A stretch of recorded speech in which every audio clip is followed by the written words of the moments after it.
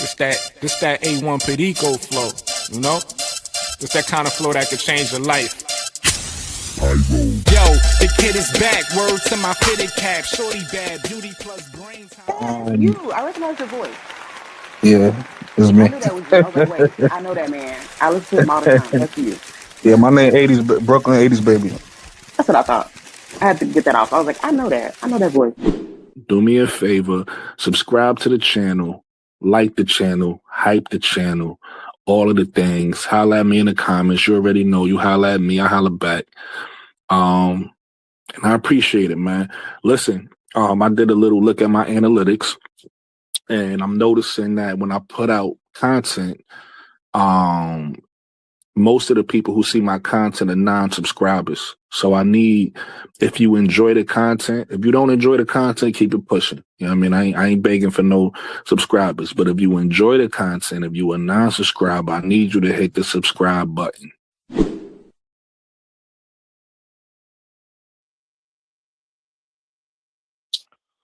Welcome back to another episode of The Perspective. I am your host, Brooklyn 80s, aka the One Man Band, aka the One Man Army A song.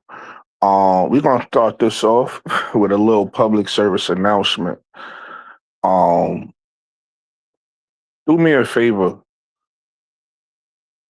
Stop raising your voice and yelling at your cameras.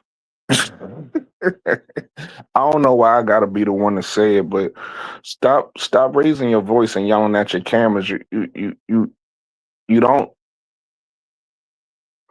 you don't tough people don't act tough. Tough people just tough. You understand what I'm saying? Gangsters don't act gangster. Gangsters are just gangster. So you making yourself look like clowns. You know what I mean? I've seen a few people do it now in the community. I don't understand. We all here for women's basketball. We all here to talk sports. But it seems like you got a few people who think they tougher than other people. So they want to prove they toughness through their camera. Anybody that's tough, you only make yourself look tough to soft people. So if that's your goal, if you're trying to look tough to the soft people in your audience by raising your voice and yelling at your camera, have at it. But word of advice, man, stop yelling at your cameras. You look corny. Only clowns do that. Now, with that said, now that that's out the way, over here on a perspective, you're gonna get integrity over here. You're not gonna see me trying to be a tough guy on camera. You're not gonna see me yelling at people through the camera. That we here to talk women's sports. We here to talk women's basketball. That's what I do. So if somebody's gonna keep the integrity in this community, it's gonna be me. And the one thing that I could always say, I could hang my hat on, and I could pride myself with being, is the type of person that I respect, the type of person that I want to be. I'm him. I'm him. You understand what I'm saying? Some people are trying to be somebody they not, and I get it. Knock yourself out. But when it comes down to codes and morals and how you carry yourself, do you carry yourself like a man? Do you carry yourself with respect? That's what you're going to get over here on a perspective. So I just wanted to start off the show with that. A little PSA, trying to help the community out. You understand what I'm saying? Because I'm noticing, I'm seeing it a lot. I'm seeing it a lot, and I guess people think they look cool when they do this corny shit. But you won't get that over here. And I feel like real recognize real. So I think people could see the authenticity. You get what I'm saying? With that said, welcome to the channel. Do me a favor. Everybody subscribe to the channel, like the channel, hype the channel. If you on mobile, and all of the things. We're gonna have a good episode today. We're gonna talk about a few things. Let me get my music going. Let's get the music going. We're gonna talk about a few things. We're gonna be talking about there's been a lot of disrespect in these streets on Angel's name, and I don't like that. Y'all already know I'm gonna always hold it down for Angel. I've been seeing people talk about this USA roster and a name. They either bring up Angel's name to remove, Or what they do is they don't mention her at all. They'll talk about everybody else. They talk about Caitlyn. They talk about Paige, right? They mention all the Caitlyn teammates. They ain't even mention Ryan Howard in one of them, right? They mentioned the whole roster and left Ryan Howard out. So it was like the disrespect on Angel's name. I'ma always hold it down. They said Caitlyn Clark on a roster with Angel Reese, with Angel Reese, but I meant to say Asia Wilson. On a roster with Asia Wilson and Breonna Stewart, they said Caitlyn Clark is headlining it. These people is crazy, man. So it's like, always got to come through and hold it down and put everything in perspective. You know what I mean? I gotta put everything back in perspective, man. Barbie is headlining this thing. She's the most popular person in the W, whether you love her or hate her. She the most popular. Hate is popularity too. She might not be the most loved person in the W, but she the most loved / most hated because she gets both. You know what I'm saying? Let me ask a question to my playback gang. Let me ask a question to my panel.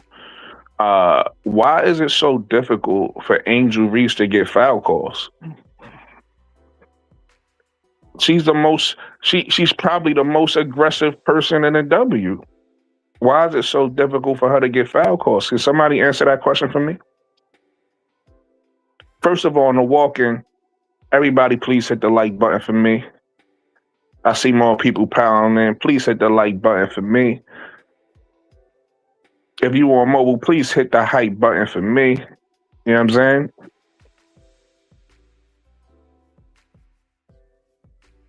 My brother Hot Tracks in the building. I'm about to drop the link for you, Brody. Hot Track says, who's doing it so I can avoid them? The combo. I don't even want to get into it for real because I want to keep it classy. But you know me, I don't mind talking about it. I definitely don't mind talking about it. Reddit, what's up? Reddit, what's popping? Reddit, one of my favorite people on here, y'all. Just to let y'all know. Shout out to Reddit Milky Way, friend of the show. I gotta find a way to like highlight you, Reddit, like in the introduction. Because you've been supporting me from the beginning, so I gotta find a way to highlight you. Let me drop the link in the chat. We're gonna have some good conversations today. There you go, Tracks. We're gonna have some good conversations today. Oh, you listen, I don't mind having some fun. We can have some fun with this.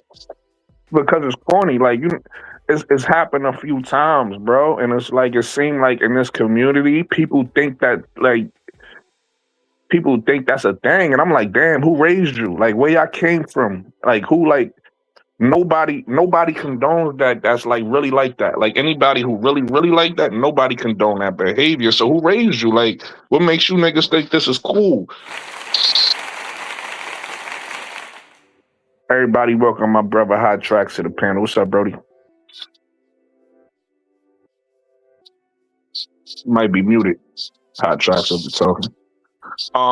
Yeah, I was muted. It's all good. What's going on, Brody? How you feeling? Can't complain. And yourself? Shit, I'm doing great. I'm doing great, man. But yeah, another case of ego. You know, these people, I guess they don't have nothing else going on for them in life, right? Because it's like, why does your channel mean that much to you that you gotta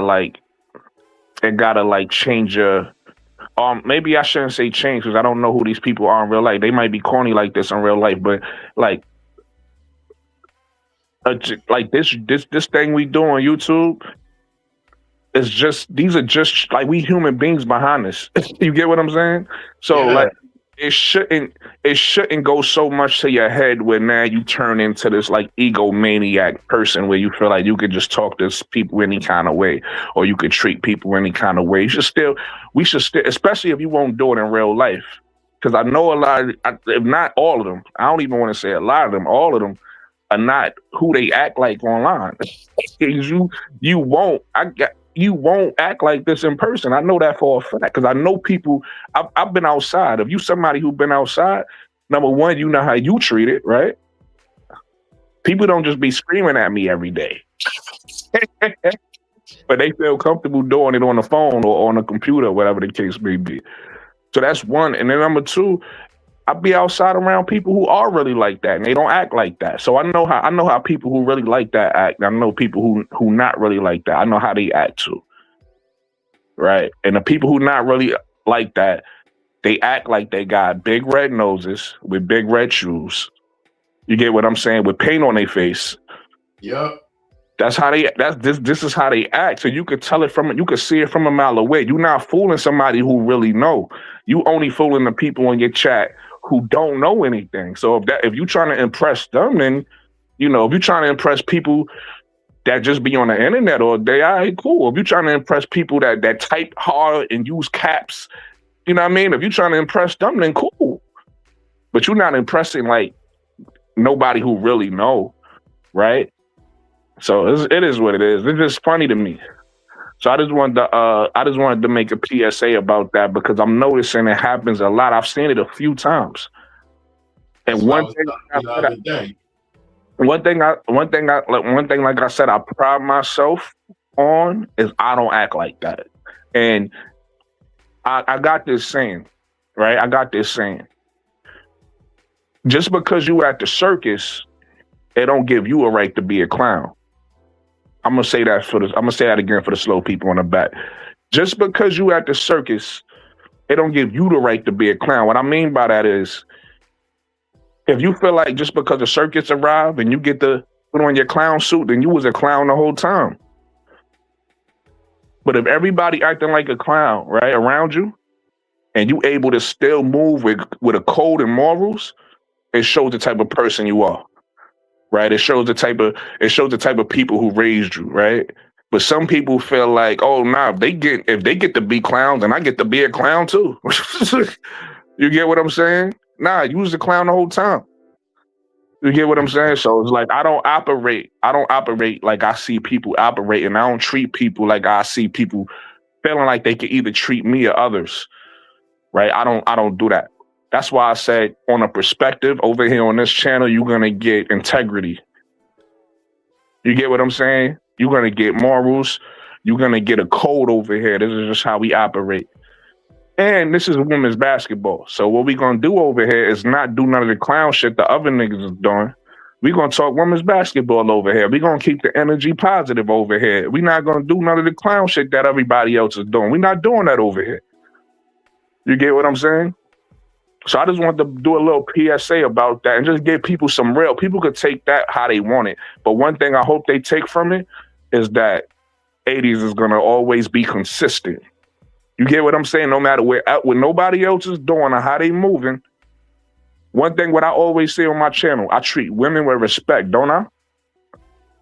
I don't care if you come up. Remember, Lisa came up here wilding. Shout out to Lisa. I don't care if you come up here and I disagree with you. I'm going to always show women respect, and I ain't changing that. I ain't moving off that square.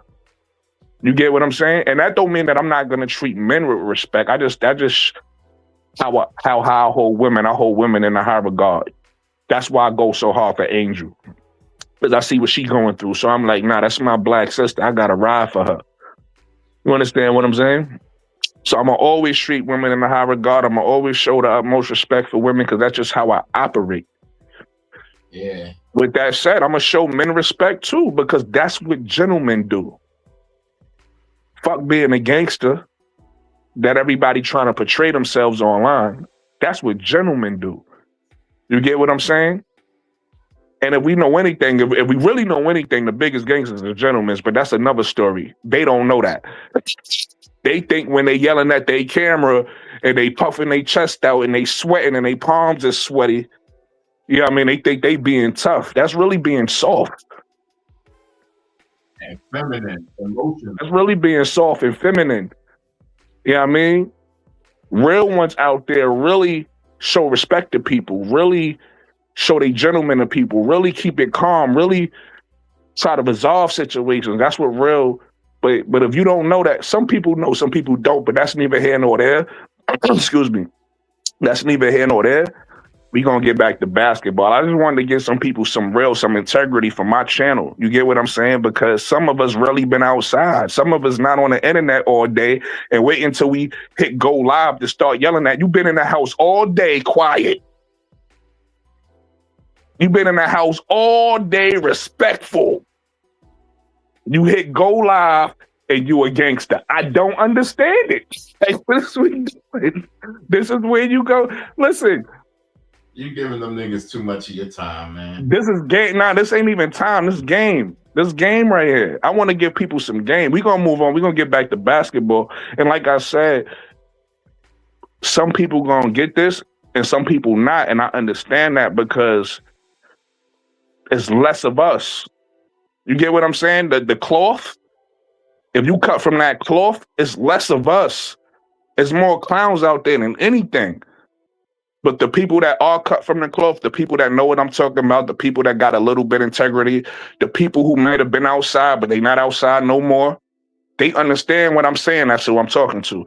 And the people who are clowns, I ain't trying to convert you. I ain't trying to change your perspective, or I ain't trying to change your mind. I'm just trying to give you some perspective.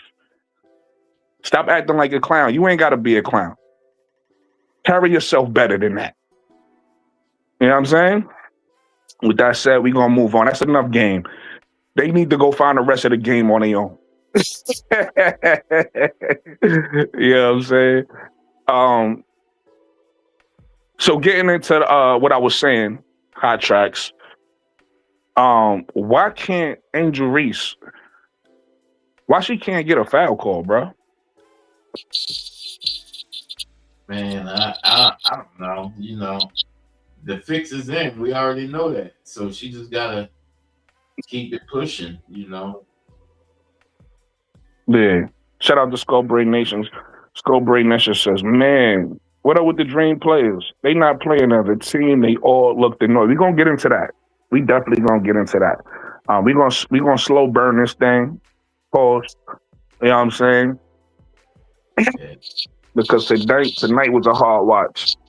yeah, it's frustrating. Tonight was a very, very difficult watch. But I want to start off with that, with just really talking about the obvious, because it's like, yo, I'm a hold Angel accountable. Everything ain't gonna be about her not getting foul calls. That's part of it. Like, part of it is that, like, yo, like, she not getting no foul calls, bro.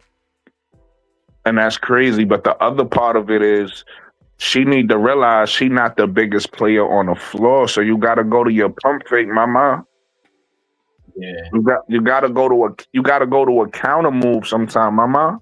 You can't always go right up. And then another thing I noticed, what hurts her is, and I don't know if this is something with her bones, with like, you know, it might be something we don't know about her. I don't know if it's something with her bones or something with her strength. She don't extend her arm. She bring the ball like right by her head, like when she under the rim. She bring it like right by her head and go up like with her hand under the ball. Yeah. And it makes it easy to block. Whereas somebody like Asia Wilson, when she goes up for the layup, she extend her arm fully. Maybe Angel can't palm the ball. I don't know, but Asia extends her arm fully and is able to get around the defense. And that's, you know, that's something that's why Angel get blocked so much, because the ball is right there. It's like she don't extend it out where people got to really reach for it. And that probably will help her get fouled more, honestly, because they got to reach for it more. But it's like, I don't know what that is. I don't know if it's a strength thing. Maybe it's a strength thing. Maybe it's a just how her, you know, maybe her bones is double jointed. You know what I mean? Maybe it's something going on. I don't know. But yeah, that's something else. That's something I noticed, like, with the way her layups isn't a problem. People want to say it's her layups. It ain't her layups. It's where she holds the ball. It's easy to get to. Well, first of all, a lot of that is self-inflicted because she will go up into the space of a shot blocker. You don't always have to put the ball on the floor. You get the ball, you 4 feet away from the basket, just turn around and toss it in there. Toss it in there. That's a nut. Yes. You don't have to. if you was watching, you seen McMahon do it quite a few times. Yeah. Well, not quite a few, like she did like twice. But it's like that's like why put your body through that? Why put the referees in the position not to call a shot for you? Like, shoot, a foul for you. Just take the ball and put it up. Yeah. That's something that she got to really, really work on. But her coach or whoever worked with her fundamentals have to tell her that. I'm gonna be honest. Yeah. No, go ahead. What you say? Oh no, I was just gonna say I'm gonna be honest with you. I think they have, because from watching like old videos of old coaches and stuff like that, I think they've been trying to work on stuff like this with her since AU. It's just her confidence level of shot. She prefer to get to the basket. You understand what I'm saying? So it's like, to your point, like even Cody McMahon did it a few times. And she would drive in there. She would drive like to the paint and like then do it like a little fadeaway on the back foot and then shoot it up, right? Angel could do all of that, but it's like, we not with her in the off season. You got to work on these things in the off season to get confident enough to do it in the game. And I don't know what shot she's working on in the off season. Yeah. And I've seen her do it. She got a shot where, if you go to her Instagram, she got a shot where she drives into the paint and she do like a little spin. Same shot, but instead of a step back, it's like a spin into the step back, fade away. It's a nice shot. That should be her go-to shot. Because you're not bigger than she plays the game like she's stronger and bigger than everybody. And when she is able to bully somebody and be more physical, it looks good. But when she's not able to do it, it looks bad. And then what's annoying about that, Hot Tracks, is you already know we gonna ride for Angel. We gonna fight for Angel. But you got those naysayers who want to act like Angel don't do nothing good. She's feeding they fuel right now, because all they gonna do is say, "See, look, see, we told you 1 of 12." Yeah. See, and it's I could accountable, and I could talk good about her. Like, she had some things that I didn't like about her game today. And I think really the coach, there's different matchups and stuff. Probably this is something that he probably noted and probably want to make adjustments to, hopefully, and figure out, because they had that paint clogged up. Yeah, and it's a big team, so it's like they went from big to bigger. Yeah. And to your point, this wasn't all on Angel. We starting off with her, but it seemed like nobody want to shoot on this team.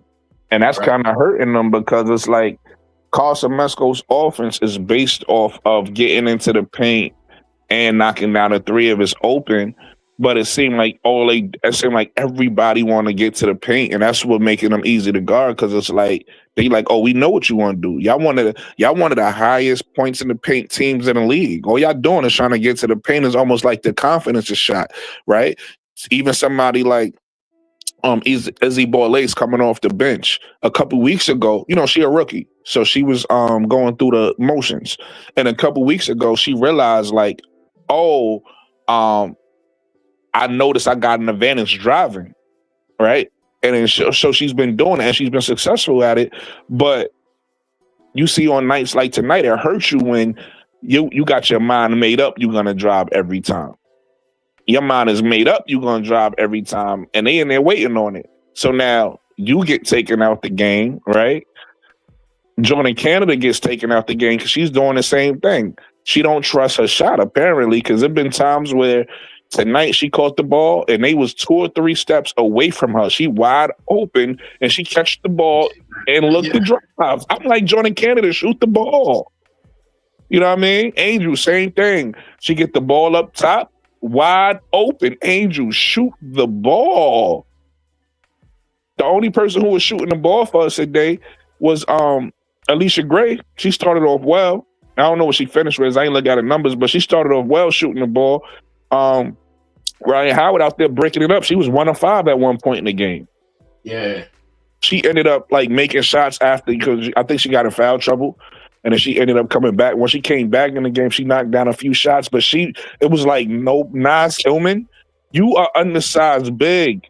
You worked on your three. Shoot the ball, Nas. Like, it's like everybody. So it's like, that's why. So now, and that's why I be trying to tell people, because you get people that come in here that say things like, oh, they need to get to the paint. Now y'all see what games look like with just paint play. They need to shoot the ball. Like, it ain't, you know what I mean? Everything ain't about the paint. You got to shoot the ball sometimes. It's just that they just be running into the danger zone. That like I don't understand it. You could set a pick or something, and you know how what's her name, Courtney. How whatchamacallit, stud, but she do it. She just pop up in the mid range and shoot the ball. Like, it's not that difficult. Well, she shoot it out like, it's beyond the foul line, but like a lot of times they be like right there at the foul line and look to pass the ball back to a shooter when you could just take the shot. Exactly. That's my point. Shoot the ball.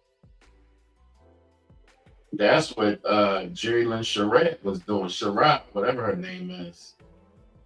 And I'm like, what are you doing? Like, if you're gonna be indecisive, man, don't even come on the floor. They was getting their shit ate up today, though. Yeah, because again, nobody wanted to shoot. They kept doing the same thing over and over. And shout out to the Mystics, right? Shout out to them for playing a good game. They outplayed. They did Atlanta better than Atlanta did. Like, they was the more physical team, right? They was the bigger team, the more physical team, the more aggressive team. And guess what they did? When they had opportunities, they shot the ball. Like, yeah. So of course they're gonna win, right? They bigger. So now like you said, it was a wall in there. Like, they only lost by a few points, man. It's like the Mystics was playing their best, and if I feel like we was playing our worst. Exactly what happened. I can see that happening again, but it's like, it's just frustrating. I don't know about that, because I'm trying to think if it's more than two. This might be the second time I seen us just get dominated like this, and I'm getting annoyed. The first time was against the Aces. It was like, you just get dominated. It's like, yo, fight back.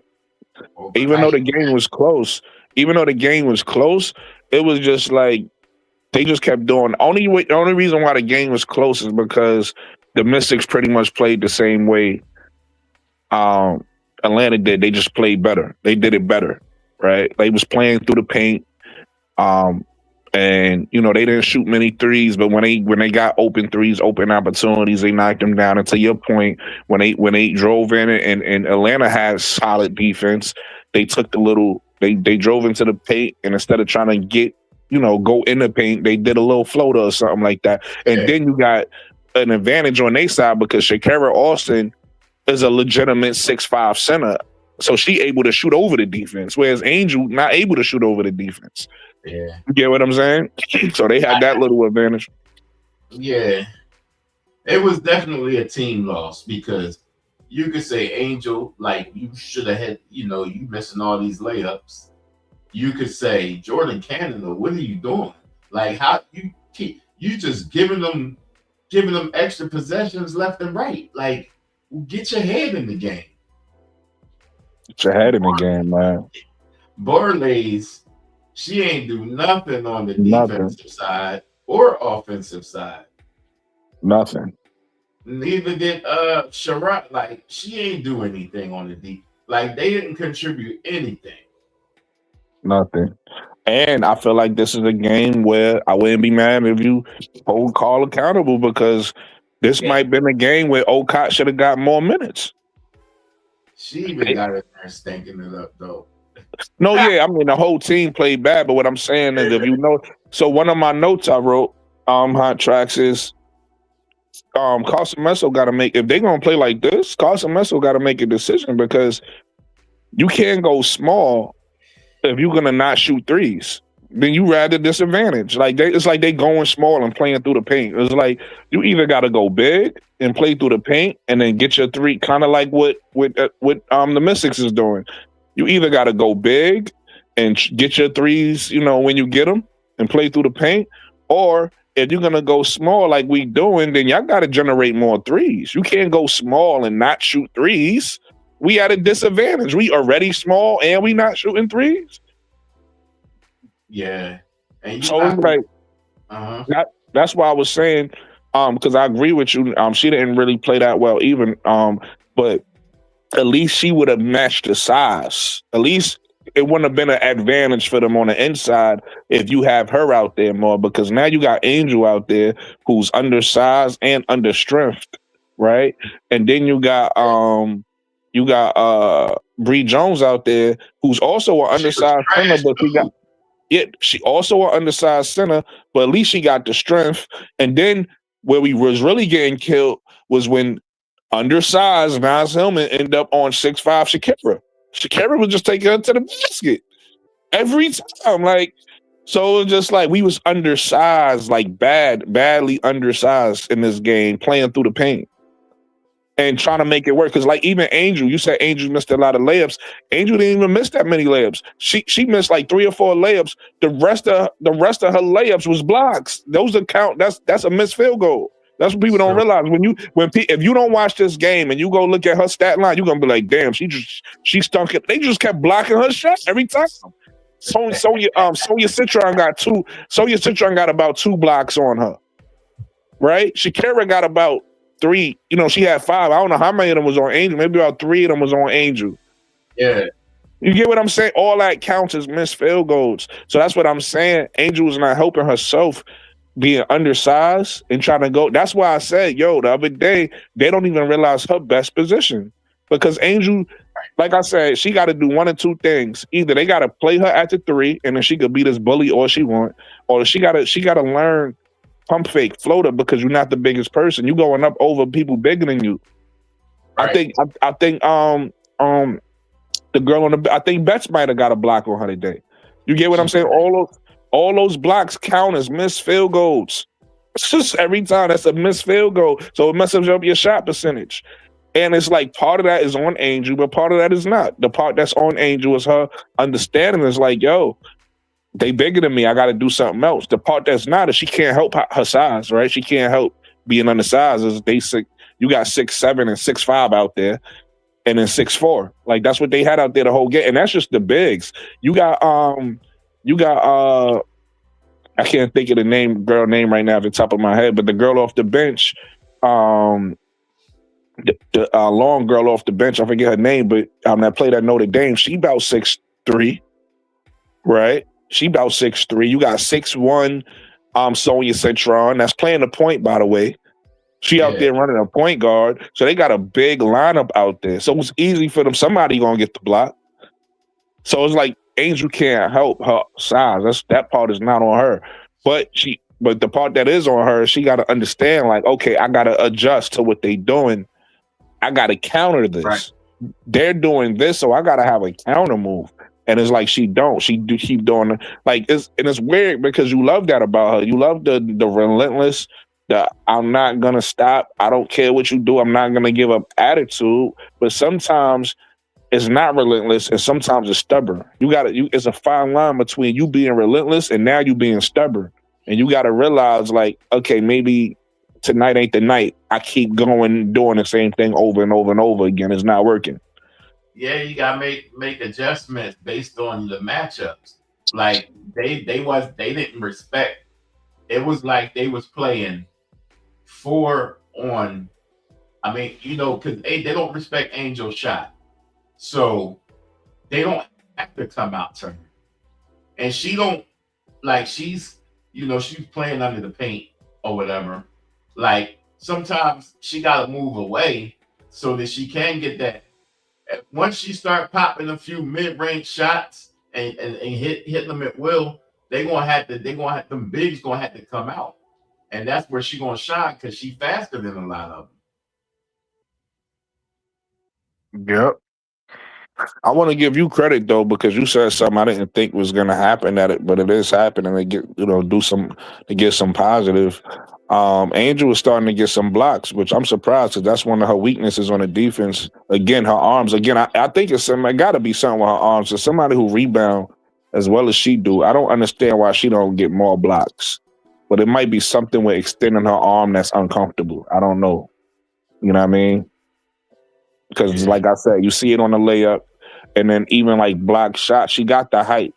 She got the height to block shots, but she just don't block them that often. But lately, she's been getting a few blocks. Like on the weak side, she'll be behind somebody, and she get the ball for they go up. She's been doing that. So you actually called that out. So give you credit for that because I didn't think when you said it, I was like, I don't think so because that's been a weakness of hers. But she actually doing it. So maybe what you're saying here, same thing. Maybe if she make a couple middies, it'll make people respect her more. Yeah. You know what I'm saying? I mean, we seen it from Asia. I was gonna say we seen it from Asia the other day. She was struggling against the fever, but and in crunch time, Boston was playing her well. Boston was blocking her shot. In crunch time, what we saw, Asia started to take that midi. Asia, Boston couldn't do nothing with the midi. When she started to pull up and hit that midi, instead of trying to go all the way to the basket, she was able to shoot that and knock that midi down, and help her team come out with that win. Angel needs something like that. Even if it's a floater, you don't need a jump shot. Even if you just float the ball over the top, you tall. Just float it up. Float it over the rim. That's it. You know what I'm saying? Yeah. Ryan Howard, she was out there committing stupid fouls 40 feet from the basket, which came and bit her later on in the game. It's like, yo, you are one of the main players that we need to bring us back when we're down 10 points. Like, you got to be smarter. You got to understand what the situation is. Like, I don't know. Everybody was just slow today. I think they was emotional today. Like I think they was in their heads too much, and they was like getting in their heads over what they thought might have been a foul and stuff like that, and then they let it affect their games. And that was annoying me a little bit. You know what I mean? I was like, like, you know what I mean? They was yelling at the refs today, and I get it, rightfully so, because like I said, those refs be missing calls, bro. So I get it, but at the same time, it's like you can't lose your cool though. There's still a game to play, and I think they was doing that. I think they was like affecting themselves by getting too emotional. Yeah, Kiki was barking at Angel the whole game, and I mean, she did good. She shot 6 from 10 from the field or whatever, so she did do good. She only had 7 rebounds. But Kiki played the game how it's supposed to be played, meaning when she had Nas Hillman on her, she took Nas Hillman and treated Nas Hillman like she was small. When she had Angel on her, it was times where she took the shot. She just took the jump shot and pulled up. And that's what we asking Angel to do. Angel, you can just take the shot they giving you sometimes. You don't have to force your way into, because they're going to come and double you and triple you. That's how they was getting the blocks a lot of the times. They was sending help to Angel. Right. So it's like, Angel, you don't have to just pull up, shoot it. But it's like, but again, you can't even just say Angel. I could say the same thing to your point about Jordan Canada. I could say the same thing about Izzy Borlace when she came in. Yeah. Same thing about the girl name escaping me now. But all of them, they all wasn't shooting the ball, man. Yeah, they all was doing the same thing. And it's crazy. Like at some point, and look, I know you gonna die on that hill about the coach, but this is what I'm talking about. He gotta make some timely adjustments. Shit ain't working. He got to do something. I don't even care if you sit starters down and you bring somebody else in who itching to play. If they can't figure it out, like something, I think he should have sat Bree Jones down a long time ago. Yeah, I agree with you. And it's not terrible. And it's not. See, I think people be misunderstanding what I say. It's not that Carl can't get criticized. It's right. So let's take it from Carl, so you can understand what I'm saying. The Fever just lost, right, the other night, and you know what they, instead of them blaming Caitlin Clark, right? Is it Stephanie White's fault Caitlin Clark did what she did? No. That's my point. That's my point about Carl Hot Tracks. That's my point about Carl. With some of Atlanta Dream fans, not all, but with some Atlanta Dream fans, what they do is what Caitlin Clark fans is doing right now. And what they doing is, instead of saying, remember when I asked MSL, I said, well, what would you hold Jose accountable for? What would you hold the players accountable for? Right? It's the same thing. Certain things is on the coach. Adjustments is on the coach. So to your point, that's on Carl making adjustments. That's on Carl, right? Yeah. It's not on Stephanie White that Caitlin Clark decided to take Asia one-on-one. That's not on Stephanie White. That's not her fault. She shouldn't be fired for that, right? She's not a bad coach for that. That's not to say Stephanie White can't be critiqued. There's probably some things she did do wrong. But right? That's what they wanted. They wanted the ball in her hands. Now they see what happened. But my point is the blame is not on Caitlin. The blame is on Stephanie, and I think that's wrong. You get what I'm saying? Not that Stephanie can't be criticized. Why are we blaming Stephanie for that? That don't make sense. You blaming Stephanie for Caitlin turning the ball over? You blaming Stephanie for that? It's Stephanie's fault. Caitlin. They said, and this is how dumb they are. And we're gonna get into this because this is one of my topics, but just so you can understand how I feel about Carl and everybody watching how I feel about Carl, right? This is what they saying. Stephanie, you broke Caitlin. This is not the Caitlin we want to see. We need a new coach, right? Caitlin came out, and I don't have the stats in front. I think, matter of fact, I do know because I looked at them earlier. Caitlin came out and shot 7 of 20. How much more you want her to let Caitlin shoot? She took 20 shots. And some of that 20, I think she was 2 of 10 from 3. I believe, if I'm not mistaken, most of that 10, if not all of them, was from the logo. She took a bunch of logo shots that game. That's on Stephanie too. That's the Caitlin I said y'all want to see. Right? That's what they keep saying. That's what you keep hearing from them, right? Oh, let Caitlin be Caitlin. Well, Caitlin was Caitlin, and she came out and shot 7 of 20. She shot 2 of 10 from 3. She turned the ball over 8 times. She turned the ball over 8 times. That's on Stephanie too. You get what I'm saying? So when I say, hey, let's not blame Carl for this, what I'm saying is let's not blame Carl for Ryan Howard playing like shit. I'm not saying Carl can't be held accountable, right? I'm not saying, hey, the rotations, that's on Carl. You ain't never hear me say that. Now, I will say this about his rotations. One thing I do think people is wrong about, I don't ever say this, I keep this to myself, or maybe I do. I think I have said this before. But I think a lot of people just be mad that he take Angel out. Because they be like, oh, she just cooking. But they got to realize Carson Mesco plays an up-tempo offense. If you go look at her numbers now, maybe I'm wrong. Hot Tracks. Correct me if I'm wrong. I don't think Angel is like getting a little bit of numbers, right? I don't think she's out there I think she's out there for a good amount of minutes. I'm fine with her minutes she plays, right? But people get mad when he takes her out, and I'm like, you got to realize they play up tempo. He's trying to keep everybody fresh. That's why he's doing that, especially when you don't have a bench, especially when your bench not producing. He's trying to sit, because you go outside and you try running up and down the court and see how long you can stay out there. He knows when it's time to say, hey, I'm going to swap you out, let you sit down, get a breather, I'm going to put you back out there. So I don't agree with that when people say that. But as far as what you said, I agree with you. As far as, hey, because I thought about that I felt like that again in the Vegas game. I told you. I said, "Hey, Bree Jones is getting killed in the pick and roll." Now that's not what happened today. She was a liability differently today. So I do agree with you. That's why I say I think Okot should have been out there more, just for the size, not because I felt like she played. But you got to match. You got to figure out how we going to play. Because if you're going to play small, like I said, and again, this is on call, so I'm holding call accountable. If you're going to play small, you got to swap out the pieces out there that want to shoot the ball. You got to have people out there, and you got to let them know, if you don't shoot the ball, I'm gonna sit you down. You got to shoot the ball because we small.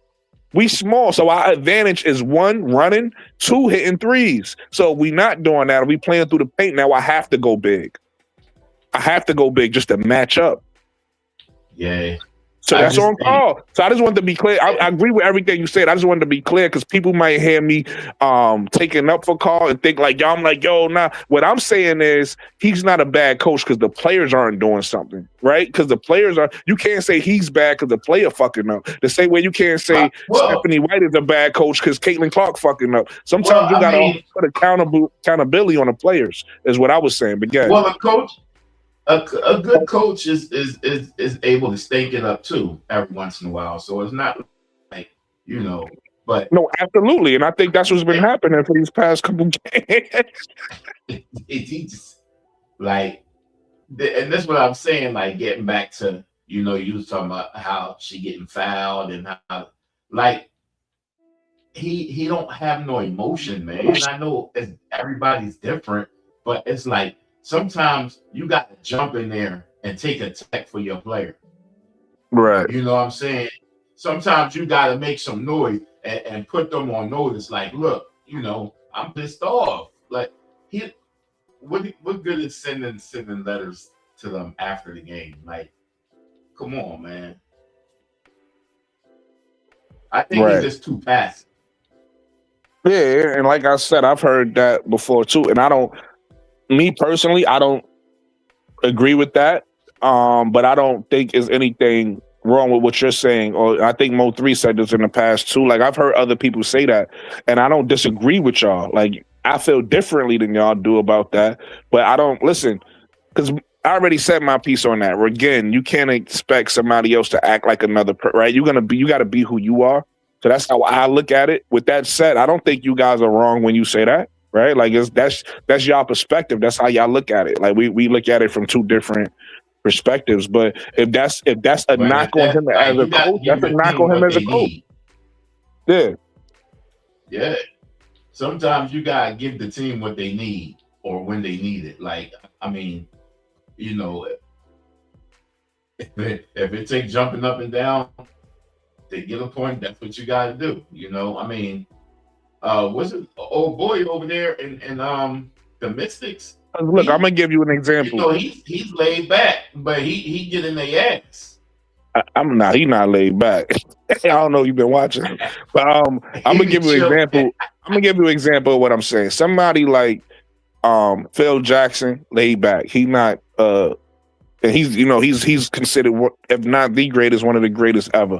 Somebody like Greg Popovich, he's a little more animated than Phil, but still laid back. He's not super animated. A little more animated than Phil, not super animated. Somebody like Steve Kerr, right? Same thing. Kind of like, so that's what I'm saying. Everybody personality different. Like you can't expect and I'm trying to think of an NBA coach that's like super anime. Only person that's coming to mind is like Jeff Van Gundy, Stan Van Gundy, those guys, right? More animated as coaches, more somebody like Pat Riley, more laid back. So that's what I'm saying. Personality is just personality. I get what you're saying, but I'm like, you could be a good coach and whatever your personality is, whether it's more fiery, whether it's more laid back, that's who you are as a person. So that's how I look at it. I'm not saying you guys is wrong. That's why I'll never dispute that. You know what I mean? I might say my opinion like I'm doing now, but I don't think what you're saying is wrong right now. I just think I look at it differently. I disagree, but that's something I wouldn't say you wrong. You know, like when you have certain conversations and certain things be facts and it's like, nah, that's wrong. And then you have other conversations. It's like, well, that's your opinion. This is my opinion. Like we agree to disagree type shit. That's how I feel about this particular topic about his personality. I just agree to disagree, but I don't feel like what you saying is a bad thing or a wrong assessment. I just look at it differently. You get what I'm saying? Yeah. Yeah, so that's kind of how I view that as far as like his personality. But listen, he might be the wrong coach. Listen, all right, so let's talk about it. Here's here's here, here's a real critique. Here's a real critique of Carl, and nobody's saying this. The style Carl plays, you could arguably say, is a style that doesn't. It's a style to win a lot of games, but it's not going to win you a championship, right? And yeah, what I mean by that is if you take a look at somebody like Mike D'Antoni, he plays a similar style as a Mike D'Antoni plays.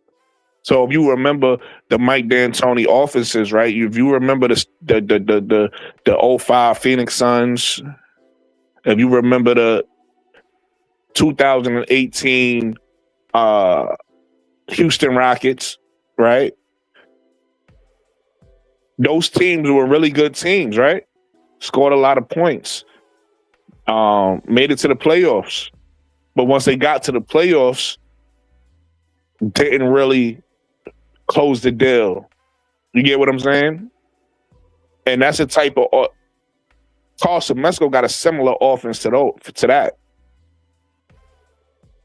So you could arguably say, hey, you got a really good offense, but it's never going to be an elite offense. It's never going to be able to beat the elite, people, somebody like Becky Hammond, somebody like Cheryl Reeves. People look at them as like the top of the top in the league. You'll never be able to beat that. You can win games, right? You'll be able to win a lot of games, but you're never going to be able to rise to that level. So that's a critique on him that you could realistically have. So that's be my thing. Let's have realistic critiques on what these coaches is doing. Let's be smarter fans than just be emotional fans and saying, "Oh, I'm mad because you ain't get the ball in the paint enough." And then he actually does that though. Like you just don't know. You get what I'm saying? That is actually part of the offense. You just don't know because you're used to seeing it one way. Used to seeing somebody go to the post, put their hand up, you drop it down to the post, and that's your version of get the ball into the paint. So that's really be what I'm saying.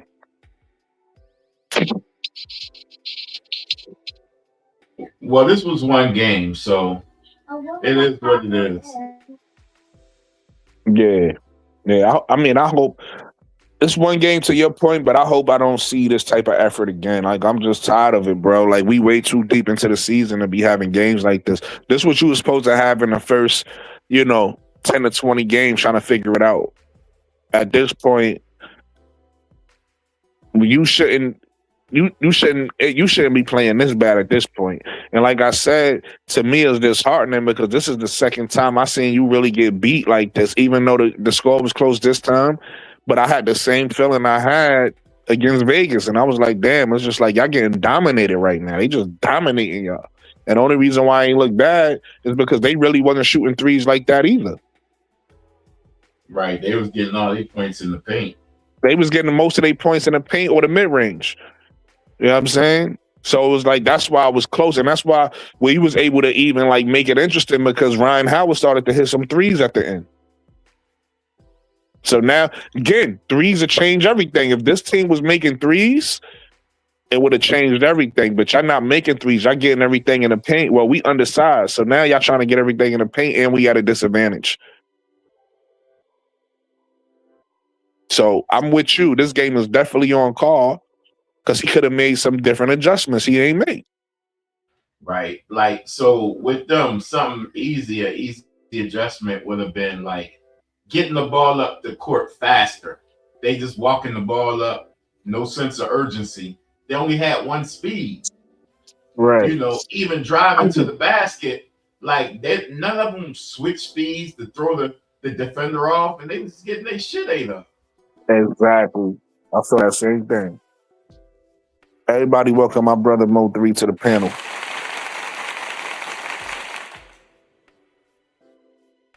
What's going on, Mo 3? Chilling. What you got on this conversation me and Hot Track's having right now? I mean, I know you saw this ball too. You said what? I said, I know you saw this bullshit too. Oh yeah, the game, bruh. It's all Carl, man. Like, bruh, I was doing the whole game. I'm like, what is this man doing? Like, I don't know, man. Like, and Bree Jones, how many damn layups is she gonna miss? Like, that shit was crazy, man. It's like, it's one thing to be like what Angel Reese, people gonna say, oh, Angel Reese was missing too, but she was getting like blocks and they were playing tough defense on her. Bree Jones was just missing.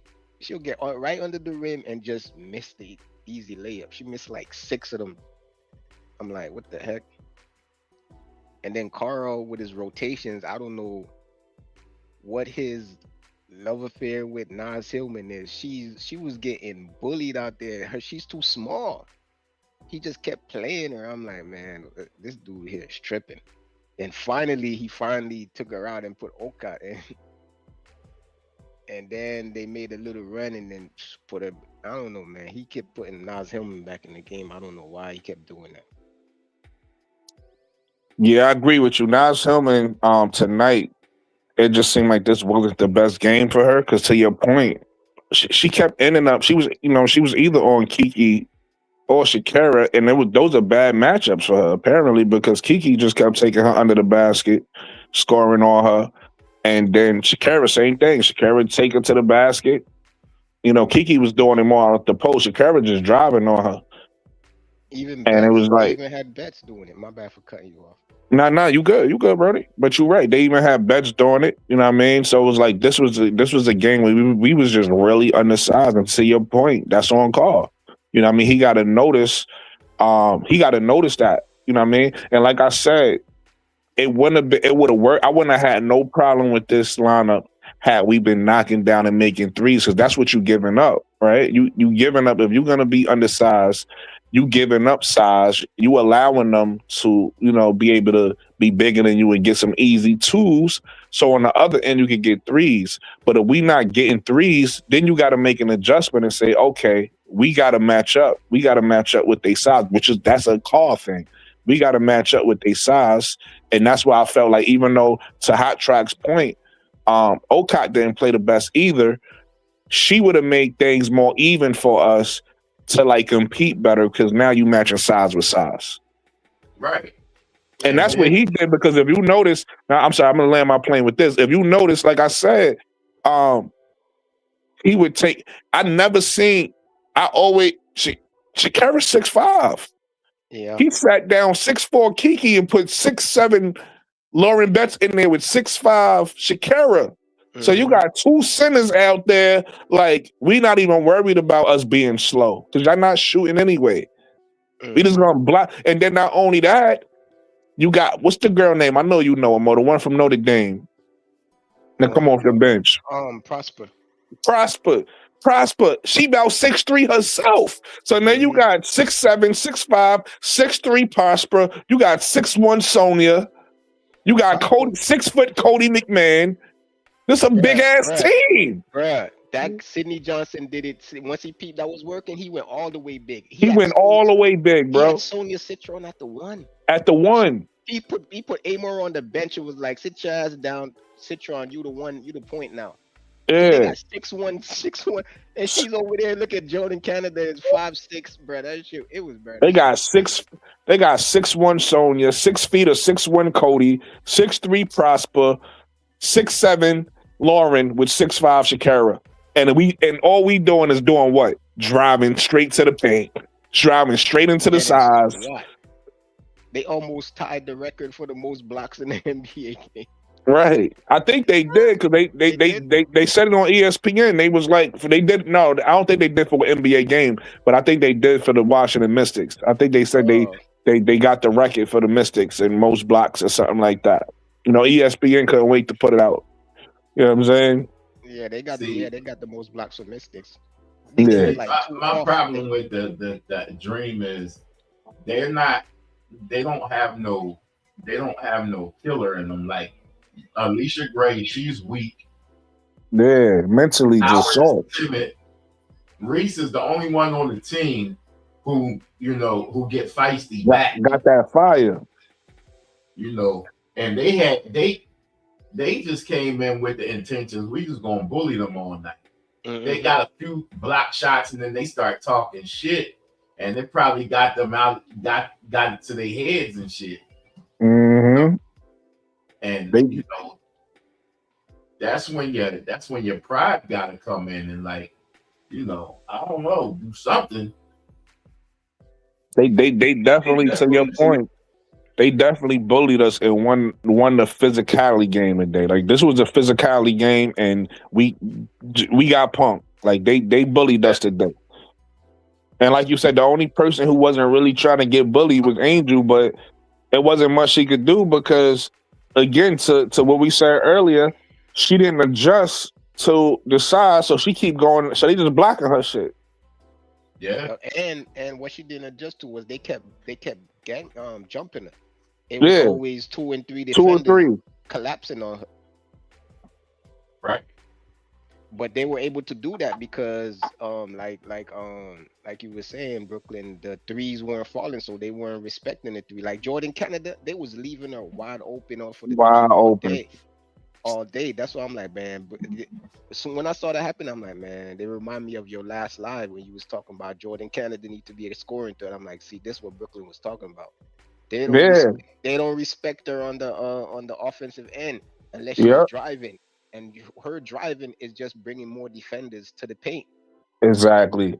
And then to Hot Track's point, when she do that, she turns the ball over, because now even when she go to the paint, she not gonna go up unless she feel like she got the layup. So if she go into the paint and she see like those bigs there, she gonna kick back out. Mm-hmm. And a lot of times she don't even look. She just kick out where she think you at. So now the turnover, because they just jump in the passing lane. Yeah, I seen her do that one time. She drove all the way in and then threw it, and then it was nobody where she threw it at. I'm like, what the heck? They do that shit out of bounds. Yeah, I saw that. I'm like, where did she do it? You know what I'm saying? But yeah, man, like, bro, I think we need, bro, I don't know, we gotta revisit the Jordan Canada thing, man. Yo, nah, for real. This game made me want to see Pow Pow. And the funny thing is, I've been on the train of saying I want Pow Pow at the 2 guard because I like Jordan Canada penetrating. But I'm like, watching this game, I'm like, nah, we need somebody who want to shoot a fucking 3. Yeah, that's what I'm saying, because they sag off of her and stop. That's why when she drives, she don't really get too far. Like, she can't really do nothing because they sag off. You know what I'm saying? So they can recover. And you know what I'm saying, play good D on it. You know what I'm saying? Yeah. Man, she need to, the 1-3 she took, she missed it. I'm like, man, she gotta work on that. At least have her get a mid range or something to make the defense like come out the paint. Yeah, man. Yeah, man. Like, I feel like Carl gotta get them in the gym and had them doing drills, because if you notice, the ball don't even move that much. Like, how many times when they scored did the ball actually move more than one time? It was maybe one pass and that's it. Yeah, like, good point. I thought about that during the game too. Great point. Yeah.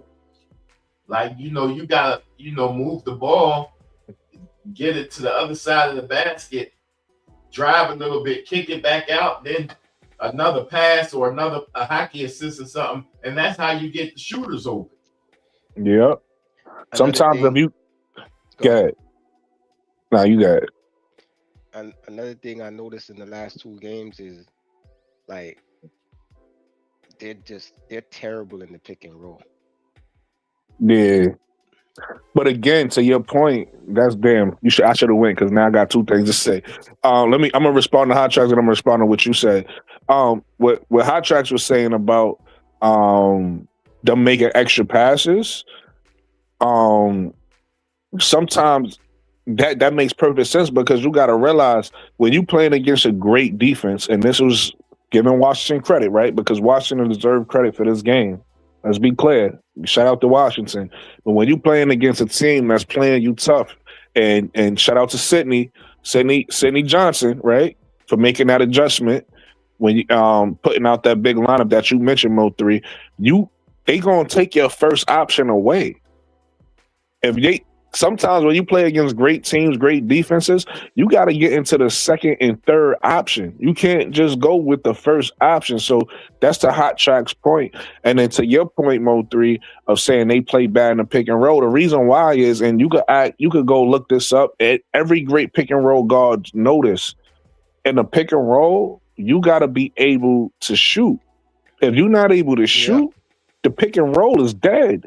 And so you can't really punish them because there's multiple ways to play the pick and roll defensively, but you could punish them if you could shoot, because what's going to happen is if they go under, you're just going to shoot the ball, right?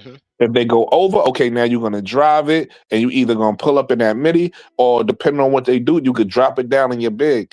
But if you can't shoot, it don't matter. All that shit dead, and all Canada want to do is drive. She drive every time. She don't never use the pick and roll and get her own shot. So it's like it kind of like it could get handicapped once again to what Hot Tracks was saying. It's gonna get handicapped when you got a good defense. That what Jordan Canada does works against a bad defense. Okay, bad defense. All right, whatever. We just gonna drive. I'm faster than you. I'm gonna either get my layup or I'm gonna dish to the angel. It works. You play against a good defense and they take something away. Well, now you got to counter that. And if you're not countering it, to your point, Mo, it looks bad. Yeah, they've been taking. They just take the roll away, and then you left there to either take the shot or whatever. But she don't. And it's not just her too. Sometimes Ryan do the same thing too. Ryan don't. That's why people say she don't got a mid range, because in the pick and roll, she don't take that shot.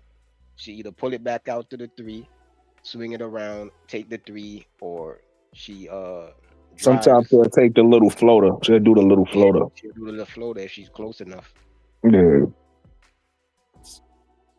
But let's this is a good listen. We broke this game down. Unless y'all guys got more to say, y'all could get your last words on it. But we'll move on to the next topic if it's up to y'all. If y'all got more to say on it. I'm good, man. Reese, man. And that was a horrible shooting percentage. She need to be aware. Like, hold up.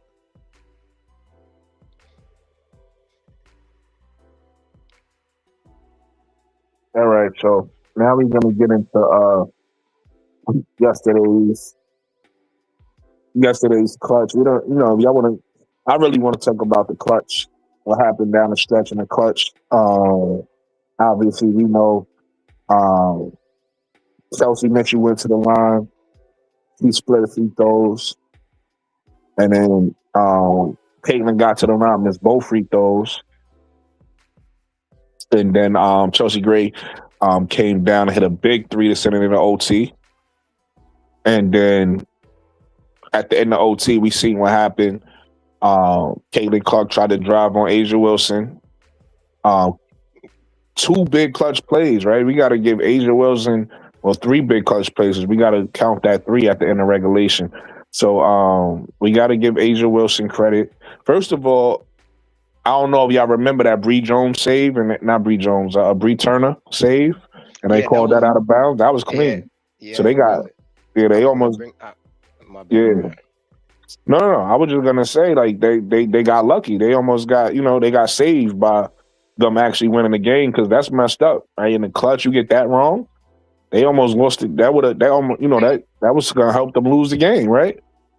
Yeah, that I was gonna bring that up, because a lot of people were saying, "Oh, the refs is cheat. The game was rigged. It was cheat because they ain't called a foul on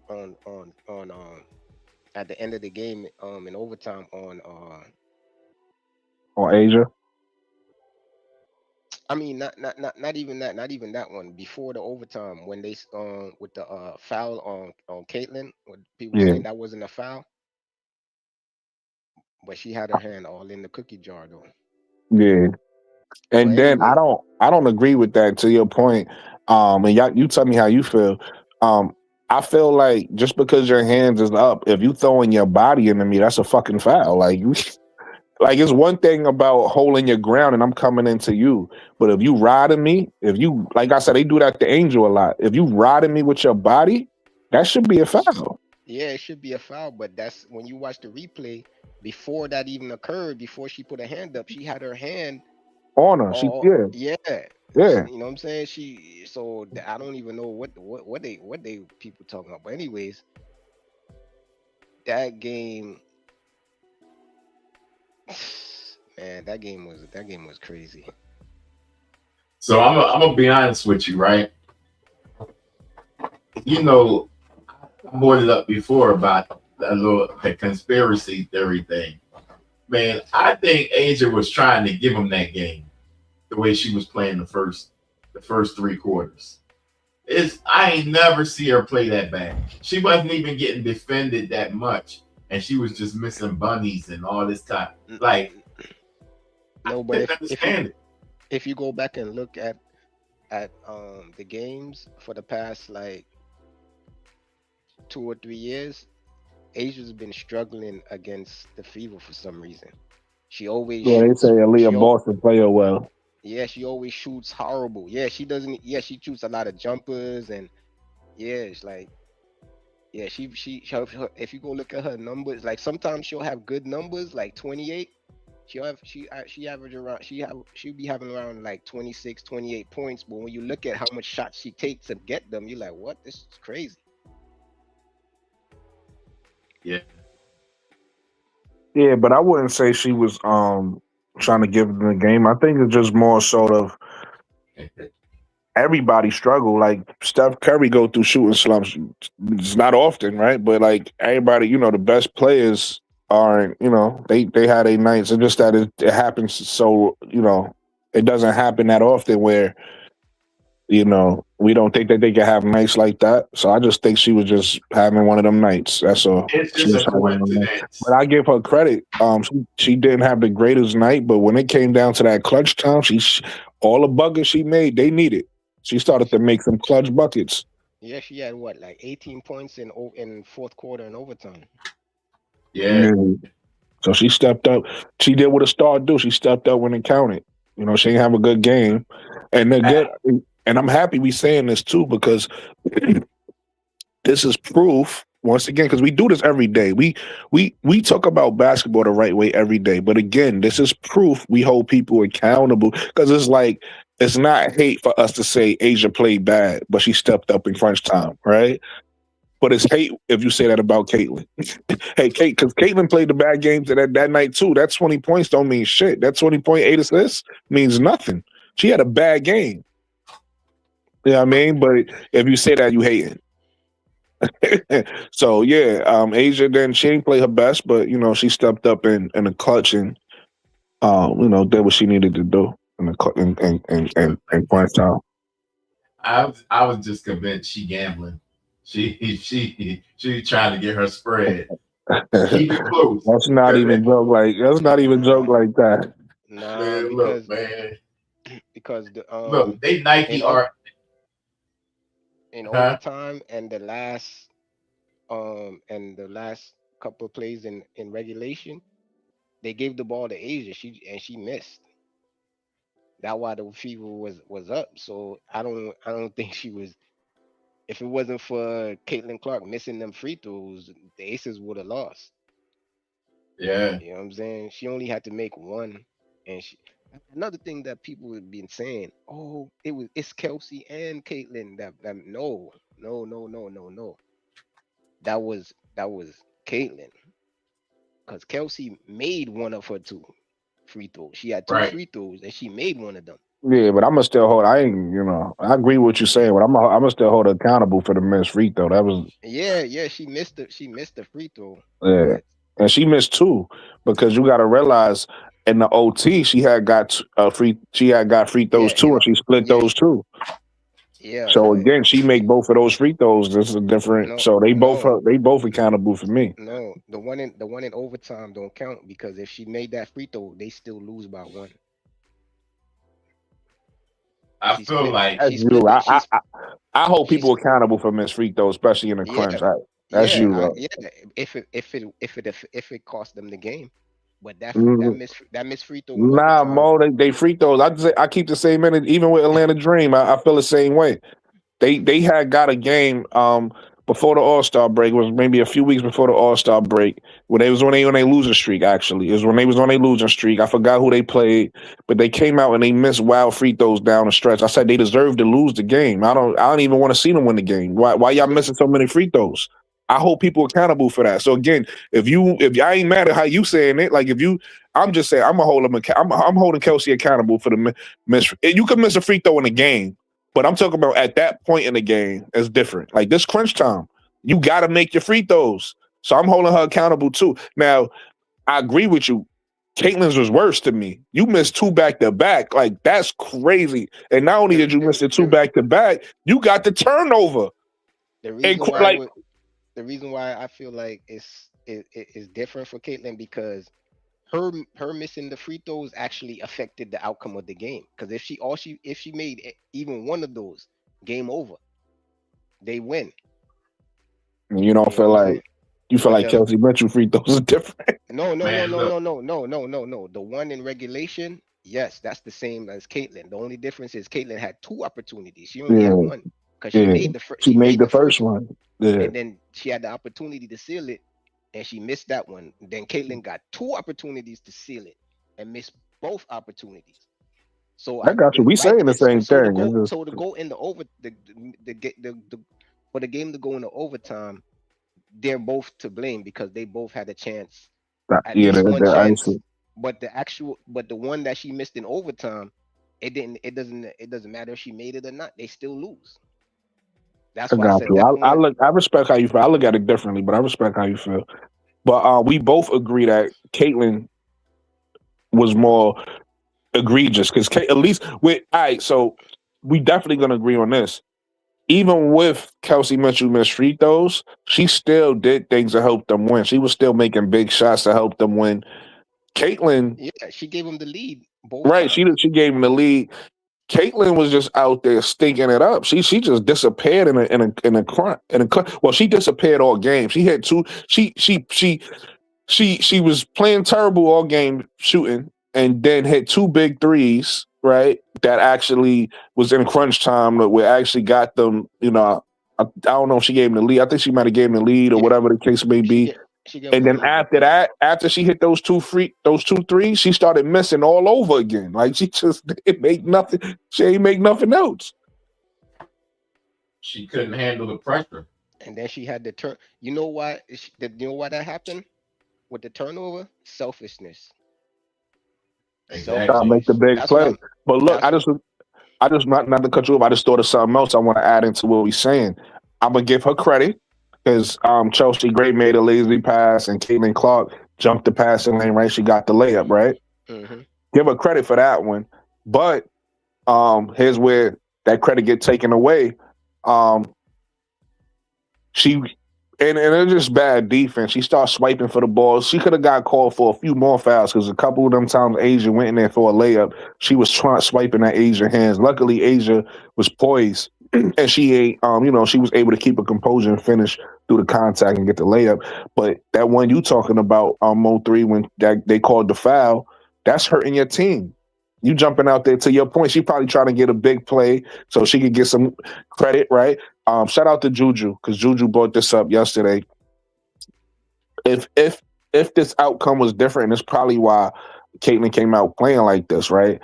If this outcome was different, she does a couple things. One, she has a big play on Asia everybody talks about, right? Oh, look what she did to the MVP. Because she had ESPN just put it in the MVP conversation. We talked about that on my last show, right?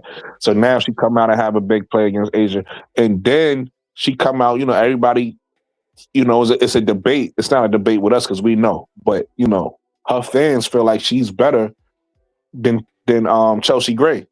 Mm-hmm. So now you come out and you quote unquote, because even though I feel like I don't care what her 20 and 8 is. You had 8 turnovers and you shot like shit. So to me, that was still a bad game.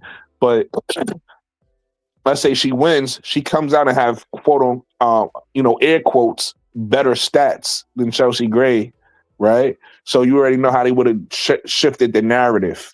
Mm-hmm. So that's probably what she was trying to do with getting some of them plays so you could win the game. And you know what I mean? It's a story on ESPN now. They're gonna say that, you better than a point guard, and you was able to, you know, make the game winning shot or pass or whatever she would have did on Asia Wilson, that would have been a story of the narrative. So to your point, she probably was being selfish to get the glory, but she came out instead and shrunk and stunk up the joint. You could even tell that's what she was doing because even those threes that she took, even the announcer was like, "Oh, we don't need none of that shenanigans." Just you know what I'm saying? And she went ahead and did it anyways. I was like, "Wait, hold up. Who that was? Oh, that was Candace, wasn't it?" Candace Parker, Yeah, yeah. because Candace knew it. Candace was like, "Man, I don't need, y'all came But back in the that was the game. We three she don't need." made though Yeah, when she that's what said I'm it. saying. Yeah, But I'm just saying that was a bad shot. yeah. Even if you know Candace over there saying is a bad shot, And although it she was made definitely a bad shot because yeah even though she made the two, she went 2 of 10. So she tried to shoot eight more, right? And it was yeah all misses. So that's a bad. You 20% is it's a terrible. yeah it was a bad shot Even if because you make one, 20% is terrible. she was 0 of 6 at that point, and then it was on two defenders, and then if she missed it, there was no way, no one there to get the rebound. She was the first one. All her teams were still in the backcourt, Yeah, so she wasn't getting no. It was no rebounds. If you missed it, that was just a terrible shot. She just happened to right, make it. That's like a shot that you do like when you got in one of them games where you just can't miss. But if right. you are there when you can't make a shot, why would you take that? Keep that shot. Let's get Mr. Cause confusion up there because you already know Mo. You know he's That's gonna fake be my money. cause girl. No, no, no, no, not him. Oh man, this Not him. dude, bruh.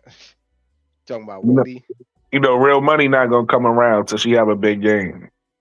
That's Wody.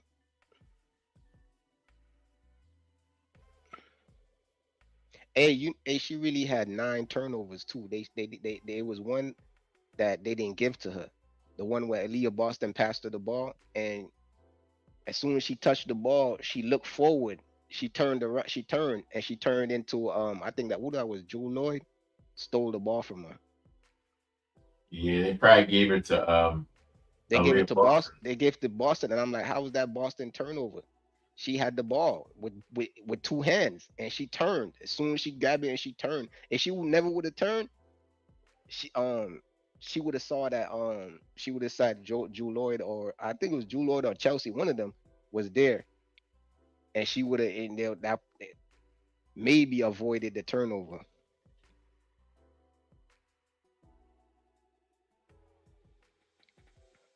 But yeah, let's highlight the people who need to be highlighted. Shout out to Chelsea Gray. That was I jumped out my seat, Mo3. I was like, oh shit. Like when she did that, and she did it twice. When the game was Yeah. over, when she did it, and that was cold blooded because if she could have went and tried to get a 2, right? She went for the Hmm. 3. That was cold Yeah. blooded. So listen, Chelsea Yeah. She Gray. didn't I don't even want to ask hear that guy. nobody. I don't want to hear nobody saying Caitlyn is better than Chelsea no more. I don't. Everything ain't about stats. You I know knew what I you mean? was gonna say that. That's why I hit you up first quarter and was like, "All right, you got it." Yeah, you said it. Now, I don't even. The funny thing is, I don't even remember you saying it though. Like you said that we had that talk. I text you. No, Remember? no, I know you did. I'm talking about. I don't even remember our original conversation when you said that you thought CC was better than Chelsea. I don't even remember when we was. That's when we were talking about the I ain't 11. say she was better, but I said like it's not like I wouldn't be mad if Was that? somebody said Was she that? was better. Hold on. Was that the conversation when we was talking about is she 11th best or that was Yeah, it? Okay. yeah, Okay. that was it. I was saying Gotcha. I didn't think she I was better, remember you but saying that about I think the two people I remember you saying was Drew Lloyd and I remember you saying Enrique, but I don't and remember Chelsea Gray. yeah, that's what I'm saying. I didn't say she was. I said she was better than them two, but I didn't. I feel Yeah. like to me, I would pick Gray. But if somebody said Caitlyn was better, I wouldn't be mad at them. You know what Okay. I'm saying? Okay.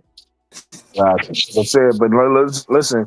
You changed. I guess you changed your mind now. Yeah, I changed my mind, bro. Got you. That's it. Everybody, welcome my boy, Mr. Cause Confusion, Wody Mack to the panel. What's going on, Wody? How you feeling today? I'm doing excellent. I'm doing well. Good game tonight, right? That's what's up. That's what's up.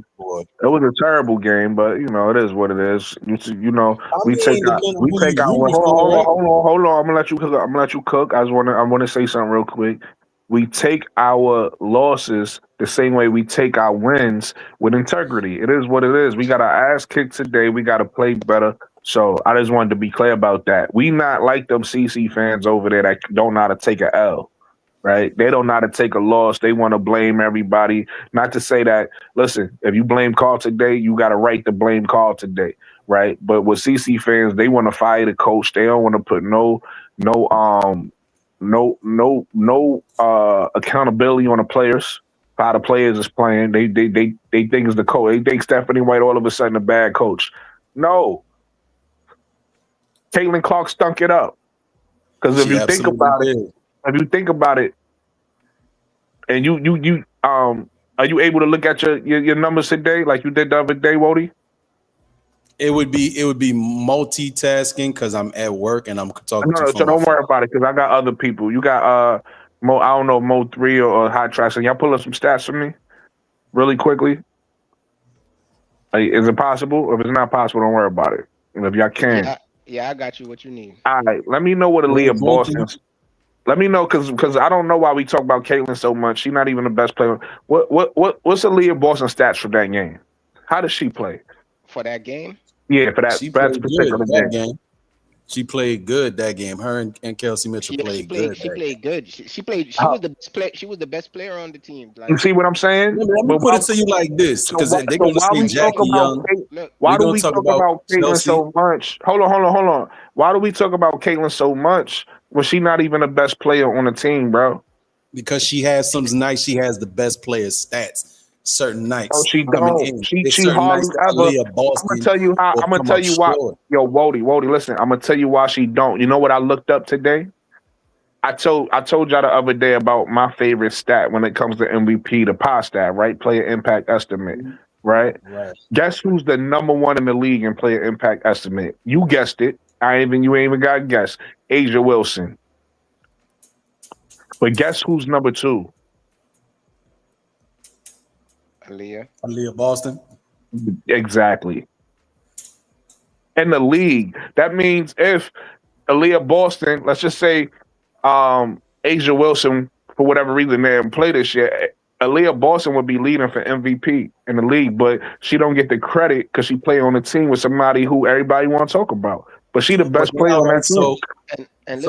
So now that you throw that there, right? So I ain't throw nothing nowhere. You from the Bronx, brethren. I gotta hold you accountable. I ain't throw nothing nowhere. I would like to see the game logs for Aaliyah Boston, it's okay, and I like to see the game logs for Chelsea Gray, since those two names came up, right? Yeah, so and Kelsey Mitchell. The numbers is looking like. And Kelsey Mitchell. I'm gonna tell you we know Kelsey Mitchell is killing this shit. Kelsey Mitchell is killing it. So wouldn't that make Caitlin Clark? Look for Kelsey Mitchell's worst games. Hold on. Wouldn't that make Caitlin Clark the third best player on that team if Kelsey Mitchell is killing this year and Aaliyah Boston got the highest player impact estimate? Wouldn't that make because then the next highest player on the team is Caitlin.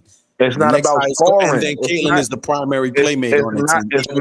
It's not all about scoring. It's about everything you do on the court. Everything. And that's why, I don't see why y'all blatantly overlook the rebounding, the assists, and other things of that nature. That counts too. But people will tell you turnovers. But the other stuff she's doing on the court don't matter. Bro, come on, son. We blatantly overlook all of that just to highlight the turnover number. You probably didn't look at the stats, so I'm gonna tell them to you.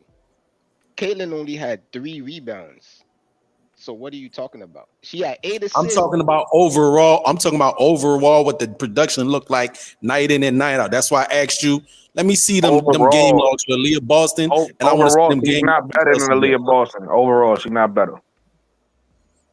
Night in and night out. What is Aaliyah Boston averaging on the season right now? Let's talk about this game right now, and then next conversation we'll talk about the season. This game in the last game, Aaliyah Boston had 21 points. She was 9 for 15 and 3 for 5 from the 3-point line. Right. She shot. He had a great game, her and this. I wanted to say to that too. The actual two best players on both teams last night was Kelsey Mitchell and Leah Boston. If you tell me 10 for 25 is cool because you won, cool. If you tell me for 21 is good because you won, cool. If you tell me 4 for 10 is cool because you won with 5 turnovers, cool. The best two players on the court yesterday was Aaliyah Boston and Kelsey Mitchell. They just didn't win. And they had the best efficiency, the best numbers all around. Look at this right here. Am I lying though? Am I lying though? You are lying. Jackie Young was the best person on the court last night. 8 for 21. She had a big second quarter. 8 for 21. Take the win away. 8 for 21 is not 8 for 21 when you get the win away. Take the 45 point. You can't take nothing away, bro. You can't take that away from you. I put it to you. You see why I'm putting it to you, and I hope you understand why I'm putting it to you like that, right? Oh, pause. You're not putting nothing to me. You valid tonight. You're not putting nothing to me. Pause. All right. What? Pause. The outcome always outweigh the output. Jackie Young's second quarter had everybody like. You want to know why? No. She went 2 for 8 from 3. Bodie, 2 for 2 less than. No. You want to know why? No. Because guess what? People don't play basketball for stats. People play basketball. Okay. People play basketball to win. So I'm gonna give you a perfect example, right? Everybody's so enamored with the stats Caitlin Clark did in college, right? They feel like she's the best college player ever, but she never won a championship. So you want to know what that makes her not? The best college player ever. People don't play for stats. People play for championships. People play in the NBA for championships. People play in the WNBA for championships, not the stats. You're not trying to get the most stats. You don't get into the game and say, "Oh, let me get more stats than everybody. I don't care if I lose every game." No, you get in the game to win games and to win championships. That's the point. So if somebody got more stats than you, but they're a loser, then they're a loser. And you want to know how I know this? Watch this. You want to know how I know this? You want to know how I know this? It's somebody named Charles Barkley that exists. But guess what y'all don't do? They still put Charles in the best cut power forward conversations. No, he don't. First of all, after KG and Tim Duncan exist. So yeah, before them, they still put Karl Malone in that conversation. They did put them in the conversations. You're right. But guess what conversations they not in? Oh, we know, yeah, they're not champion, but still, like you were talking about. But guess what, though? Again, even I give you what some other professional players have said. We hold champions, and I'm not talking about end of the bench champion. I'm talking about somebody who contributed. We hold champions. We hold champions. Hold on, listen to what I'm saying. We hold champions to a different level, don't we? Right. Only thing that I'm pointing out here with some other professional players will tell you when they're gauging who was nice on the court and that MVP trophy and so on and so forth, we looking at individual skill. Let's throw all that to the side because you said again at the end of the day, it's not about the numbers, it's about winning. I'm not gonna accuse or point and say anything that nobody's up here haven't said. But I will point to some things that I see other people highlight, and it is inconsequential. It don't matter because the outcome always is what matters, right? If this game would have been won, a lot of people probably have been for the Fever. Probably a lot of people would probably been like, "Yeah, but them 8 turnovers was a problem." Well, yeah, we highlighting certain stats that come up or things that stand out because it could have swayed the outcome one way or the other, right? If even like tonight's game where I'm seeing people I'm watching in another live stream, it's like, well, as long as Angel get her double-double, I don't care if we get the loss. This is more so, that's more so for the fans. It's not necessarily what the players is focusing on, but as for the fans, us as the fans and people who want to analyze the game. Do me a favor. Yo, Wody, hold on, I gotta pause you. Wody. Do me a favor. Yeah. You in the perspective right now. Don't bring that low level energy over here. That's low frequency basketball. Those people talking about. You over here where we talk about high frequency basketball. Let them talk about that over there. If they just happy with Angels double and they don't care about nothing else that happened, that's dumb. We talk real basketball over here. And I'm only using that as a point of reference. I'm I only know, using but it what as a I'm saying point is of reference. don't lower the Yeah. frequency of my channel with that with a take like that. Like we smarter than that. Right. Yeah, but hold on, man. We going way off the thing. The thing is Brooklyn said, which I agree with, that Jackie Young was he said she was the best. I don't think she was the best, but She had the you know what? best. She had the best You, overall quarter out of you all players. know But what? the No, best no, no. players, You know and what? that's why I I take said the that back. best I take that players. back. Nah, she was the best. You know why? Because she had the second highest plus minus, and also had 9 assists with only 3 turnovers. And on top of that, she was directly responsible, Asia, and Chelsea, but she was one of the people directly responsible for getting that win. So to me, I'd rather her stats with the W than Kelsey Mitchell's stats with the loss. That's just me. Everybody different. I'd rather her stats with the Yeah, W than but Asia than Boston stats with the loss. So I say because she's the best player on the floor. yeah, because He this is wanted the thing. Mo. Look, before you This is the go, thing. hold on, let me say this real Go quick ahead. before you go. He wanted Wody was one of those people, Mo 3, that if you have great numbers in a loss, you can still get play of the game or you can still get the MVP trophy. No, Nah, I you mean, they lost. did nah, that for Jerry West. I know that, right? no, They did nah. that. They did that for Jerry West. Yeah, yeah, but All still right, though, I'm just saying. this is the thing. People are not factoring. They look at the numbers and they're not factoring in the defense. Exactly. You know what I'm saying? She was playing both ends of the floor. Exactly. The only person Yeah, that but was they got it. doing They got an award for you when you play great defense. It's depoy. They He's give you talking about depoy this when game. you do a great Stay with defense. us. Stay with us, Wody. About this game. Stay with us. Go Leah ahead, So Boston. Wody. Leah Boston was the only other player in that game doing great on both ends. Well, I don't Aaliyah even want to Boston. say, Aaliyah yeah, Boston was. yeah. That's what I So said. that's why I Leah said, Boston was the and only then one. you talk about the efficiency and the rebounding and the shot blocking.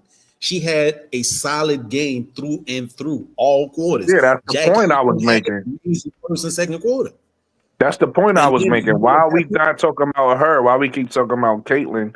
Because Aaliyah Boston actually the best player on that team. So we need to be talking about her more. That's the point I'm yeah, making. but then you talking about overall. You see, that's where now that's where you losing me. We talking about Because this Go look game, it up. and then Go I will look up look the at numbers, other bro. games and Caitlin have good games. Nah, You get you what in your I'm saying? feelings. You in your facts over. I'm talking about numbers that you can't make up. You making up feelings, bro. You in your No, feelings. that's a fact. She's 21.5 on the season. So then now we go step outside of this game and you look at other. She had great games, other games. We had this conversation the other No, day when I she was like, don't. I said, Listen, you gotta realize. You gotta realize you gotta add in defense. What she doing a defensive end. You gotta add in turnovers. You gotta add in everything. And if you when you add in everything as a whole, Aaliyah Boston overall is better. Period. and when you add in everything, she also adds in, like I said, No, when you rebounds add in and everything, along when with you her hold on, scoring. hold on, listen. When you add in everything, she subtracts. She don't add nothing. She subtracts. She's negative. Brooklyn, you know good and well. Even if I look at the plus minus on a lot of those games, that young lady is either Go look at them. one or yeah, two or but three no, in certain games. Go look yeah, at them. you can't just Aaliyah use the Boston is plus. either good or you forgot she played some games. Nah, bro, you can't. You just use the plus and minus. That's why I mentioned the plus and minus last. I mentioned all the other things that Jackie Young was doing, and then the plus and minus was cherry on the top. You can't use the plus and minus alone because in last game, Caitlin Clark had a way better plus minus than Boston. Boston was a -9, and Caitlin Clark was a 0. So just if you're looking at that, you like, oh, she had a better game. No, because Aaliyah Boston all those threes that Caitlyn was jacking up and basically those was basically turnovers because they wasn't getting the rebounds. She was jacking up them threes and not getting the rebounds. That and then the aces come down to That's just a score. missed shot attempt on my G. Yeah, And but that, like y'all listen. hold What that I, as a mar no, against the young lady no, for no, for no. the This is 3 what point. I'm saying. The This is what 3-point I'm is a saying. missed No, shot. It's a this missed ain't shot. got nothing to do. This ain't got nothing to do with Caitlyn, kid. It could have been anybody doing that, but I'm just using Caitlyn because she was the one doing it. she jack up the shot. Somebody jack up the shot. Like even that shot that she made, if she would have missed that, Aces get the ball, come back because they wasn't Right. gonna get no damn rebound. Aces get the ball, go down and score because Aaliyah Boston is on the court. That counts against her plus minus when she had nothing to do with that. All right, cool, true. You know what I'm saying? A lot of people, you can't just use just the plus minus.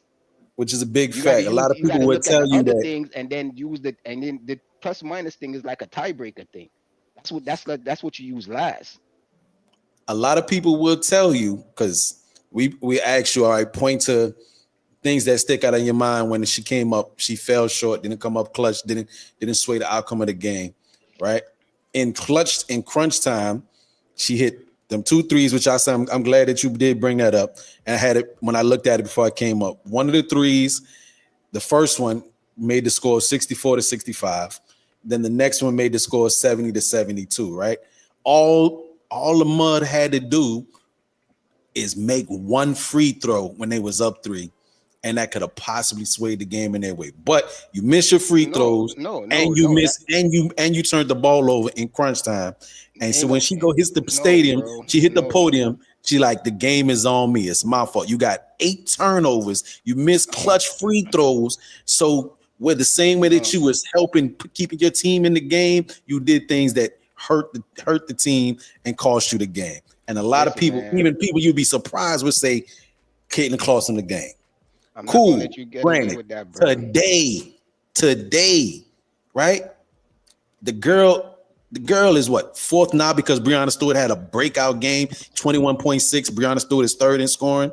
You had 2 people from the same team in the top 3 in scoring, right? The numbers, but again, we go back to the numbers don't tell the whole story. Okay, cool. Granted, points generated, which is another good stat, along with the points that you scoring and then what you assisting, you top 2 in assists in the game. Aaliyah Boston don't come up in the top 5 in any category, statistical category that we can at least go track and go look at. That's not a mark. But guess what Aaliyah Boston can be? She could be 15-10 every game. She could be that. And she a good defender. Yo, that statistic you said is flawed, bro. Say what you said? The statistic you said is flawed because if Caitlin Clark has the ball most of the time, she's going to get most of the statistics. Like, that ball don't move around a lot. It just moves from Caitlin to the cutter to the basket. Because that's their system. So you can't compare her, how much points she's responsible for with her assists and everything to Caitlin, because the system is designed for her to have the ball 90% of the time or 95% of the time. And all I can tell you is from the looks of it, from in the comparison of the first year to this year, the way that they orchestrate, because she's played at least 26, 27 games out of their possible 30-something games, right?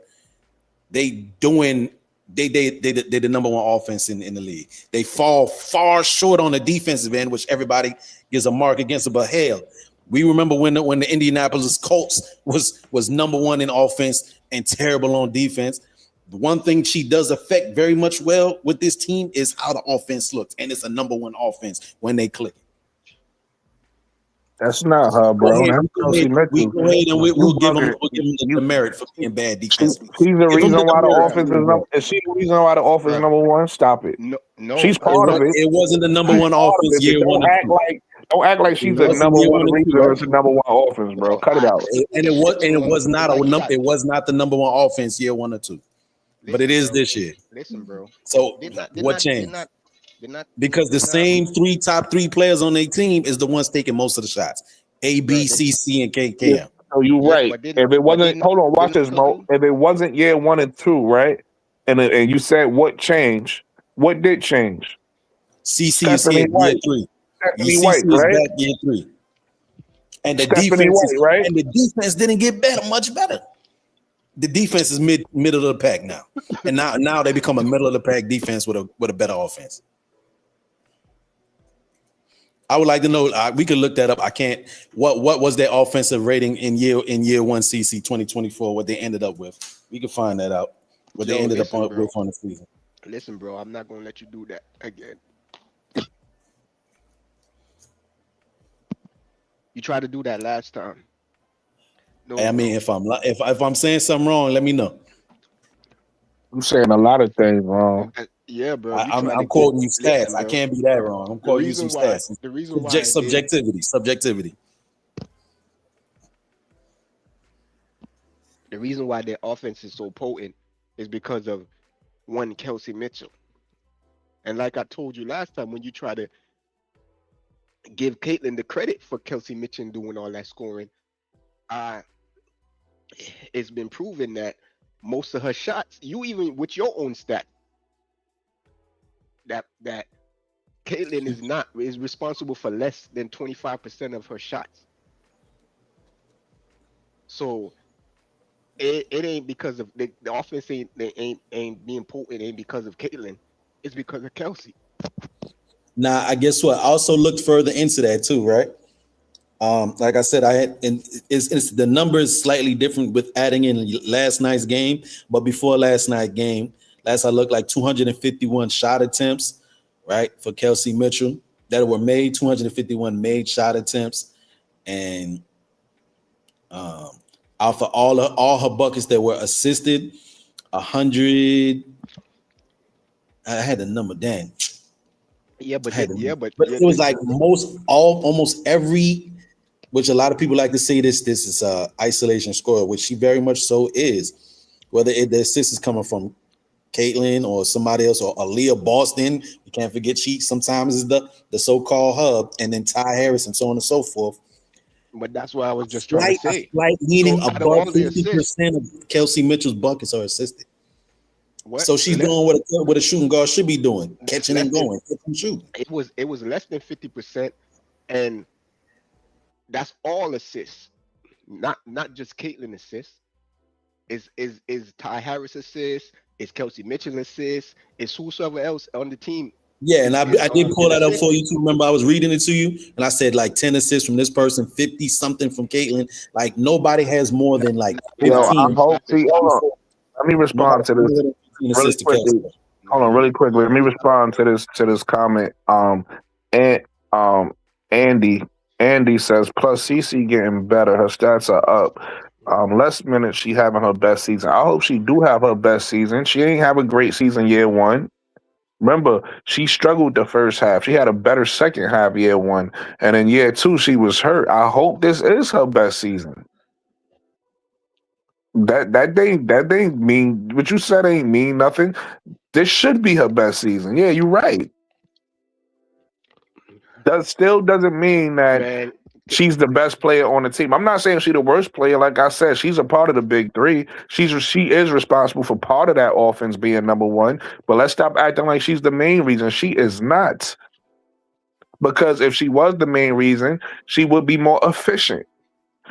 She's not efficient. The only time she's efficient is if A, they give her a game and she gets to the free throw line 100 times, or B, she take less shots and happen to shoot it well. Because she does do that sometimes, giving her credit. If she takes like 4 threes or something like that, she might make 2 of the 4. You know, she might have a good game. That's very few and far in between.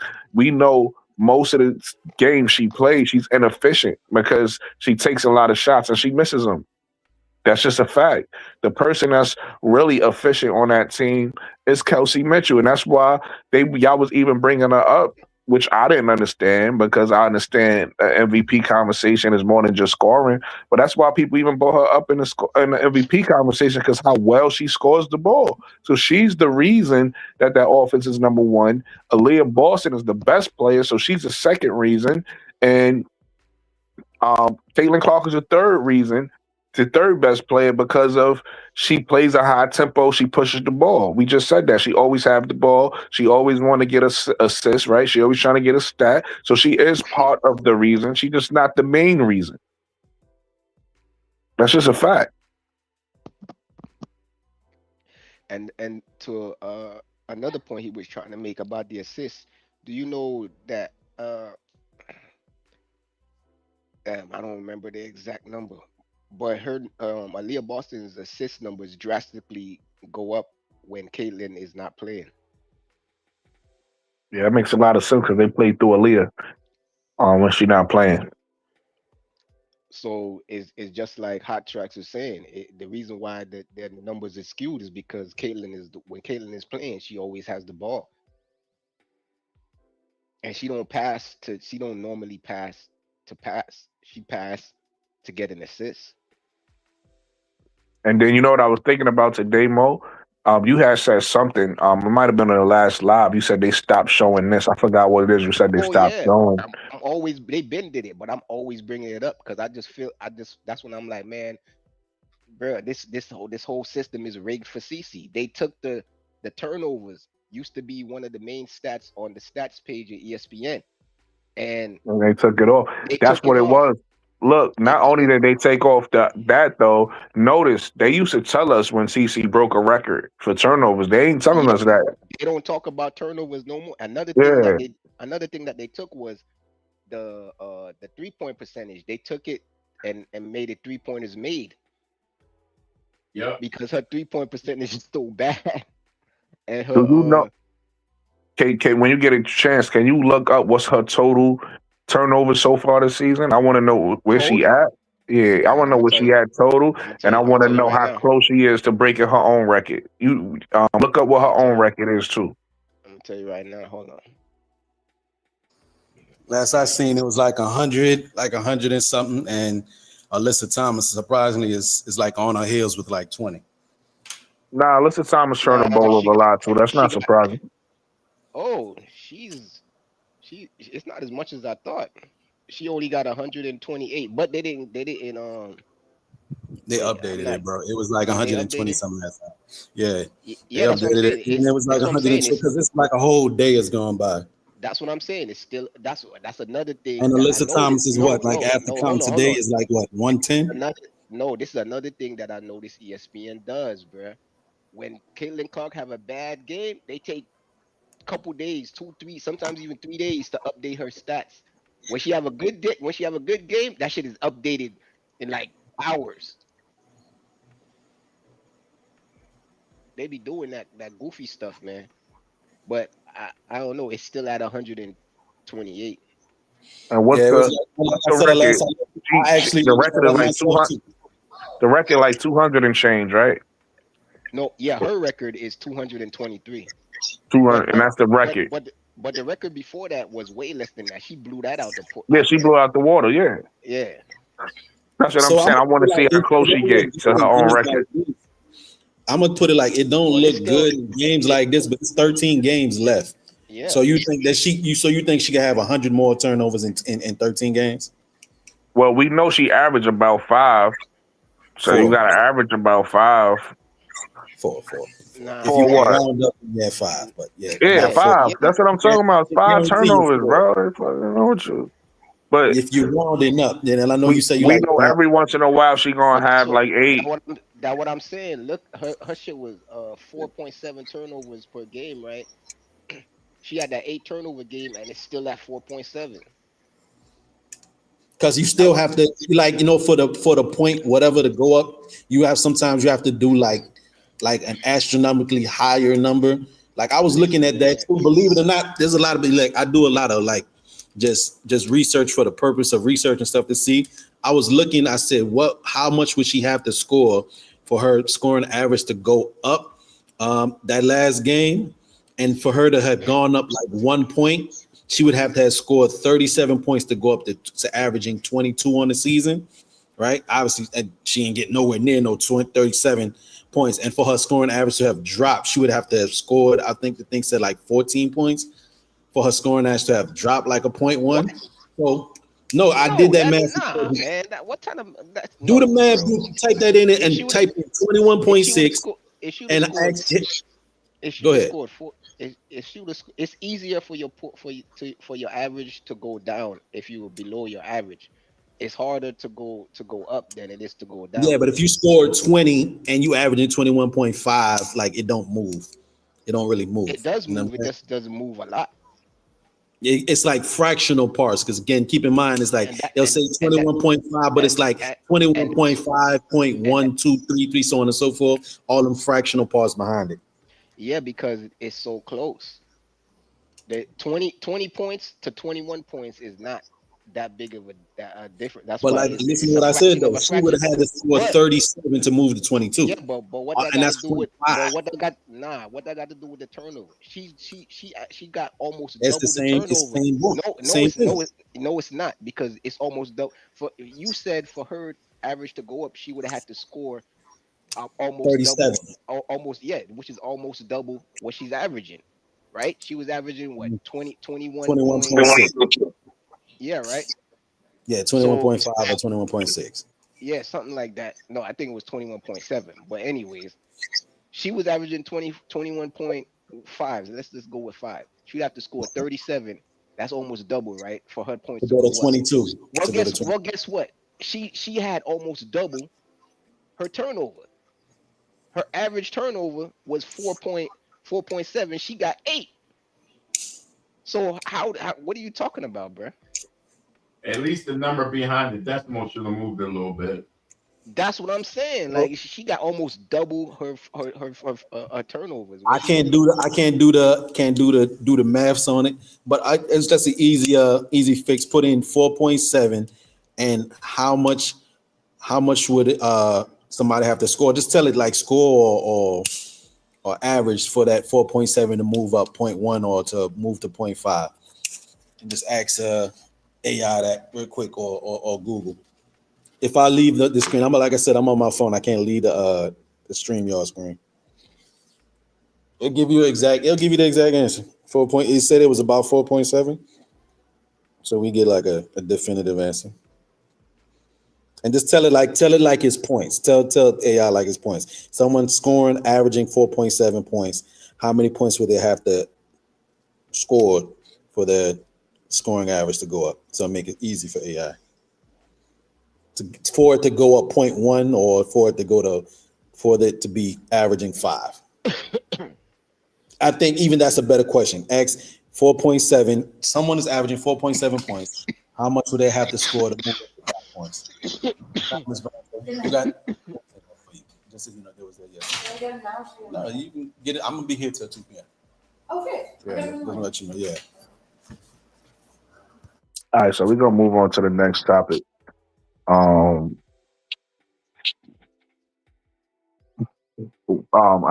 you guys probably know already, Bernard Delaney Hamilton was waived. And this is just mismanagement by the Liberty. As it's somebody from her talent. I understand that she was injured and maybe she was playing inconsistent, but I don't know. You don't just give up a play. I think she's gonna be a player that's sought after. Assuming she's healthy. I think she could help a team off the bench. So, where do you guys think she should go? And also, what do you think? What do you think about how the Liberty handled this situation? So that's my two questions to you guys. I'm highly disappointed. She was one of my favorites there off the bench because she was a scoring option. She was a defender, like not like a elite on ball defender, but she was a big body, so she could bump and run with you. You know what I mean? So you couldn't just run through her, like you couldn't outstrength her. You put her on somebody like a Jackie. She may not keep up with Jackie side to side, step for step, but she could somebody like Jackie couldn't muscle her. You could play her up a little bit because of her size, even though she on a shorter stature, but she thick. She wide built. You know what I'm saying? She strong built, she wide built. You know? And I mean, she's had some great scoring output games, that hitting that shot out of that corner for us.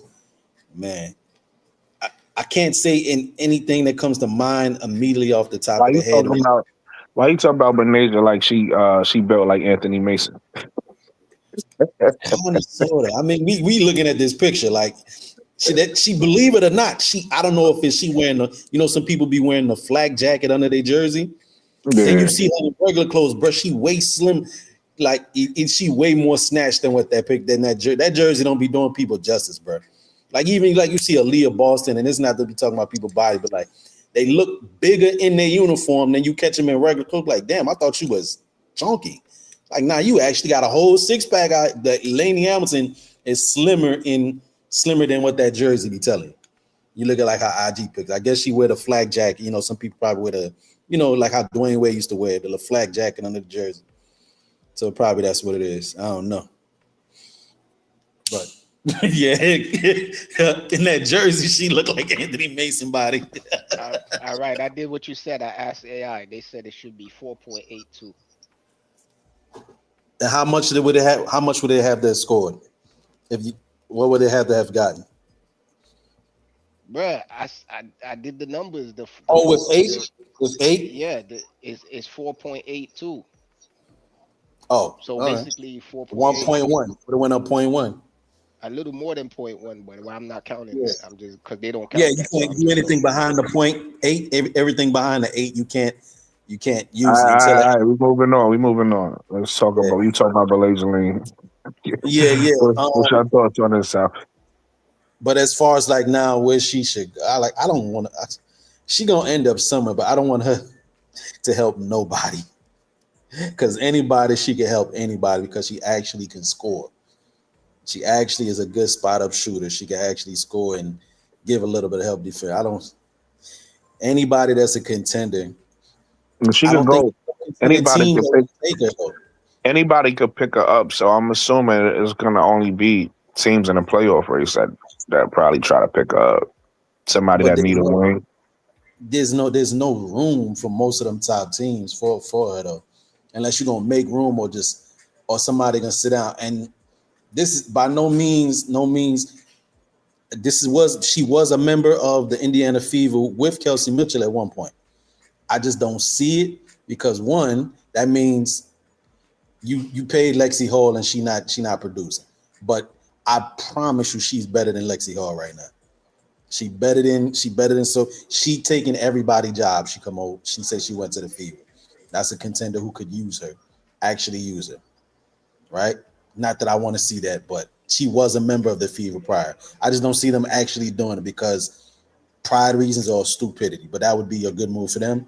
Then you could say the Valks, but then there's already Tip Hayes. The Tip Hayes issue is there. Tip Hayes could move to the 2 if you want to, coming off the bench. She would be coming off the bench behind. Everybody's coming off the bench behind Gabby.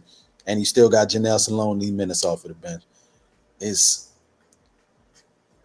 And I don't want to say strictly just the Fever because y'all were thinking it's like a help them out. But that's like the only place that makes sense where she actually would take somebody's job. Literally take somebody's job. Lies. She would literally take somebody's job going to the Fever. She would take a lot of people's jobs on a lot of teams. What are you talking about, bro? So, and that's why I land my plane. I'm ready to hear this, Mo. Yeah, she could go to Toronto, take somebody's job. She'll go to That'd be Portland. funny. Toronto be funny with her and Mabry after she threw the shoe at her. So you're right. I'm just saying that'd be funny. Her Mabry on the same team. She could go to Portland and take somebody's job. She could go to freaking she could even go to Atlanta and take some people. Matter of fact. Nah, she can't go to Atlanta and take nobody's job. What? Yeah, we do need some bench depth. We need bench depth. She could go over there and take Sika Kone's job. She's out of there. What are you talking about? Hey yo, if your man's not playing Nitty, Navarre, and Medina Okada off the bench and Pow. She could take Izzy Barlet's job. Yeah, that's he's not playing Pow off the bench and Medina and Pow was hurt. Pow was hurt right now. And she was the first person off the bench when she was playing. So what are you talking about? All right, and Jalen Sherrod is there now too. Her former teammate. Mo3, that's how you can tell he don't watch the game. You heard him? All right. He don't watch the game. I don't watch the Dream. You don't watch the Fever. You don't watch the Fever either. Because look, Mo3, he didn't know Caitlin Clark still pushing off. I had to tell him that like 2 or 3 lives ago. He didn't know that. No, you seeing a push off. I'm seeing a wave off. I showed you where to look at. And even if you looked at the Aces game, she did it mad times on the Aces game. What are you talking about? If I'm swatting your hand off me, if I'm swatting your hand off me, that's not. That's Nobody not a. put that. She the No, first person to put her hand out. She puts her hand out first. She don't be swatting hands. She put her hand in their chest and push Yeah, them and push away. them. What are you Yeah. talking about? Or she hooks them. She chicken wings them. One or the other. But it's just a reflex. She been playing that way for so long. It's hard for her to stop playing that way. It's just an instinct. I don't Sometimes think I it's see a reflex. she I think it's playing a and handicap. she don't mean to do it. It's just an instinct. She just does it. Like if Nah, I somebody disagree with that. I think Mo3, in my opinion, I could be wrong. I think she does it because on a perimeter, because she do it two different ways. On a perimeter, she don't have the speed and athleticism to blow by people. Right? She could blow by slower people, but when she gets somebody who can keep up with her, she don't have that extra burst. So she needs that handicap to get around them. So she puts that arm out to like get around them. Or she do it at the rim. She do that to shield them off from blocking her shot and then create the contact so she could fall and act like she got fouled. That's a handicap. I don't think she's not trying to do it. I think she's doing it because she needs to. She don't have put it to you this way. If she had the dribble ability like Paige Beckers, right? I was watching you watched the Dallas game, Mo? yeah, yeah. Did you see like the first play of the game? I think it was like the first play of the game. Paige had Thornton on her, and Paige hit her like with a between the legs little bang, bang, bang, and went with Yeah. the swoop play. She don't And she have went that. that's when she switched and went to the left hand, right? Yeah, Caitlyn Yeah. don't got that bag, and because she don't got that bag, her handicap, her makeup for not having that dribble is that arm. That's because she been doing that for years. She been doing that since her rookie season. Like, she been doing that since college. And I've been Yeah, that's telling what I'm people saying. that's what I don't like about her. I was like, yo, I don't, because people be like, why you don't like Caitlyn? Like, everybody think you supposed to love her. I'm like, no, she don't. That's one of the things I always said. I said I don't like that's part of her game. That's an offensive foul, and she do that to like get an advantage. She do that to try to get some type of advantage, and they don't call it. Now it's a handicap because to your point, she been doing it so long. It's all she know how to do because the refs never called her for it. If you want Yeah, somebody to fix something in the game, you got to call them so they can work on it. They don't that's never call her. but that's what I'm trying to say. Like they started calling on her more often now. So sometimes she does it and you could tell like she didn't really mean to do it because she's trying not to do it, but it's become such a habit. There's Because a sometimes she handicap. because sometimes she does it, she doesn't even need to do it. It's just an instinct with her. She just does it. Even sometimes she blows by the defender, she still does it. And I'm like, why? It's kind of like with Boston, how Boston she don't have to be lowering her shoulder and doing all that extra stuff. You already bigger than them. Why are you doing that? Like you don't have to do that. She'll catch it. She'll be in the paint already, and she'll just do the one last um shoulder into them when she don't. She could just go straight up, but it's like a habit. She just got to do it. That was the only teams that you had for Laney Hamilton. Though. Go through it again. Oh, I said those are just quick off the top of the head. Like for sure, she gonna take people job in them three places. In them, what it was three You said places. the Dream, which okay, I said it the is. What it is. dream, the dream. Then you got Portland. JC coming off the bench, huh? You got JC, Ryan, Alicia, right? No, So she off no. the bench. Or you said somebody's starting job. I thought you Yeah, I just meant. said I she thought you would meant a take job. somebody's Period. job going I to the thought you meant a Fever. job. Period. No, yeah, no. She would take a starting job going to the Fever. If Oh, it's actually better than the two people they have there. Yeah, I can nah. see you taking a starting job going to Portland, but Portland don't want to win. Not like that Nah. because they already in a bad spot. Taking You a gotta job. realize. You gotta realize she could pick where she want to go because I, she not being traded. She waived. So I would assume we not. I'm not her. I would assume she's only gonna go to a team that can compete. I doubt she goes to like Seattle. You get what I'm saying? yeah, Like she but could go to but Chicago because, like I said, she and Rakia Jackson is somehow related or God whatever. But I don't see her going there because of where they at. So that's what I'm saying. I think she would go to a top 8 team, whichever one. I don't know which one. I don't think she'll go to the Aces. I don't think she'll go to the Lynx. Right. So wipe them off. maybe you to said they what? gotta offer you a job Wait, too, though. maybe. Hold on. Let me finish. Maybe what Wody said. Maybe a Golden State. I don't know because I don't know if they need her there because they're kind of deep team. So maybe not those three teams. But then once you go past those three teams, everybody else could probably use her. When you talk about Atlanta, you talk about Indiana. Obviously not the Liberty. So it'll be Atlanta, Indiana. I doubt she goes to because they kind of deep too. I doubt the Mystics. They kind of deep in that small forward position. So maybe Atlanta, Indiana. Am I forgetting somebody? Who else is in that playoff hunt? Atlanta, Indiana. The Vouts. I think The Vouts is those like are really the because only those are really the only two. I Yeah, mean, maybe. the only three teams Yeah, I in the think playoff. Toronto was another good option. It's just they not in the playoffs right now. But Yeah, maybe she just want to go to a good fit. Maybe she want to get back with her old coach, right? So Sandy Brondello. So maybe Toronto is a good fit. Maybe that's where she go because she might say, you know what, I want to go someplace for my future. I wanna. She's just coming off an injury. long-term contract. Yeah, long-term contract. So she might say, you know what? I see the vision in Toronto. It could be that. Because I think they about to get a good pick, right? They about to get a good pick, so they might get a good young player. So she might want to be there too. So that's another good option. Mo3 brought up. But like even in you say you use that option for your future, people play in your face, tell you, yeah, we got a vision for you, right? Sandy Brondello, there's a slight chance that her job could be in jeopardy just for the save face over there in Toronto. And if she was the one that wanted to get you over there, and they see you sign a 2-year or whatever, and they see a opportunity to trade you to somebody that might want you, but it's not a contender. You You don't gotta. got I'm sorry. Well, you gotta make that make sense. Why would Sandy job be on the line? No, Sandy Brondello's that don't. job Yeah, that don't make sense to me. Why would her job? strictly for the sake of the comment that she made, and it may just be for Her the job optic. not on the line, bro. That GM hired her for a reason. You gotta realize that's a new franchise. They hired Sandy. They want Sandy, and if that comment was enough to get her fired, she should be fired already. So exactly. yeah. So nah, she's safe, bro. That's Cause not. she didn't sign a 1-year contract.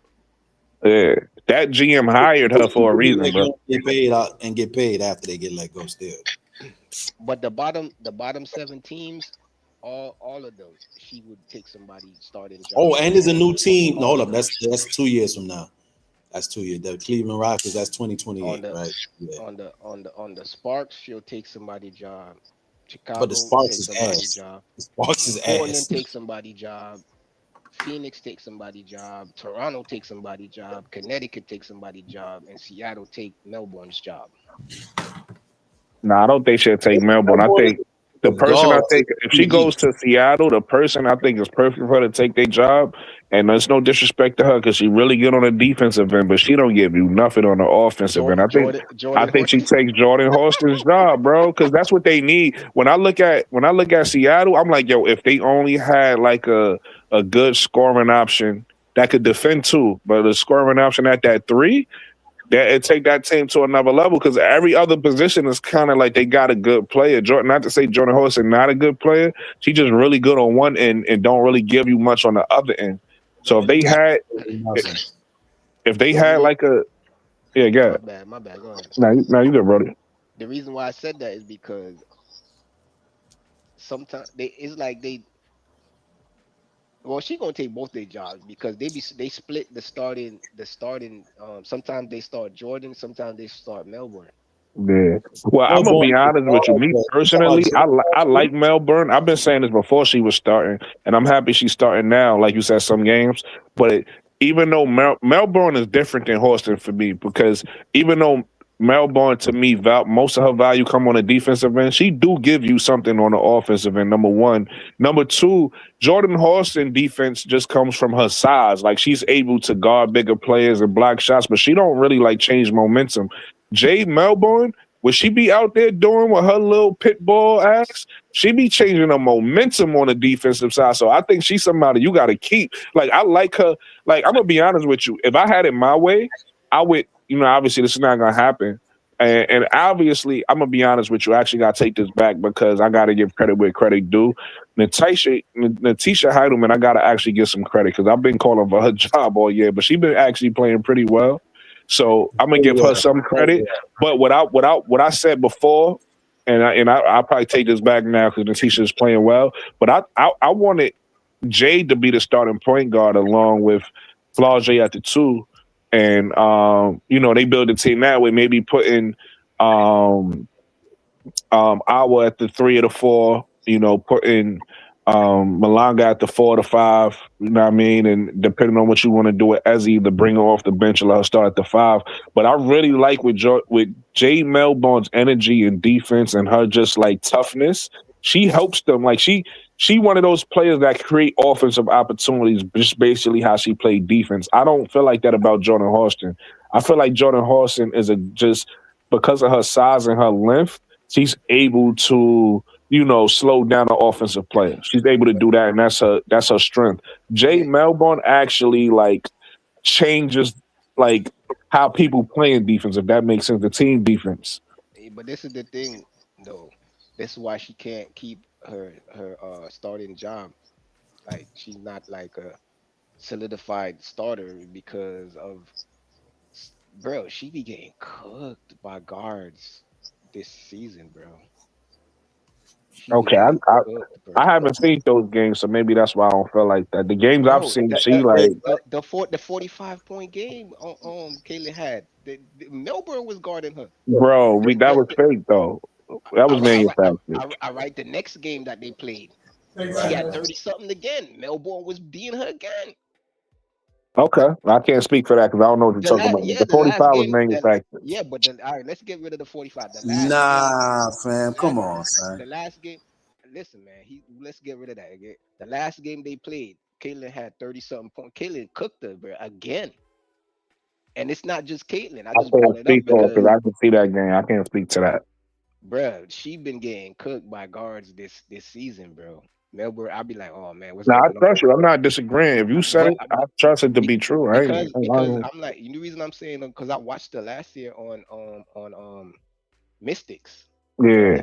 The games I And saw, she been playing well. That's what I'm saying. Like, so if you saying that she got cooked in the nah, games I didn't see, I trust you. don't get me wrong. She played good defense sometimes, but Yeah. sometimes she just be getting cooked by guards, bro. I Like mean, but that's part of the game though. guards just be cooking her, bro. But that's part of the game though. You got to understand, like that's why that term is when people say great defense, better offense, Yeah, because the game is an offensive game. That's what people don't realize. The greatest offensive players could beat any defense. That's just how basketball works. What you're supposed to do as a defender is make people work for their points, right? Make it hard for them. But it's gonna be times you're gonna get cooked as a defender. If your job is defend, so you gotta realize the best defense is an offense. The best thing to do against an offensive player is to make them tired on the other end. So if you somebody who don't provide a lot of offense, if you're not like a scorer and you just like a defender, you're not really tiring the offensive player out. You know what I mean? You just got to make them work, obviously, against you, but you're not really tiring them out on the other end. So I could kind of see that happening. And to me, that's not an indictment on her because, again, we know for the most part that's not going to happen every night. It's going to happen. Like a defender going to get cooked. That's part of what I mean. That's part of what playing defense is effort and not being afraid to get crossed up, not being afraid to get. You know what I mean? That's part of the game. You can't be afraid. It's gonna happen. So to me, that's still not an indictment on her, in my opinion. But it's gonna happen. She's gonna get cooked from time to time against like an elite offensive player. But to me, that's her teammates' fault though, because okay, if you out there and you taking on a challenge of guarding the best player, right? And that best player is living up to their name and they scoring. Well, whoever supposed to be the scorer on your team is supposed to be the person helping you out. So, well, where's Flau'jae? Where is Dominique? You know what I mean, what are they doing while she's getting cooked? You get what I'm saying? that's another thing that I was saying when I was watching that game. I'm like, yo, Flau'jae really let me down because she's supposed to be like, hold up, you getting cooked, man. Let me take over this. Let me take this assignment. Either And take the assignment or cook on the other end so it can cancel out. Because if you're not cooking back, I would rather her. I would I'd rather her. rather her. What the? What the fuck is that? You all hear? I hear echo. I hear you talking, but I don't hear echo. Yo, yo, yo. Oh, I don't hear it no more. I was hearing myself. Yeah, we listening. But anyways, the reason I said I would rather her take the assignment is because, like, especially when she was playing Caitlyn, because Caitlyn is not gonna be playing Dion no damn flange. She gonna look for they gonna put her on the weakest link, just like last game. Chelsea Gray was having a bad game, so they was like, you know what, Caitlyn, you play Dion on Chelsea. For most of the game, they had Jackie, CP on Stephanie Talbot. Most of the game, she was on Stephanie Talbot until Jackie had KM in foul trouble. Then yes, that's what I'm saying. Jackie was cooking, so they put KM on her. They're like, hey man, you got no KM. No, you didn't hear me.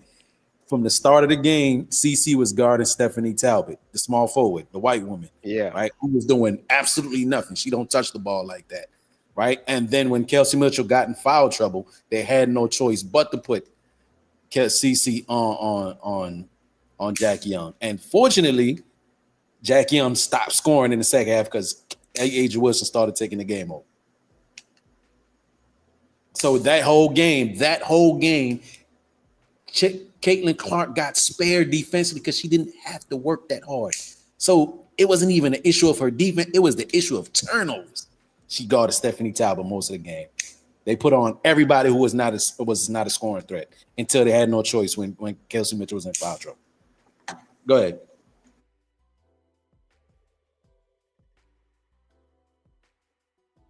All right, so we're gonna get to the last topic. And this topic is about the roster that just came out for USA. Again, like I said to start the show, I've been hearing a lot of hate on these channels. They either bring up the USA roster and mention everybody but Angel, don't mention Angel, or they'll mention Angel as a person they thought should have been replaced by somebody else. If it wasn't Sabrina, it was Kiki. If it wasn't Kiki, it's Kelsey Mitchell, right? So much hate on Angel's name, right? So I wanted to flip the narrative. If we're gonna do it like that, then I'm kind of curious on why Caitlyn made it over Olivia Miles and Sabrina Ionescu. Olivia Miles been outplaying Caitlyn this year, and Sabrina Ionescu is a vet and a better player than Caitlyn. So they all play the same position. Why was Caitlyn chosen over them two? That's my question to the panel.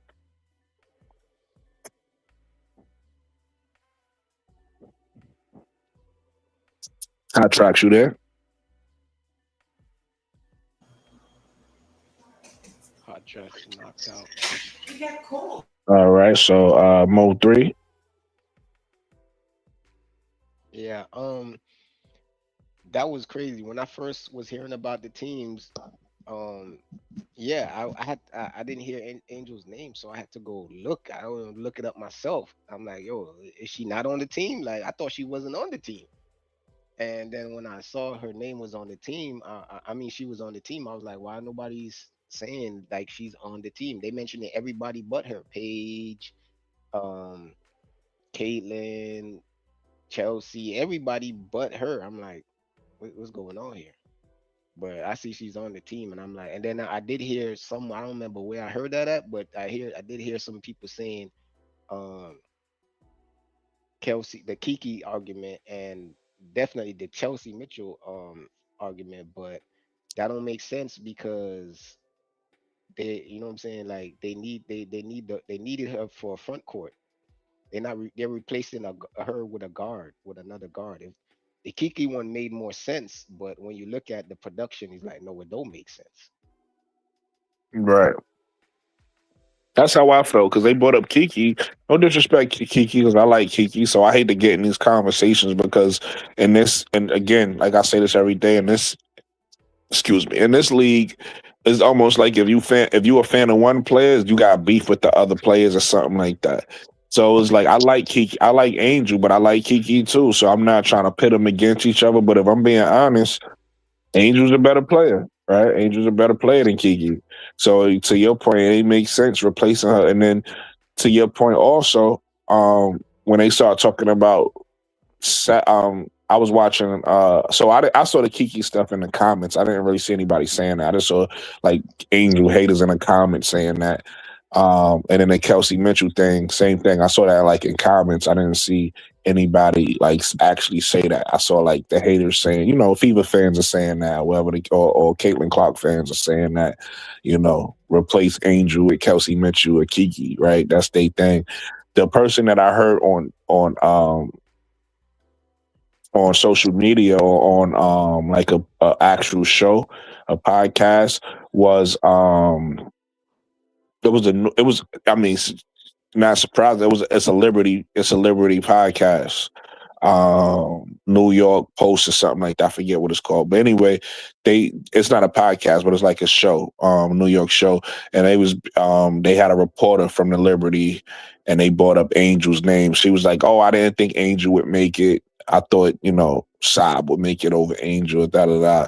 So they kind of brought up Angel's name as a person that they thought should have been replaced, but they didn't bring up Angel's name as credit for actually making a roster like they did everybody else, like they do for everybody else. They give everybody else credit for making the roster, but with Angel, it's almost like she could have been the one that been replaced, which I thought was kind of corny because I'm like, yo, it's always something with this girl.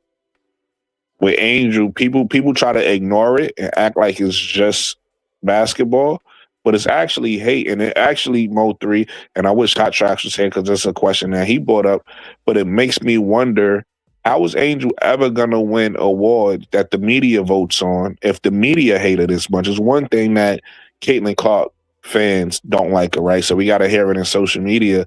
But we also know Ryan Clark just came out and said how ESPN feels about her, right? Like I said, I'm watching this is just a New York Liberty show. It's like New York Post or something like that. About I don't remember off the top of my head, but it's like it's an actual show. It's like a reporter, it's a Liberty reporter on there.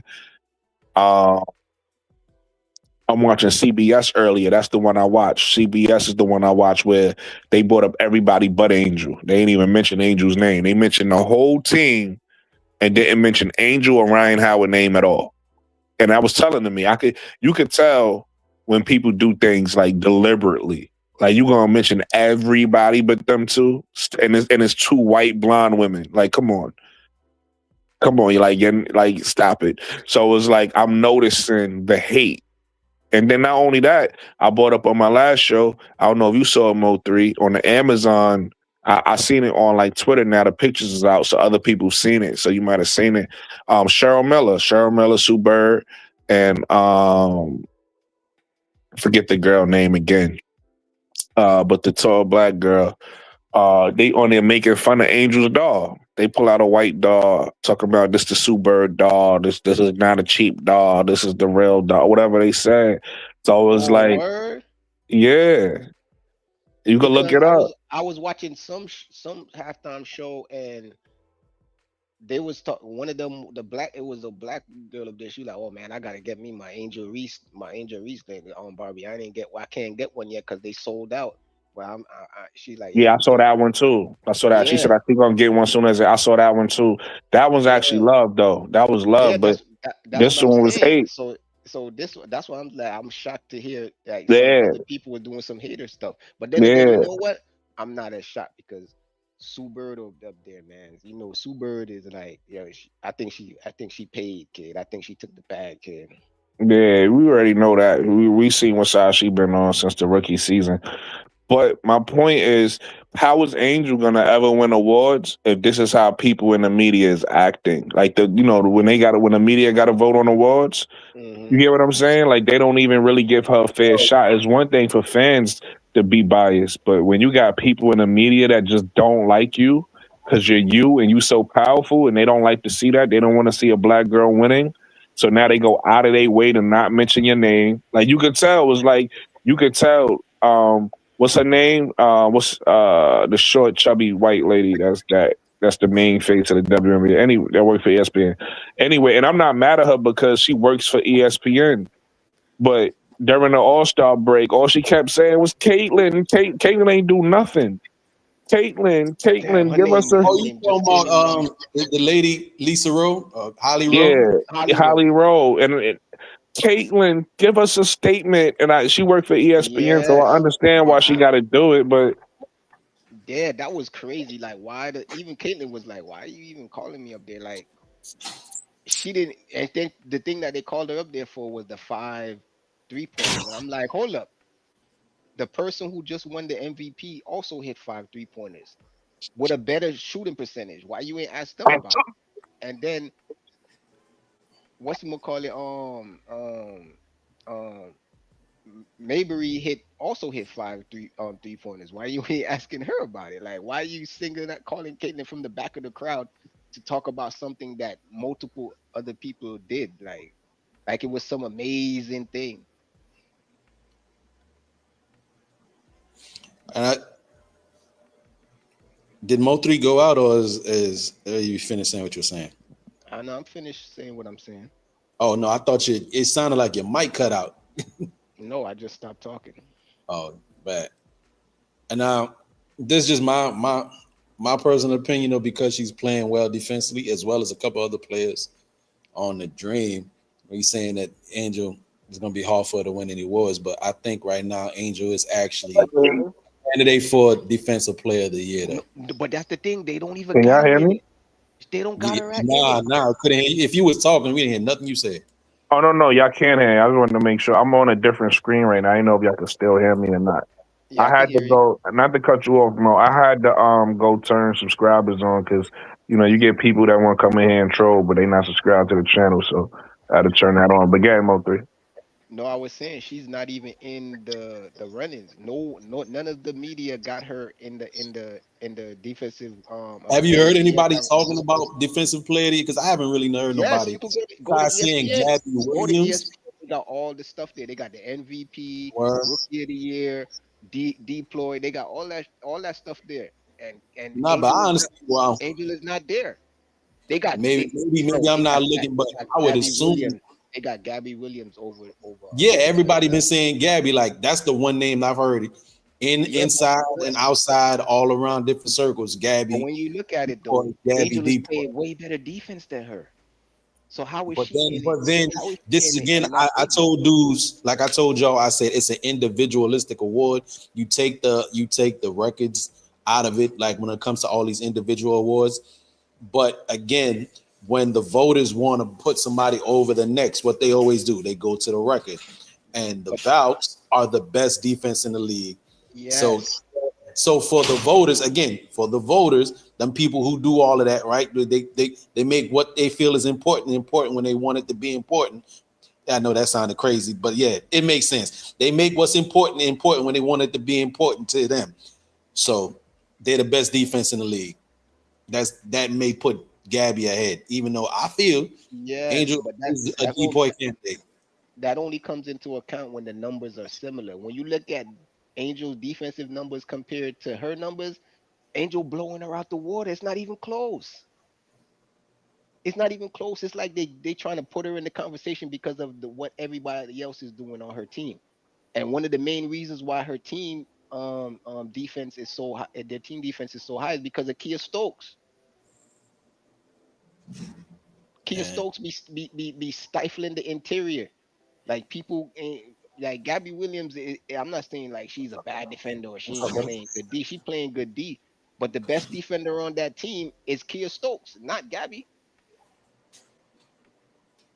Angel is the best defender on her team. It's not Latana Robertson. What's this girl name? It's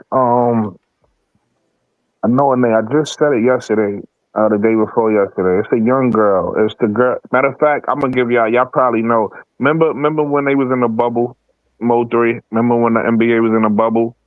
Yeah. And I forget the white girl name. The white girl with the orange reddish hair. She was saying that this girl was only able to do the finals because it was a DI hire. Y'all yeah, remember yeah, that? yeah. And It's that girl. she got fired for that. That's the one that they were saying that Jimmy Butler was greasing. uh, Yeah, yeah, the man, what? damn? I can't remember her Yeah, name. yeah. She works for Fox now, don't she? I don't know. I've seen her with Matt Barnes and what's her name? I don't know if Yeah, she's yeah. doing something with Oh, them or yeah, not.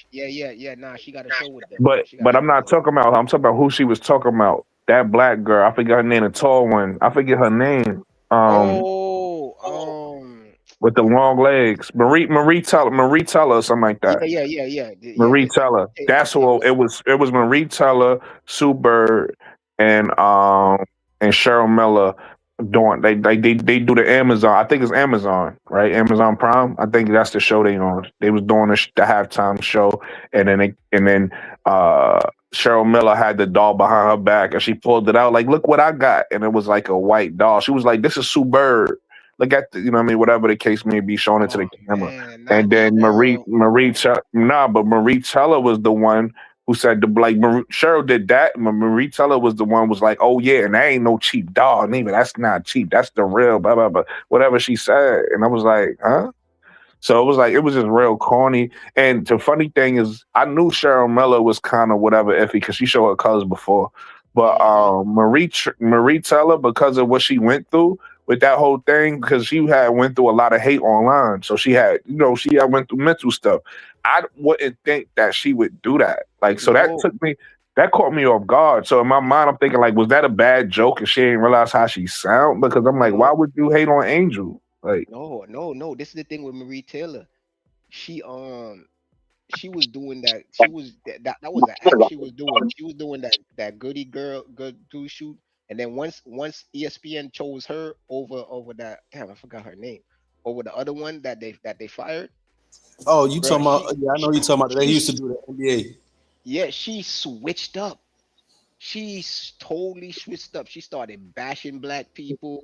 She started with Yeah, I think he she put used to dress 100 like on 10, but conservative. you only talking about Marie. She started wearing like these short dresses and more revealing clothes, and her fact, whole you're thing right just because she also did the thing with Caitlyn. Was it the time? It was the Time magazine, right? She was yeah the one that interviewed Caitlyn. She sat yeah down. Yeah, yeah, you're right. she did the whole 180. People was like, what? You're right. Like You're right. what's up? Why? How did she flip like that? She just I flipped into forgot like she a did the Time magazine. I totally forgot she different did that person. interview.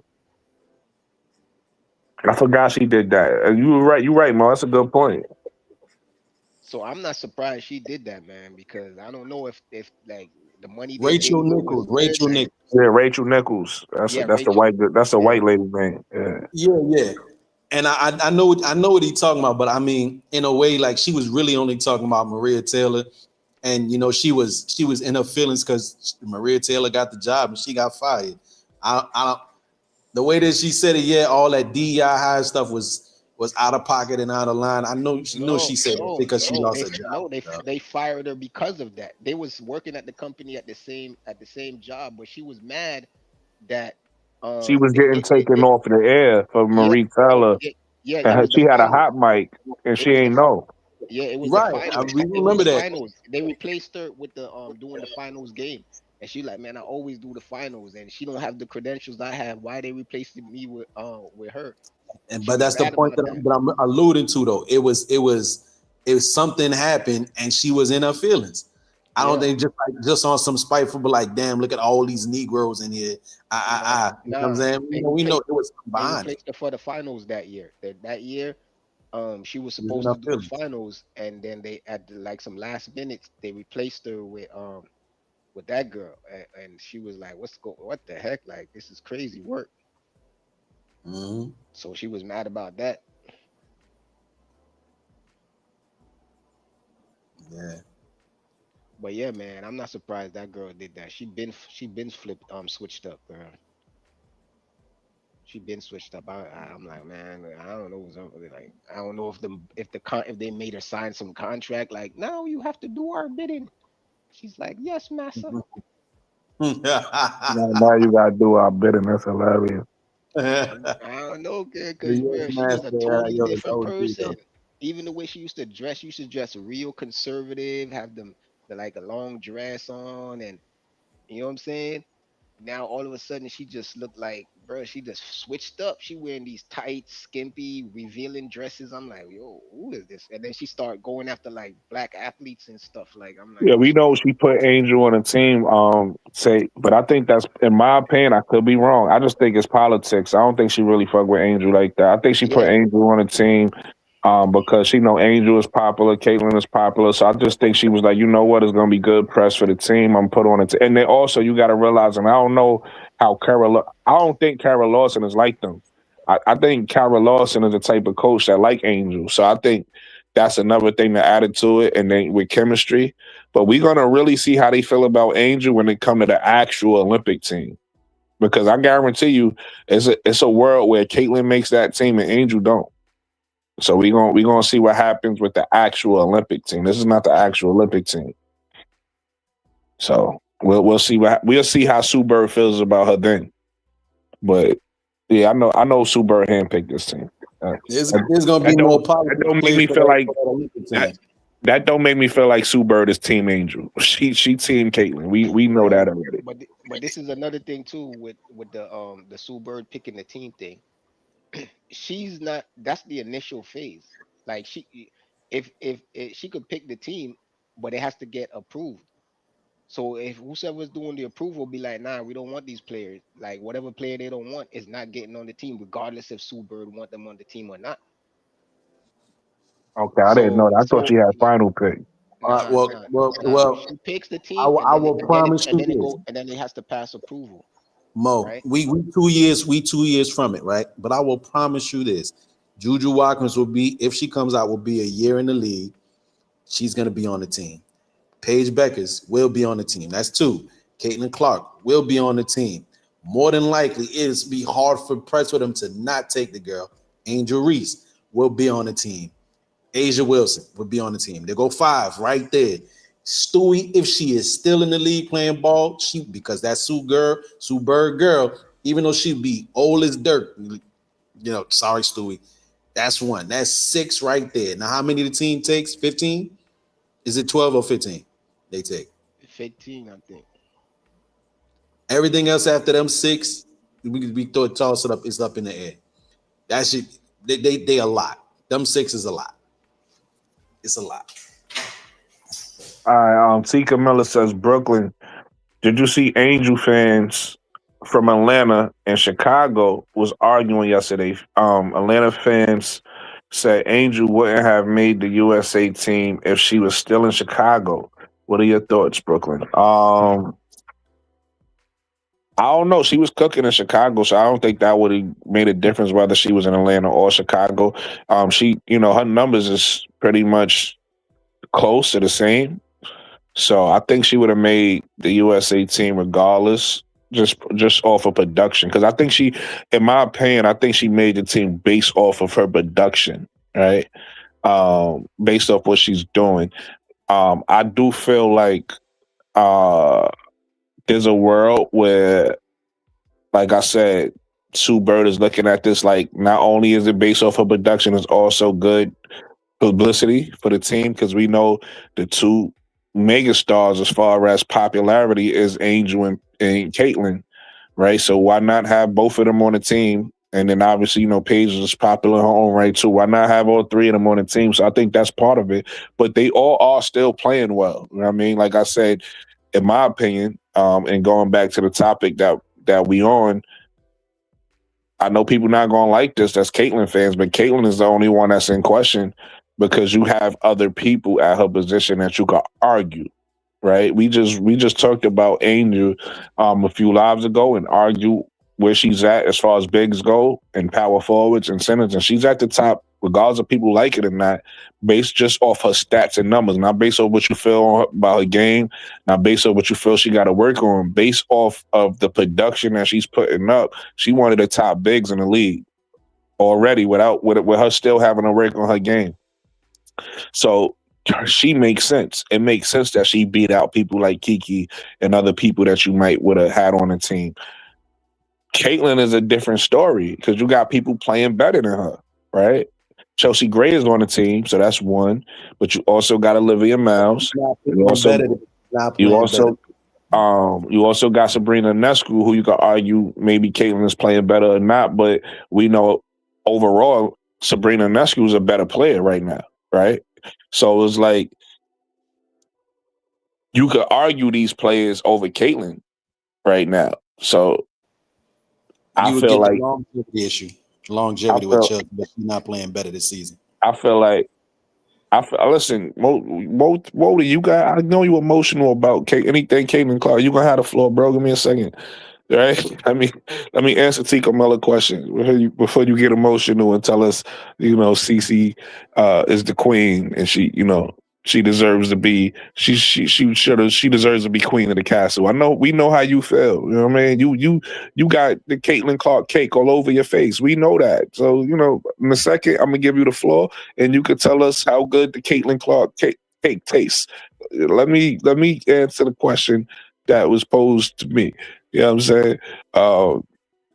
And I'm joking around with you, Rody. I don't know if you can hear it in my voice. But anyway, so yeah, with all that said, I do think regardless if she was in Chicago or Atlanta, she makes it regardless. Now, what the thing that I think Chicago gives her going forward is a support system. She got people around now that'll fight for her. She didn't have that in Chicago.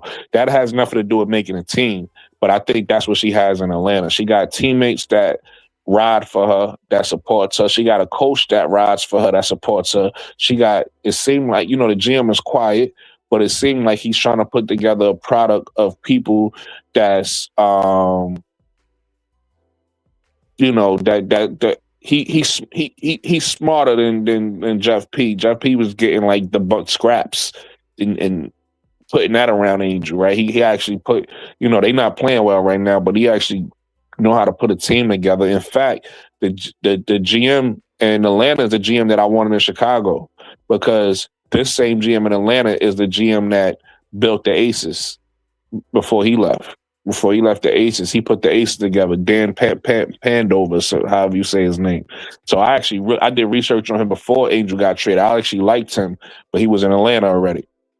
So he knows how to put a team together. So I think that's the difference with her being in Atlanta. I don't think it has nothing to do with her production or her making a team. I just think now she has a better support system around her from an organizational standpoint. The owners like her, right? Everybody likes Angel here in Atlanta. And then on top of that, even her friends, like she's friends with Lotto, right? She's friends with Cardi B. She's friends with a lot of people that lives in the area. So I think this is a much better environment for Angel. So I think it benefits her there. But as far as making a USA team, I think she would have made it whether she was in Chicago or Atlanta because maybe the team would have been losing, right? Because that's all we know how to do in Chicago is to have a losing team. So maybe the team would have been losing, but her numbers and her production, I think she would have been playing at an all-star level. And I think she still makes a team whether she's in Atlanta or Chicago. Like I said, the person I think is in question is Caitlin Clark. Why does she make the team? Because if she can't handle the physicality in the WNBA, how's she going to handle it overseas? Because we all know that MVP she got was bullshit. The overseas game is officiated differently, so that physicality that you will see in the WNBA is not going to be tolerated. Yeah, I thought that was the case, Tika Miller. I think Tika Miller is right, Mo3. I'm going to be honest with you. I think because I heard her talk about it today. She did a press conference. She gets final say, bro. I'm pretty sure. I could be wrong, but I'm pretty sure she picks the team. It's her responsibility to pick the team. That physicality, people that don't want to highlight, though, I don't think that all that is an issue overseas because those people and those officials over there are not held to the same, or that's the wrong wording. The overseas officials, from Russians, Austrians, all this, they don't hold the same view of the game here in America, and that physicality issue is not the same issue because things will be officiated and ref probably more tighter to the vest because there is no impartial. They are impartial. That impartial, there's no favoritism. Bro, So everybody know overseas more physical than American play. Like that's everybody know that. and they call things down the line. Like if there is something in question, there is a committee too, that the higher committee that things go to. They And they play more physical overseas, bro. Everybody know that. another thing too that you did mention though with Chelsea Gray, if anything, like just like with the Diana Taurasi's prior and so on and so forth, a lot of the veteran players, like I told you, would probably already be a lock. It's more going to be about seniority more so than what the production that they put on the court. Sabrina, I give you, because she's played with them several times and we know what she can do. And it would be a seniority issue. But if you were looking at the numbers that's on paper for what Chelsea Gray has done this season, ain't nothing about it jump off and say that, yeah, she's better than any starting point guard besides reputation, and she make nice passes. And she got good IQ. And it ain't because of defense, because one, age and attrition, and her age at 33, 34. You missing one number though. Don't slide and defend at a higher clip than say a Carla Lake, than a Layla Lacan. Layla's French, of course, we know, so she You wouldn't be missing one number, bro. What's that? They number 2 in a WNBA. That number jump off the page to me. The team, But the answer T. Carmella, hold on, because T. Carmella asked you another question. Answer T. Carmella, other question. Can you argue Kiki and Shakira against Angel? I don't think you can really argue Kiki. Honestly, I think Angel's clearly better right now. Not to say Kiki can't close that gap, because, you know, she is a younger player. She can close the gap. Shakira, I think you can argue only simply because of the position. And Shakira, like I was saying earlier about when I was talking about the Atlanta Dream, T. Carmella, Angel is an undersized big, right? Shakira is a good size big, right? She's a legitimate 6'5". She's a legitimate 6'5", and at the basket, right? Like I think you could argue who you think is the better player. I would go with Angel overall as a better player, right? In my opinion. But at the basket, are we just talking about playing at the basket? Shakira is the better player at the basket because of her size, right? It is what it is. Her size and what she provides at the basket, she's able to shoot over players Angel can't, and she's able to block shots. She's able to block people Angel can't because she's bigger. So at the basket, she has that advantage. So we talking about who will be a better at that position, at the center position. I think you could argue with Shakira over Angel, but I think with the playmaking and the transition and everything, and you know everything Angel provide with the rebound and everything. To me, in my opinion, Angel's overall better than both of them. She's better than Shakira and Kiki. But are we just talking about a USA team and needing a center for that team? I think it's an argument there with Shakira. Absolutely. And then to you, Wody. Yeah, get Mo 3. To address T. Camilla, that is not true. Sue Bird gets to select the 12 players, but her choices must be approved by the USA Basketball Board of Directors, and that's what happened. She made the picks, and then it was subsequently approved by the US Basketball Board of Directors. She doesn't have the final say.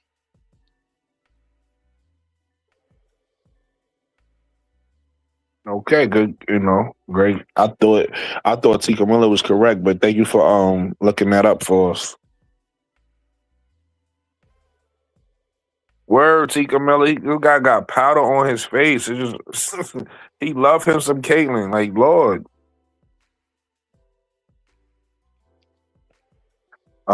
Tay says. Now I'm gonna just say though, like as far as like that, like it goes with whatever player that we take affinity to or whatever. I just want to, like, at all times, people strongly believe whatever they saying, you know, to be objective, they're being objective. But then when I ask you cross-reference what the numbers say, and then the pushback would be defense or turnovers and things, but the people you're in comparison to is subpar or average defenders too, then that's not a I don't find that to be arguing in good faith. All right, so Turnovers- let me explain to you because you obviously didn't understand. When I talk about defense, I'm not saying, oh, look at her defense, she not good. What I'm saying is people like yourself, it's always annoying having Caitlin Clark conversations with people like yourself, only because y'all would like to focus on one thing.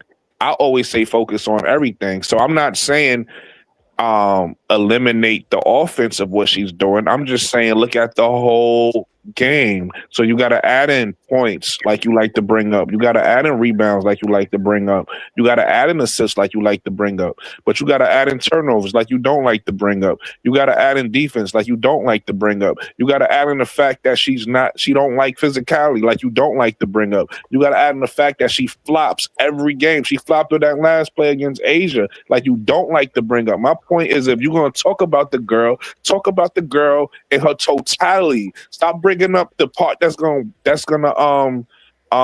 make your argument work and act like nothing else exists.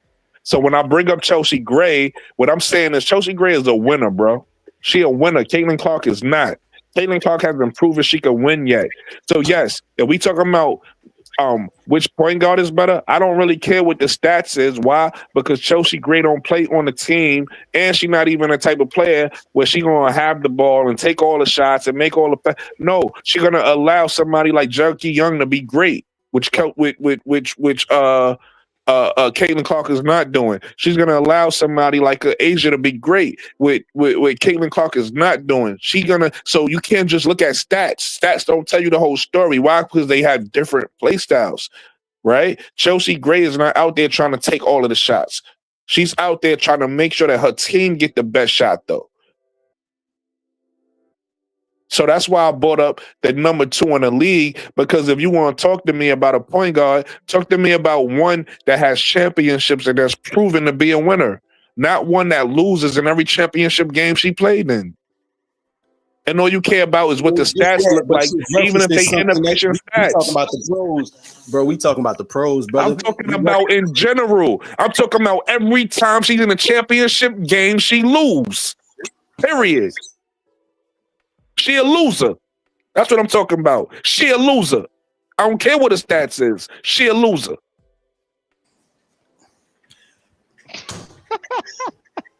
Now, you got Kai Copper on the team. You got Kelsey Plum on the team. What they won? Championship. Who else on the team? Again, that's why I said arguing or debating in good faith. We can throw all that out and make an excuse and find something to substantiate our argument. There's people on that team. He said Kai Copper. About history. We talking about he must say Mo 3. Mo 3. He must not know Kai Copper got a championship. One with Chicago, Kai Copper won with Chicago and Candace Parker. But anyway, when you made mention of he made our point. He said anyway. You said Chelsea Gray team is number 2. You remember that, right? You said Chelsea Gray's team is number 2. You look at that, right? Yeah. How good is the team that Kelsey Plum and Kai Copper is on right now? They own that thing, right? Subjectivity. How good is that team? But you saying that like you made a point. Let me know. I'm not gonna overtalk you. I want the floor when it's my turn. Go ahead, do your thing. That's all I got to say to that subjectivity. The teams that they both are playing on right now, it ain't doing too good, but they own them Olympic teams because of seniority, first and foremost, right? And numbers, the numbers that they put up. Chelsea Gray, yes, you say, okay, she do what a point guard do. I recall, though, when she played, again, they're looking at the FIBA, Ryan Howard was getting a lot of open looks. Hold on, Roddy. Let me answer this comment and you keep going real quick. Because I think she misunderstood me when I said something earlier. Tay says, well, then y'all agree with the haters that say she only made it because of her name. And if Angel continues to play till Olympic time, she will be on that team. And Sue Bird is the sole and only. So what I was saying, though, Tay, I think you misunderstood what I was saying. I'm not saying I feel like she made it. I said I feel like she deserves to be on the team based off her play. I feel like I think that's how Sue Bird feels. You got to understand that these people show their hand when they talk. Candace Parker, Sue Bird, whoever, Cheryl Miller. You got to realize these people show their hand when they speak, right? So I said what I was saying, Tay, is I feel like that's how Sue Bird feels. I feel like Sue Bird looks at Angel like, okay, this would be great publicity. I have Caitlyn and Angel on the team. That's how I feel. I don't feel like Sue Bird feels like I feel. How I personally feel, I don't agree with the haters to your point, Tay. I personally feel like Angel deserves to be on the team the way she's been balling. I personally feel Angel is a top, 2, 3, 4, 5, wherever you gotta power forward in the league. I don't feel like she could be no lower than 8. I feel like 8 is the lowest she could be. So I feel like between 2 and 8, depending on where you got her, that's where Angel is in the league, in my opinion. I got her probably like top 5, somewhere around there. So I believe she's on the team based off her production. I don't believe that's how Sue Bird feels, Tay. Go ahead, Wody. Oh, I don't have too much more to add to that one because again, that would just be some reiteration. And I could even piggyback and build off of what you said. So, production, which generally means them numbers, them rebounding numbers, and the defense was amazing, right? Even with some of the flaws that a lot of people would admit that they can be there in her game, but we'll accept that because of the production. And in that same vein, I'm sorry, Wody. when you Pause real reign, quick. I apologize because these comments is triggering me because it's like people are not listening. All right, so Andy, Andy says I disagree with everything I'm hearing. Very biased in favor of Angle and Auntie Clark, but it's okay. So you're not hearing nothing biased, right? I don't do nothing but tell the truth about Caitlyn every day. So I don't know how you feel, Andy. Maybe you feel like Caitlyn is the best player in the league. And if you don't hear anything towards that, then you don't like what you're hearing. But you just heard me talk to Wody Mack and say, hey, if you're going to talk about Caitlyn, talk about the totality of her. That's not hate. That's facts. You just heard me and Mo3 talk about how Caitlyn like to use that off arm when she dropped to the basket. That's not hate. That's facts. You just don't like to hear the truth about the player you like. You just want what you want, Andy, is to go to those chats, and you more than welcome to leave if you feel like it's hate. You more than because I'm gonna tell the truth whether you like it or not. So you more than welcome to leave, my man. If you want to go in those chats that just tell you what you want to hear, that's just gonna talk about her points, that's just gonna talk about her assists, and not tell you that she turned the ball over 8 times, that's not gonna tell you she was 2 or 10 from 3. You don't need to be here because I'm not gonna lie to you. Maybe you like people that lie to you, and that's okay because we can like what we like. You get what I'm saying? But I'm not that type of person that's gonna lie to you. I'm gonna tell you the truth. Maybe in your household, your mom never gave you no vegetables. You get what I'm saying? Maybe in your household, your mother never told you to drink water. So now you feel uncomfortable when somebody say, hey, take care of yourself, be healthy. Maybe that makes you uncomfortable. But over here, we got something called accountability. We got something called integrity over here, Andy. So I don't know what you're looking for. But if you're looking for a healthy chat that's gonna talk about basketball the right way, that's gonna be able to critique Angel. I don't know who Angle is. I don't talk about Angle.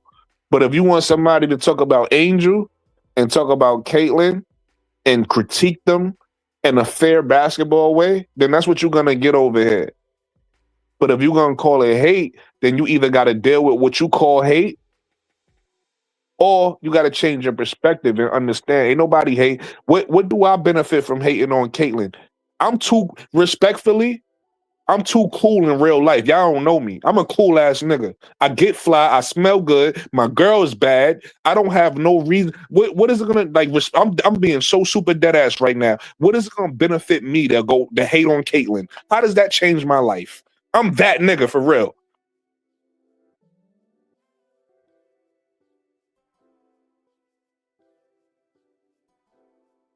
Now, moving on. I'm sorry. Go ahead, Walter. You can finish. Like These niggas is bugging. These niggas bugging, more Wody. They need don't to know. be said. They don't know how a No New more York need to nigga is for real. Like, they think I'm gonna just be hating on Kate. They think I walk up. Listen, like, I'm sorry, Wody. I gotta say one more thing. I'm not y'all, bro. I'm not y'all. Right? When I say I'm not y'all, I'm talking about those people that be in the comments that's mad that these women. I always tell y'all all the time, these are women. No matter how much I might not be a Caitlyn fan, I still won't go past a certain level and disrespect her as a human being. She a woman, bro. I don't even feel comfortable disrespecting women. I'm a whole man out here in these streets. I'm a real grown man in these streets. I don't feel comfortable disrespecting women, bro. It makes me uncomfortable. And when I see men disrespecting women, that make me uncomfortable, bro. That's weird shit to me. Why are you so mad at a woman, bro? What's up with you? What's wrong with you? Why are you mad at this lady? That's a lady. You understand? That's how I carry myself. I don't have no reason to hate on Caitlyn, bro. She flops on her own without no hate. She turns the ball over on her own. She comes out here and shoots triple on her own. In the All-Star game with no defense. So I have to hate on her. She do that by herself. I have no hate for that woman. I wish her all the best. I hope she everything I hope she is. I hope one day she is the best player in the league. How is that going to benefit me or hurt me? If she's playing bad or playing good, tell me how that changed my life. I'm still going to be me. I still go out here every day smelling good, looking good, getting fly. Like, that's me in real life. I'm really, what do you want? Like, why would I have to hate on Caitlyn? I don't. Come on, you better than that, Andy. Cut it out. I'm sorry, Wody. I'm done. That's my. I'm yeah. I don't even know where we at no more with it, but hey. All I'm hearing is hate. See, all I can say, and I don't speak for you or Mo3 or any other person or how they feel about what they feel.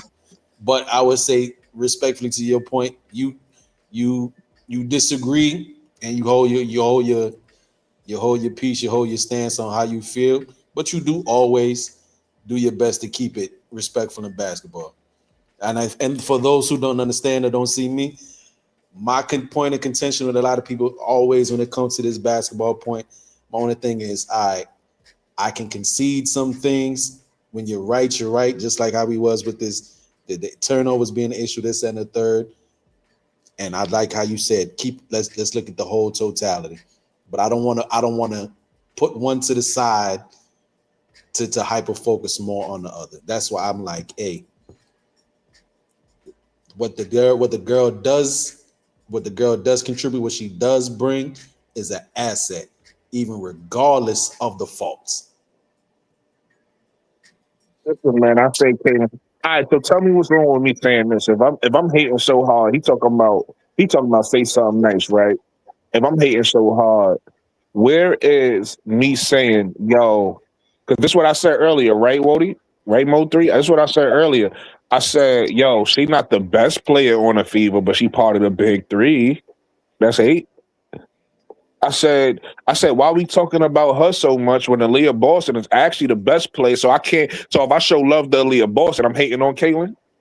I said Kelsey Mitchell was actually the reason they offense because she efficiently scoring. That's hating on Caitlyn. Oh, so we not supposed to get nobody no respect. So we supposed to hate on everybody but Caitlyn is what you saying. It sound like y'all niggas is the haters to me. Because when I tell the truth, that ain't hating. Because everything I said is a fact. Now you might feel differently because of, again, feelings get involved. I'm talking about facts, not feelings. So if your feelings is involved and Caitlyn is your favorite player and you just want to hear she better than everybody, that's your feelings, bro. Get out your feelings.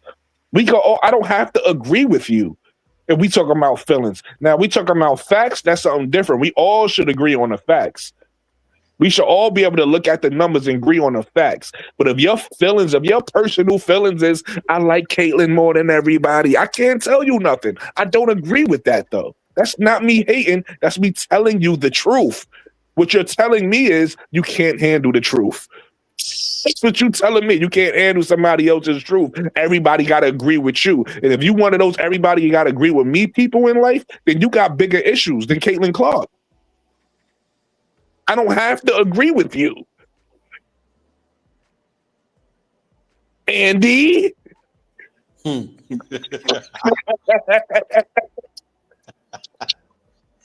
God dang. Oh, I don't know. I feel like I've been showing Caitlin Clark a lot of love today. It's just that people want to hear it their way. Like, stop that. Y'all gotta realize y'all in here with me. Let me say this too, man. Y'all in a perspective with 80s. I'm not on them other channels. I'm not like them. When I say I'm not like them, this is what y'all get on a lot of them other channels. One, y'all get people that's a fan of a certain fan base, whatever that fan base is, right? It could be an Asia Wilson channel. It could be a Caitlyn channel. It could even be an Angel channel because they do this in some Angel channels. This is the perspective with 80s, baby. You now rocking with one of the best, right? This is different. You different over here. When y'all come over here, this is a sports channel. I'm an Angel Reese guy. Angel Reese is why I'm here, but I'm not in here to glaze Angel Reese like she better than everybody. That's not what I want to do. I just want the success of Angel Reese. That's what I want. I want her to be successful. I want to see her grow. I would love to see her get better. If she becomes the best player in the league, then great. I'm happy about that. But that's not why I'm here to be an Angel Reese glazier and just be like she's better than everybody. And that's not what I want to do. I want to appreciate women's basketball. I want to help grow the game, right? I want to see my favorite, which is Angel, be great and successful. That's what I want to see. But I'm not gonna be in here lying about Angel the same way I'm not gonna lie about Caitlyn. This channel got integrity, bro. I say this all the time. It's an integrity channel. Let's be smarter basketball fans and let's learn from each other. Even myself, I learn from O3 every day. I learn from Hot Tracks every day, right? I learn from these guys every day. We teach each other. It's times they say something, and I'm like, oh, you right about that. I tell Mo3 he right all the time. It's times where they may be wrong about something, and I might be right about something. Mo3 just told me I was right about something today. That's how it go. We learning from each other, bro. We holding each other accountable. We having sports talk, and we just holding each other accountable from a positive place. We not in here to like prove each other wrong. But if you having a sports talk, you can be like, oh shit, okay, because based off the numbers and based off this is actually the facts. And that's what we all trying to get to, the facts. Because why? Because we love this game, bro. I've been loving basketball since before I knew who an Angel Reese was. I've been loving basketball before I was a women's basketball fan. So I love this game first. I love the game. And I'm not going to disrespect the game because y'all love Caitlin Clark. So now I got to disrespect the game to make y'all feel better about Caitlin. I'm not doing that, bro. I'm not going to do that. I love the game too much. I don't know if that was understood. Hopefully that was understood. It might have went over some people's heads because some of y'all probably don't even know basketball. Y'all just here for one person anyway. I'm not. I'm here because I love the game. And Angel Reese brought me here. That's how that go. So it's no hate on nobody. Shout out to Caitlin. I wish Caitlin the best. That's what I keep saying. People, what does it benefit me to hate on Caitlin? They don't change my life at all. Like, why would I hate her? I don't hate the girl. So I wish her the best. But I'm going to tell the truth. I would just like to highlight something that you said, right? That and maybe it's true. You said you've told Mo3 that sometimes you're right. I don't think you ever told me that though. But maybe I'm just reading too much in there. And I'm gonna tell you something. This is how real I am. Remember about a year or so ago we had a conversation about a mid post and I laughed at you.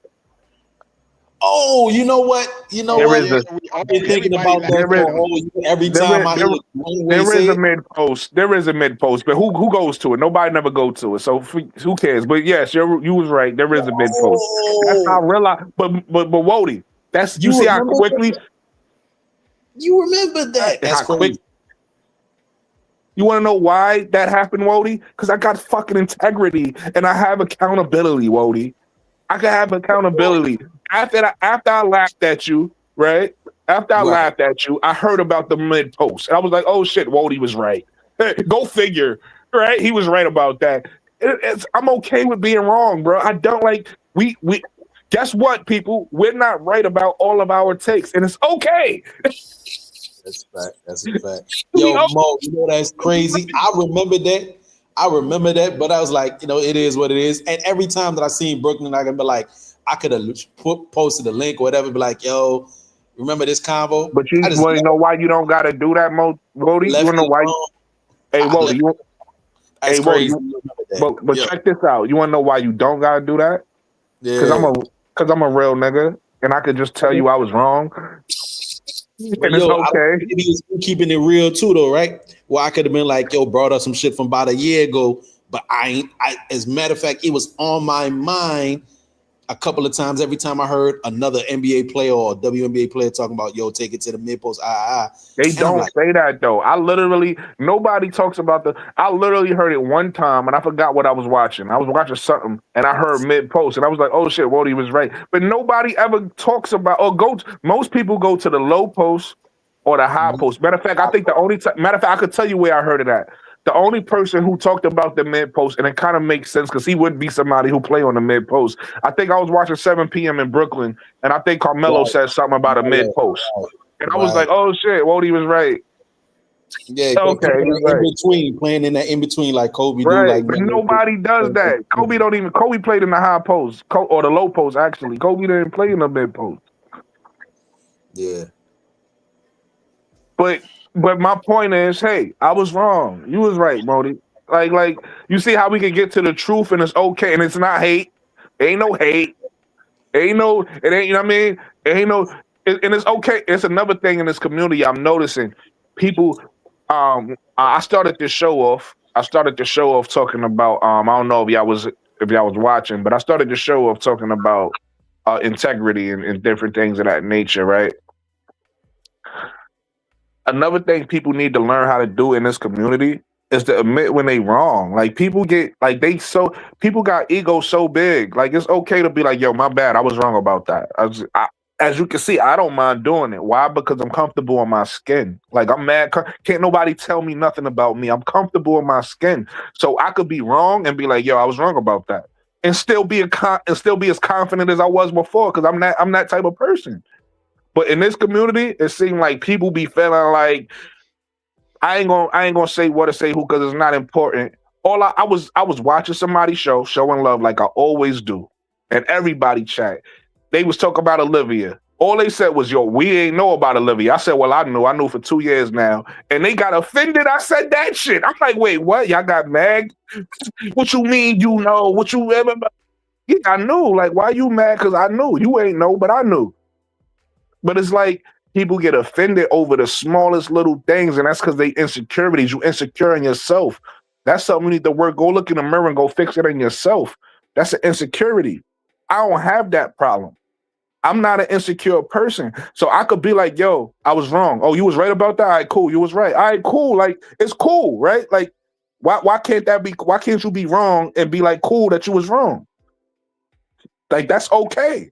Like, I don't think people really need therapy, bro. Like, people need to really go figure themselves out, especially before they start getting on this internet and talking to other people like they know something. Y'all need to work on yourself. You get what I'm saying? But anyway, that's a whole nother thing. Like I said, Andy, ain't nobody hating on this girl. It don't change nothing in my life. I'm already me. And I'm 1000% comfortable and happy with me. People like me in real life. I don't know if y'all know that. Shit, people like me on this internet. That's why I'm here. People fuck with me. Hey, you got haters. You're going to have people that hate me or whatever. I always got haters everywhere I go just because I got big energy and I carry it a certain way. So, yeah, I'm going to have haters. That's cool. I don't even acknowledge them. They okay. Like, I'd rather show love to the people that show love. Why? Because I show love. Anybody who know me and that watch me and that's honest. And if you ever see me go on people's channels or if you ever see me, I always show people love. That's what I do. Because why not? That's why. Why not show love? Why not show love? I don't understand, like, what's the hating about? It don't even make sense to me. Hating don't even make sense to me. I've always been a person my whole life. I've always been this person growing up. And I land my plane with this. We get back to basketball. I always been this person growing up. Somebody could have more money than me. Somebody could have had more girls than me. Somebody could have, been flyer, cool, like having, better clothes than me. Whatever it was, I've never been the person that wanted what you had. I always been the person to be like, yo, that's fly. Yo, you got that? Oh, that's fire. Keep doing your thing. Keep killing it. I even do that now. I go on people's channels. Oh, you killing it. You doing your thing. Keep going. I go and y'all don't even know because there's a certain community where but it be new people I see popping up. It be small channels. I always be showing if you somebody who cool, I ain't gonna do it to everybody because I just don't like if you somebody who I think got bad energy, I ain't fucking with you. I don't fuck with everybody. Some people on here I don't like because they energy. That's why I don't like them. They got bad energy. They got bad juju. They not good people. So if you strike me like that, I'm not gonna fuck with you. But if you somebody who I think is doing good things and you part of the community and you here talking about women's basketball and you trying, whether you a big channel or a small channel, I'ma show you love. Why? Because why not? Why not show you love? That's why. That's why I do it. Why not do it? That's how I operate. That's how I operate in real life. That's how I operate on this internet. I'm always me, no matter what. That's why I think people who come on here and start performing is corny. It's like, be yourself. Be yourself. Be who you are. Stop trying to perform for people. Stop trying to perform for the internet. That's corny. Because I could tell when people doing that too. I could tell when people putting on a performance. This is me in real life. I'm like this everywhere I go. Like, this is me. You get what I'm saying? Y'all getting a real authentic me. And that's why people like me. Like the ones who do, because they could tell. Like you could tell when something is real and authentic. You getting an authentic person right now. You're not getting somebody that's trying to perform for you. A lot of these people on this internet is performing. And somebody like me could see it. I don't know if y'all could all see it or who could see it, who can't. I could tell. I know the people that's performing versus the people who not. I could tell. Like it's clear as day. But with that said though, let me get to this comment because I think Tika Miller asked me something. She said, here's something positive. Hopefully, she get married. Hopefully she get married, and have some children of the corn babies and lead a game to people that doesn't. You stupid, Tika Miller. Hold on, I gotta plug my phone in. My shit about to die. I'm on 3%. All right. Let's see what Andy talking about now. Every player has bad games. Okay, you still coping. Okay. Who said every player don't have bad games? Tika Miller says something positive. There you go. You got something positive. I hope y'all happy now. I guess, look, that's positive, right, Tika Miller? I guess now if you sell the truth about her game, they're going to say you a hater. What type of shit is that? Now she had a lot of bad games lately. Look, yeah, just tell the truth. Look, but you say MD, you say that, and then you hating. Check the stats for each game. Queen flop needs to be more consistent. That's a fact. That's just a fact. But you say that, and you a hater. Where did you see that, Mo3? Alexa of ESPN reported differently. Mo3, she's asking, where did you find that information? Because she got different information. Oh, he posted it for you. Okay.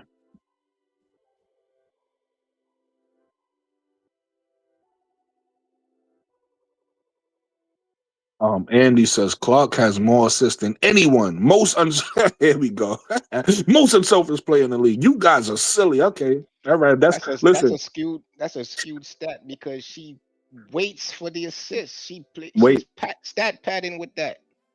But now you a hater, Mo3. Now you see, that's what I'm talking about. What you just saying on Mo3. Alyssa Thomas operates in the same vein, whether it be them DHOs and getting an assist or making every play coming off her hand. Nah, am I right or wrong? No, you wrong. That's how. What does Alyssa Thomas do offensively? To Brooklyn's point, that's how I could tell you don't watch the games. Alyssa Thomas, sometimes she doesn't even bring the ball up, but even when she brings the ball up, she passes. She gets rid of the ball quick. She doesn't dribble out and wait for and go run in, run out. Alyssa Thomas doesn't make a lot of moves. She's sitting there in a protect dribble stance, letting the play develop and making a pass. No, bro. You ain't exactly watching. Even when she brings the ball up, she brings the ball up the court, and she does what Paige does. She brings the ball up the court, and then she gets rid of the ball. She gets it back. When They're she be doing all running. that They're extra, running. They're when running an she action. They're when she's running doing action. They're running a when play. she's G. doing that when she's doing that stuff, it's later in the clock. Caitlyn will bring the ball up and don't pass to nobody until she feel like she's about to get an assist. That's the difference. Even with what Caitlyn is doing, whether it's high pick and roll, it's either with Oh, the come intention on, of her man. scoring or to hit the roller or to hit the spray out to the corner man or to one of the shooters. Exactly. And it's Those the are the prime and it's positions to get an if assist. it's read and react, and if that's read and react, which generally that's what the type of offense she's running there. Give me a pick. Let me run this. I got my shooters in the corner. Read and react of what the defense is doing to Listen, get a man. play going. I don't care why she's doing what she's doing. What The Alyssa point, Thomas is the doing different point is they're is, running a play, G. that's what Hold on, she's hold on. doing. One at a please don't overtalk. I want y'all both to speak, but one at a time. Don't overtalk each other. Got it. That what I'm saying, what Alyssa Thomas does is more structured. She's running a play, but it's always going to come either off her hand or somebody else makes a play off the secondary action. It's still running through her. It's just it looks different because she's running a structured offense. She's not reading, reacting, freestyling. Why their numbers look so much? It's just that Alyssa Thomas don't take risks. And she ain't doing nothing fancy. It's protect dribble, go into protect dribble stance, and either attack the basket, get her little floater off, a little push shot off, get her 14 and 10, or 14 and 12, 15 and 12, 18 and 12, structure. Bro, what you're saying, you just said a whole bunch of nothing. You sound like you didn't listen to me. I listened to you, and it has nothing to do with what I'm saying, bro. I'm saying Caitlyn does not do the same thing that Alyssa does because Alyssa brings the ball over the court and gives the ball up. Caitlyn doesn't do that. She holds the ball until she can get an assist. So who's the secondary playmaker for the Phoenix? Listen, Alyssa Thomas gives the ball up and gives other people a chance to do something, to either get an assist or create their own shot before she does what she does. She gives the ball up and then gets the ball. If the ball comes back to her, then she does her thing. Caitlyn doesn't do that. Caitlyn just does her thing. And I told you exactly. Now this is why I said I don't feel like you listen to what I said.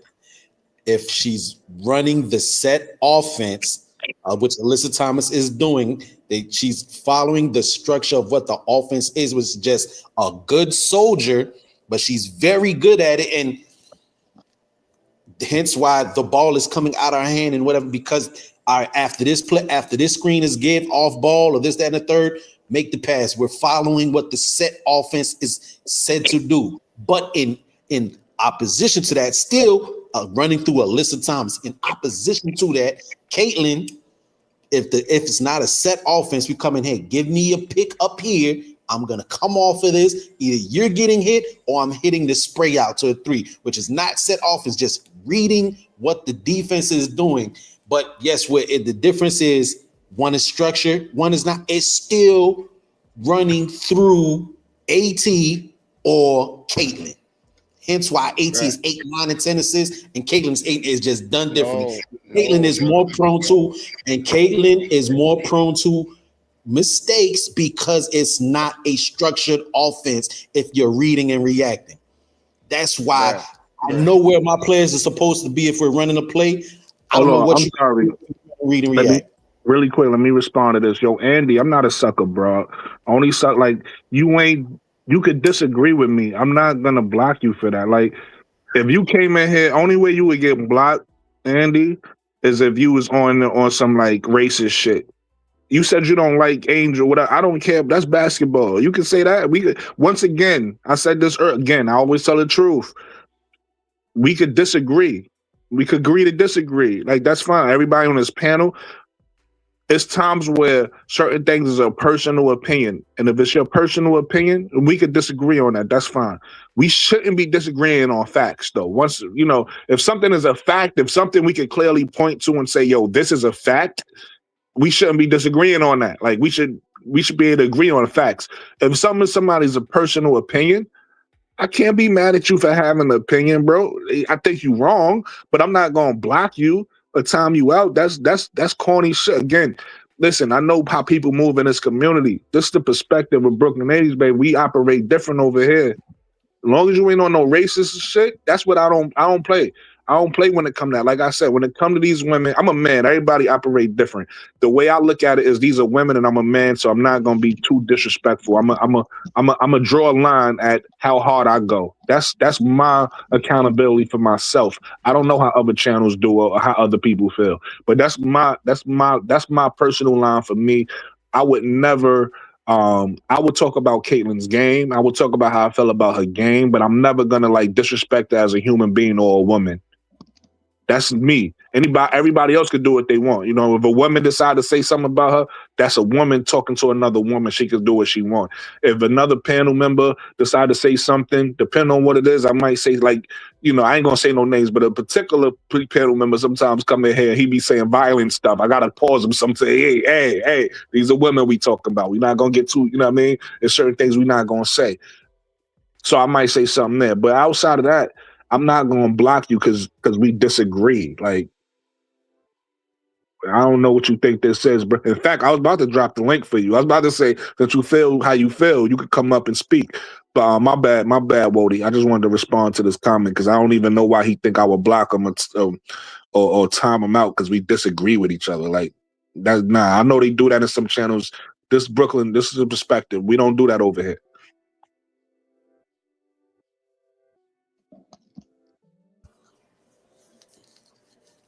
Audio Hey, over here, super caping for Caitlyn, and what is nonsense It's gibberish. gibberish.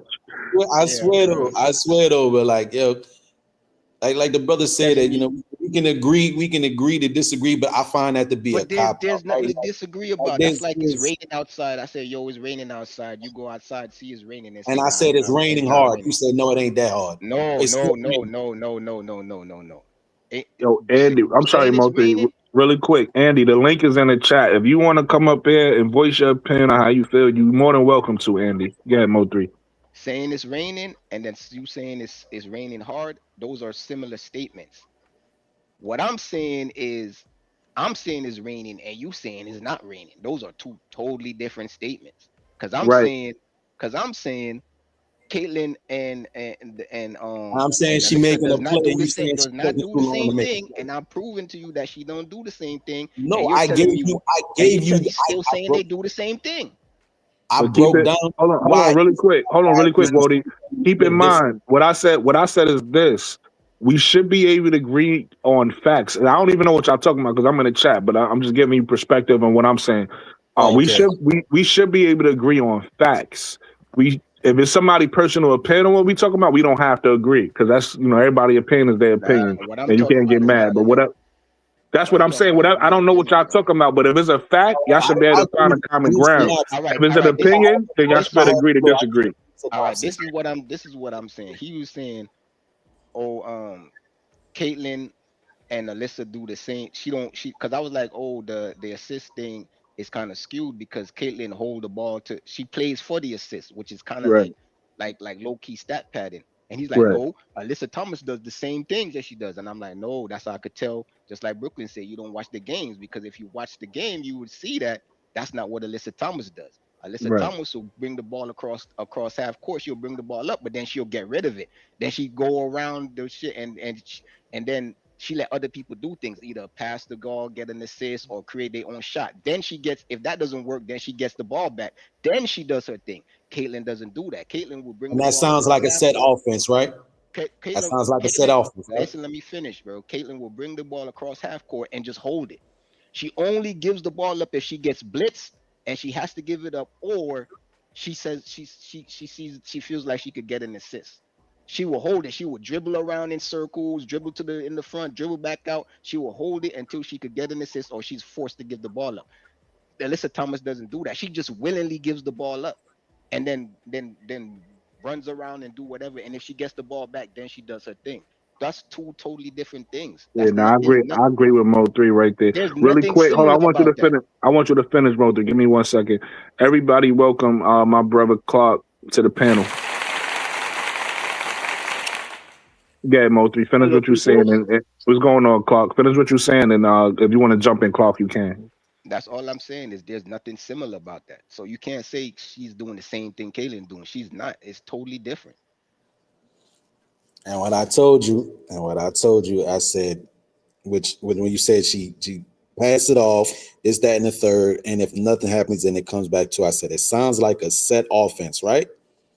I said Caitlin Clark, a lot of times, you'll hear that she's more comfortable in a read and react system, even out of her own mouth will say that, right? Which is it's still an offensive system, right? If Caitlin Clark is allowed to run the offense the way that she sees it, read and react, making a pass and a play off of what the defense does. And this is where it's getting tricky. And this is where somebody gonna say you're wrong a lot of times. She's doing the same thing in a different offensive system that is running through Caitlin the same way it starts and initiates with Alyssa Thomas running a set offense where she knows what everybody's supposed to be doing is running through her. And then when when it breaks down, your best isolation player gets the ball. It's generally not Alyssa Thomas, but she's a bully on the inside. She gets hers off. Hence why her assist numbers are always so high, because she is the play initiator, just like Caitlin. They are doing the same thing. You disagree? I know. Bro, this dude is crazy, You bro. disagree. I know. This You dude is disagree. crazy, bro. How are But they no, doing the you same don't thing? That disagree. doesn't make You don't sense. disagree. Disagree and tell me where I lied. That's all I ask. Tell me where I'm wrong. You lied by saying they're doing the same thing. They're not doing the same thing. Why is that not the same thing then, Mo3? Oh my god. They're both the All play right, man. All initiator. right. You know what? You got Both it, the bro. You play got it, bro. initiators. You got it, bro. I don't know what's wrong with you, bro. You just I don't know. You must be the ultimate troll or some what the hell, bro? Like No, because it's like I need factual this is the back. main I need thing. something All right, backed this up is as by simple as I something could that get I it. can One tangibly person touch. two Read and people bring react the ball up. offense, read and react offense, or a structured offense, whether they're both the play initiators. I'm all play initiator, read and react offense. Alyssa Thomas, play initiator, read and react offense. Caitlin Clark. It starts with them, hence why the assist numbers are always so high. Offensive scheme, read and react is an offensive scheme. It's just more freestyling. Caitlin Clark freestyles the hell out of the game, hence why she's so turnover prone, and has such bad assist to turnover numbers. But still, read and react is an offensive system. So, Mo3, Tika Miller wants you to read. No, Um, I already hollered at that. I already read that. That's old. all right. Bro, this dude is not making no sense, bro. Let's move all on, right. bro. So then This I'll ain't go to making no I'll sense, go to bro. say, does Caitlin Clark run a read and react offense when she's given freedom? Listen, I don't care why she's doing what she's doing. That's not the point. All my point is that she's not doing the same thing Alyssa Thomas is doing. They're doing different things. And it's clear to see. So You all even right, said it with your own word. They're doing different things, bro. One player they're running they a both different offense. they Yeah, they're both running bring a the ball different up across offense. half court. One gives the ball up and one keeps the ball. They Right Yo, run a there, different. Andy. right there is Yeah, the differentiator right there. They really. run two different Hold offenses. on, y'all. Really quick. I'm sorry. Yo, Andy, really quickly. You more than welcome to stay in the chat, Brody. I was just giving you the option to, be able to speak because, you know, this is not a chat where just because maybe the whole panel might, well, we know Modi 3 don't agree, but this is not a chat where if the whole panel feels one way that you can't, as long as you're respectful, you know what I'm saying, you can't come up and give your opinion. You get your opinion, but you're more than welcome to stay in the chat. It's up to you, Brody. And what's going on, MDT? Pull up. I dropped the link already, MDT, if you're trying to pull up. Yeah, that's it. Yeah, Wody. I just wanted to No, respond yeah, to him y'all in the can go chat ahead. real Y'all can quick. move on to whatever next is on the docket. No, that's it. Yeah, it's a general conversation now. Y'all can Let's talk about what Yo, Tika Miller was talking about the Dallas game last night. talk about it. Yeah, Washington looking good, and Dallas dropped to 7. Wow. Yeah, I was looking at that too. I was thinking, I was like, yeah, they're gonna drop to 7 because now Washington is above them because they got less losses. They got less losses. They got less wins, but they also have less loss. Wait, like, Yeah, they might have the same amount of wins now. these next couple weeks is gonna be telling. There's gonna be a lot of switching because all these teams is playing each other. All these playoff teams playing each other. So we're gonna see a lot of flipping. That's And also something I looked at Look tonight. at that. If the playoffs started today, the Fever and the Dream would play each other. If the playoffs started today, because they're the 4-5 matchup. The Wow. Mystics would play the Valkyries because they did 3-6. The Wings would play the Aces, and the Liberty would end up playing the Lynx if the playoffs started today. Look, it's 1-2 is Minnesota, Vegas, Golden State, and then everybody else. They all got 19, 9. They all 19 they all wins. either got the same record or a half a game off. Yo, do me a favor really quickly, because sometimes the conversation be good and you forget. Just hit the like button for me if you haven't hit the like button yet. Make sure you spam that like button for me. If you're on mobile, please hype me up. Hype. You know what I mean? It's the one man army A sign. You feel what I'm saying? I don't got a team behind me. It's just me. So I need all the support I could get. Let's get and put the channel in an algorithm. Now, I mean, we've been on here about 3 hours, so let's try to get some new people in here. Let's get some new Caitlin Clark people in here to say we hating. You know what I'm saying? Let's get some new. Let's put this on some new Caitlin Clark people feed so they can say we hating. Hit that like button. Hit that like button and hype me up. I appreciate it, man. And if you feeling generous, send your boy a super chat, man. Been up here for 3 hours and being entertaining. That ain't easy. It ain't easy entertaining niggas for 3 hours. Send a boy a super chat. Yeah, I'm sorry to say this, but I'm not sorry to say it because I don't really like none of those bottom teams. But those bottom teams, they don't got no chance of getting in the playoffs. Especially if they keep losing. They do got a chance, but they have to, it has to be like they gotta catch fire and they not catching fire. And the same thing, somebody gotta go on a losing streak. So right now, every game we had, so with all the playoff teams playing each other, it kind of don't matter who beat who because they all in the playoffs anyway. It's when those non-playoff teams play the playoff teams. They got to get some wins and they got to hope somebody go on a loser streak. So right now, to your point, Mo3, it's not it's staying like kind of even. But we've seen it happen before where you sit there like, yo, it could never happen, and then somebody's The going a the crazy losing streak. the reason I said that it would have to be some crazy because the Dallas went on is on a 2 game losing streak and they also lost to they lost to LA, right? But they're still 5 games behind LA. I I mean think LA it's is six, LA's six, right? no LA is I think. 5 games behind. It was 6, but they lost tonight, so now they five Oh, games okay. behind. Because And I mean what that's really still too matters far. what really matters is not the win column, is the loss column. Because you can make up wins, but you can't make up losses. Once a Yeah, loss And, Phoenix is and hurt once themselves tonight. huh? I said What? Phoenix hurt themselves tonight.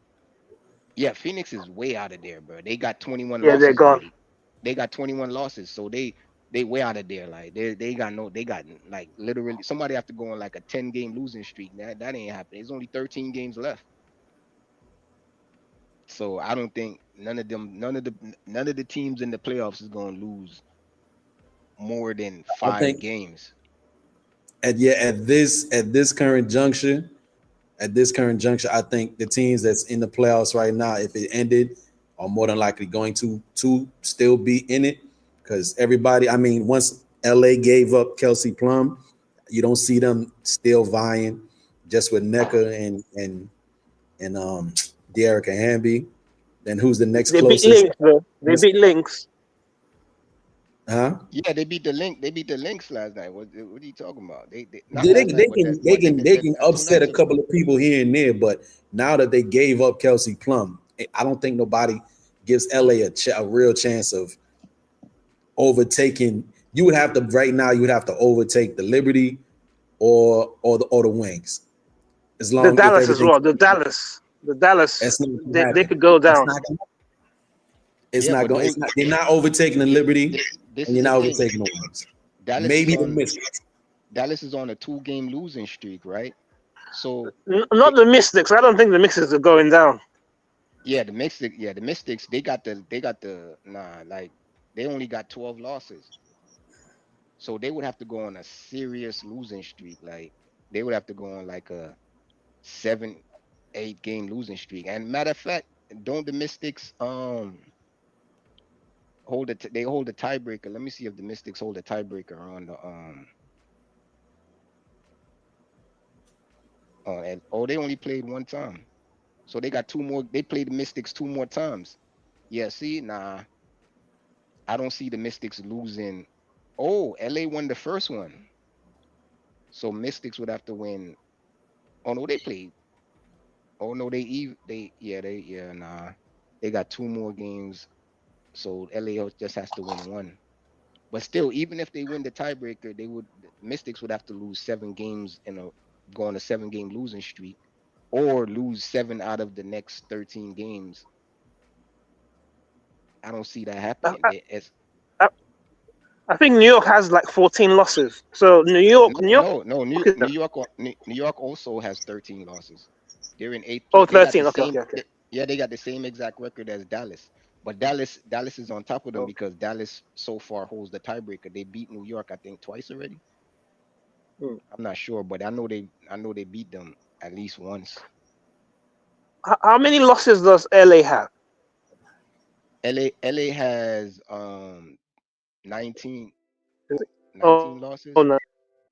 no, No, they that's have 6, 18 man. losses. Whew. They have 18 Okay, losses.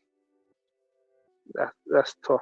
Yeah, So it's not yeah. I only don't. it, Yeah, not only does the Dallas and New York have to lose 5 or 6 games out of their next 13 games. LA would have to win all of their games, almost all yeah. of their It's not games. gonna They would have happen. to go. They would have to go 12-1 or 12 and Hmm. 2, 11-2. I don't see them winning Yeah, 11 out of their next 13 games. Like, yeah, yeah. I think it's a wrap, man. yeah, it's over with. And the It's rest of the over. te- Yeah. the rest of teams got 19, 21, 21, 20. The rest of the teams don't got no shot. It's even worse I for tell them. you what, Chicago can do it.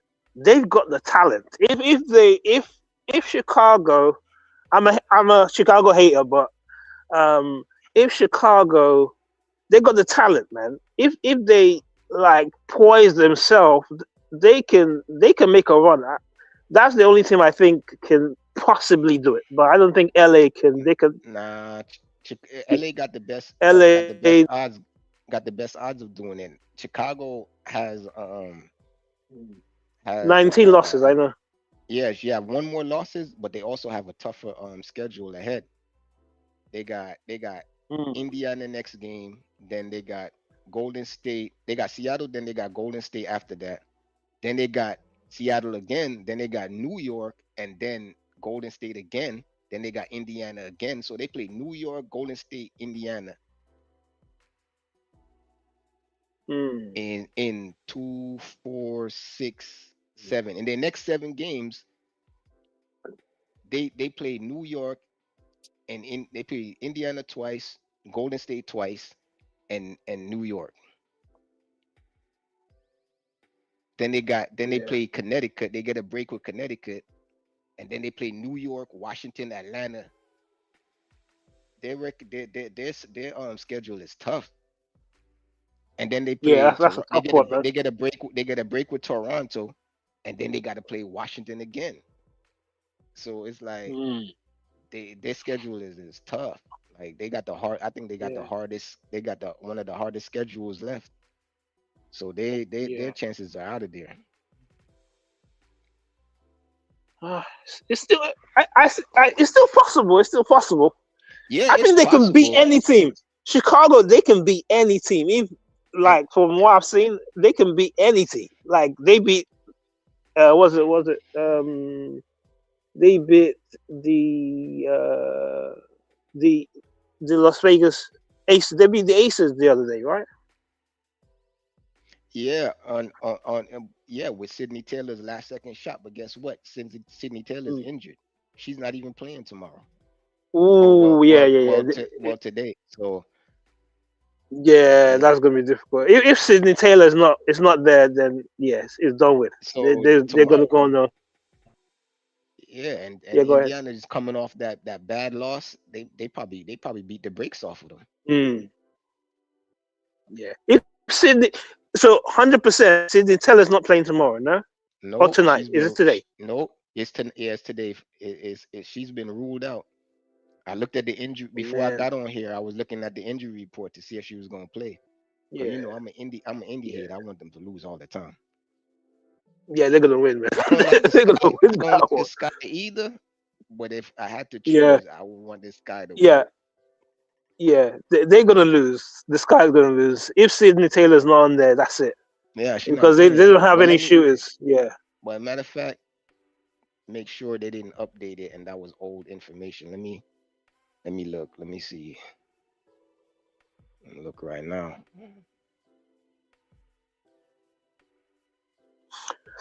Yeah, whilst you're doing that, is it okay if I speak on the match last night? Yeah, you ain't gotta ask, bro. Yeah, do your thing. Oh yeah, before you go, before you go, go ahead. Yeah, Sydney Taylor, she has a groin injury. She has been ruled out for Saturday's game against the Fever. Yeah, and it's a groin injury too. Oh no, yeah, it's over for them.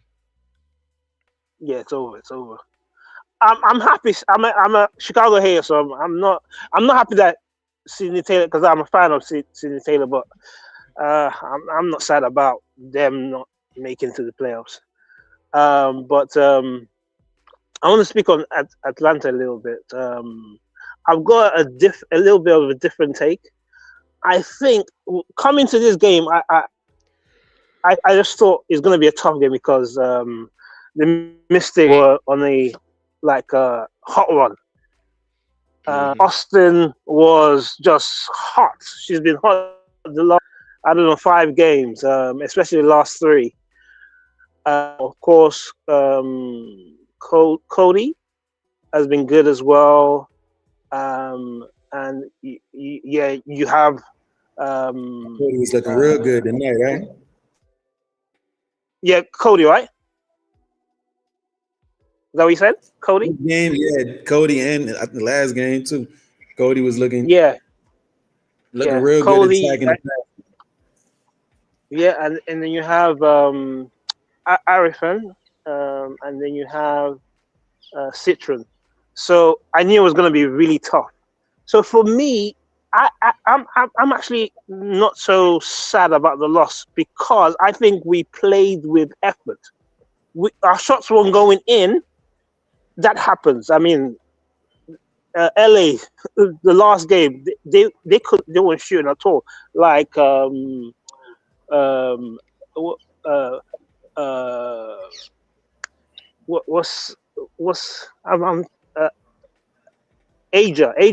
wasn't really shooting well in that game until the end of the 4th quarter and of course overtime. So for me, I think there was a lot of effort from Atlanta. I saw effort. They didn't give up. I didn't see them give up. So I think that was good. I think Ryan came up well. She played well. I love that she was upset. That was good. And I think Gray played well as well. She pushed, man. Gray pushed. She had some tough shots that she took. Of course, Reese was a tough night for Reese, but she gave us rebounds and she gave us defense. But I think with this team, the coach brings a disability to the team. I think that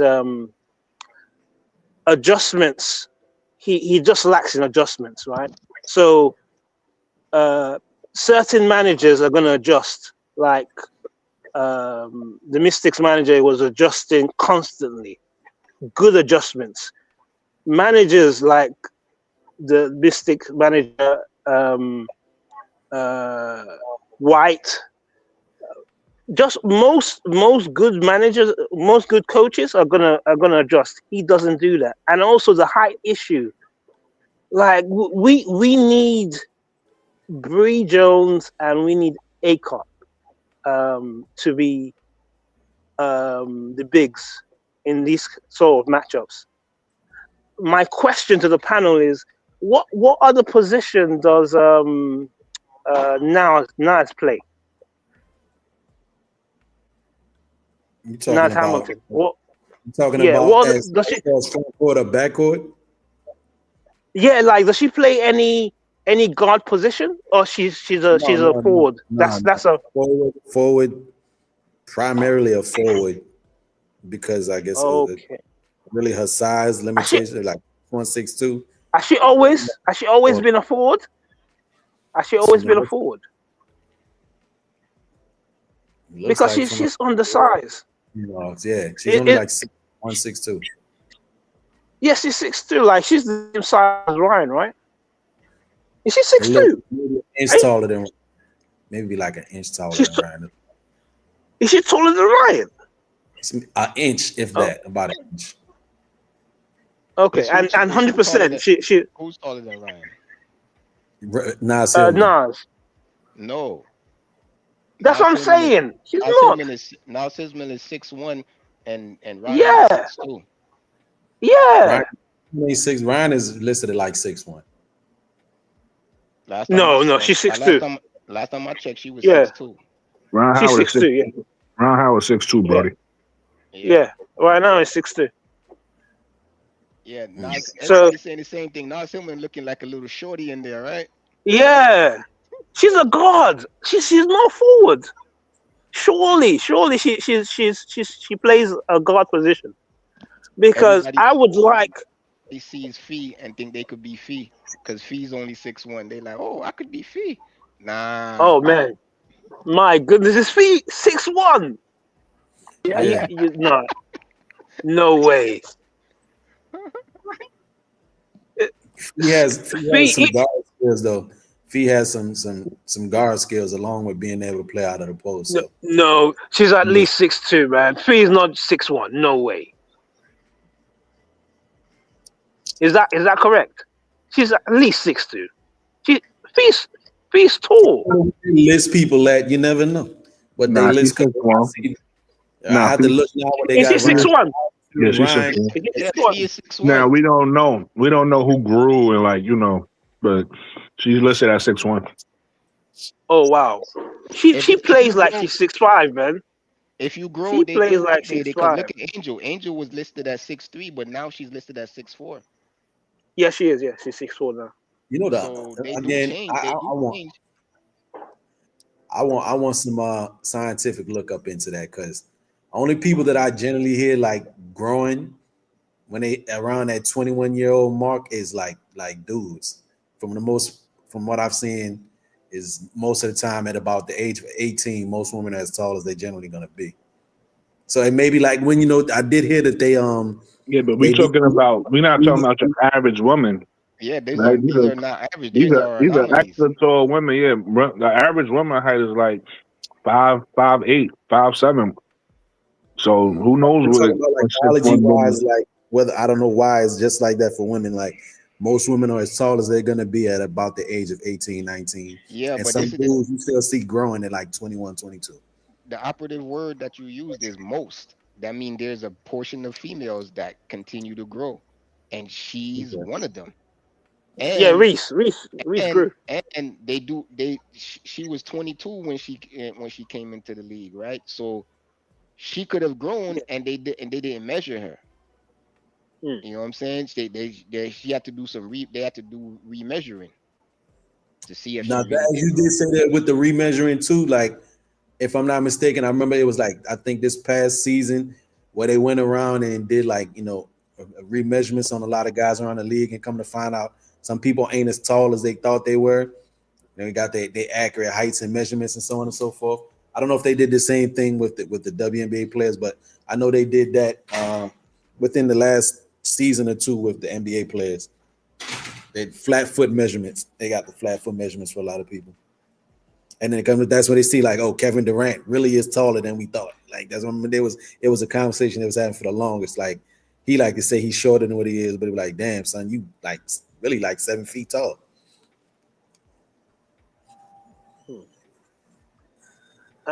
And then the other thing, there's a bit of an issue with our play, Atlanta play, is that we need to like, especially after the first and second quarter, especially if we're under pressure, we seem to just lack moving the ball. A lot of people are saying that, but also just making plays that gives a free shot. So giving Ryan or Gray a free shot. It seems to be very difficult for the team to do that. Maybe like the first quarter, or especially the first quarter, they'll have good plays. But let's say the third and fourth, especially if they're under pressure, they seem to just not have any sort of flow in play and give the shooters open chances. So that's something we're lacking. So,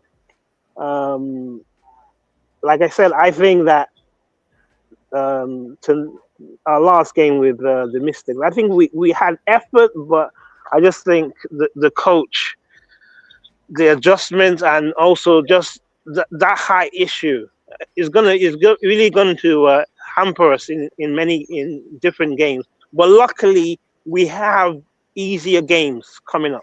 That's a good thing. I think the tough games are with the Fever, the Lynx, and who else? The Fever, the Lynx.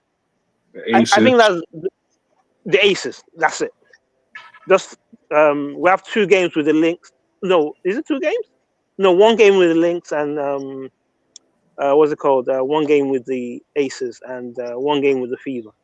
So I think those are and New York. We have 2 games with New York.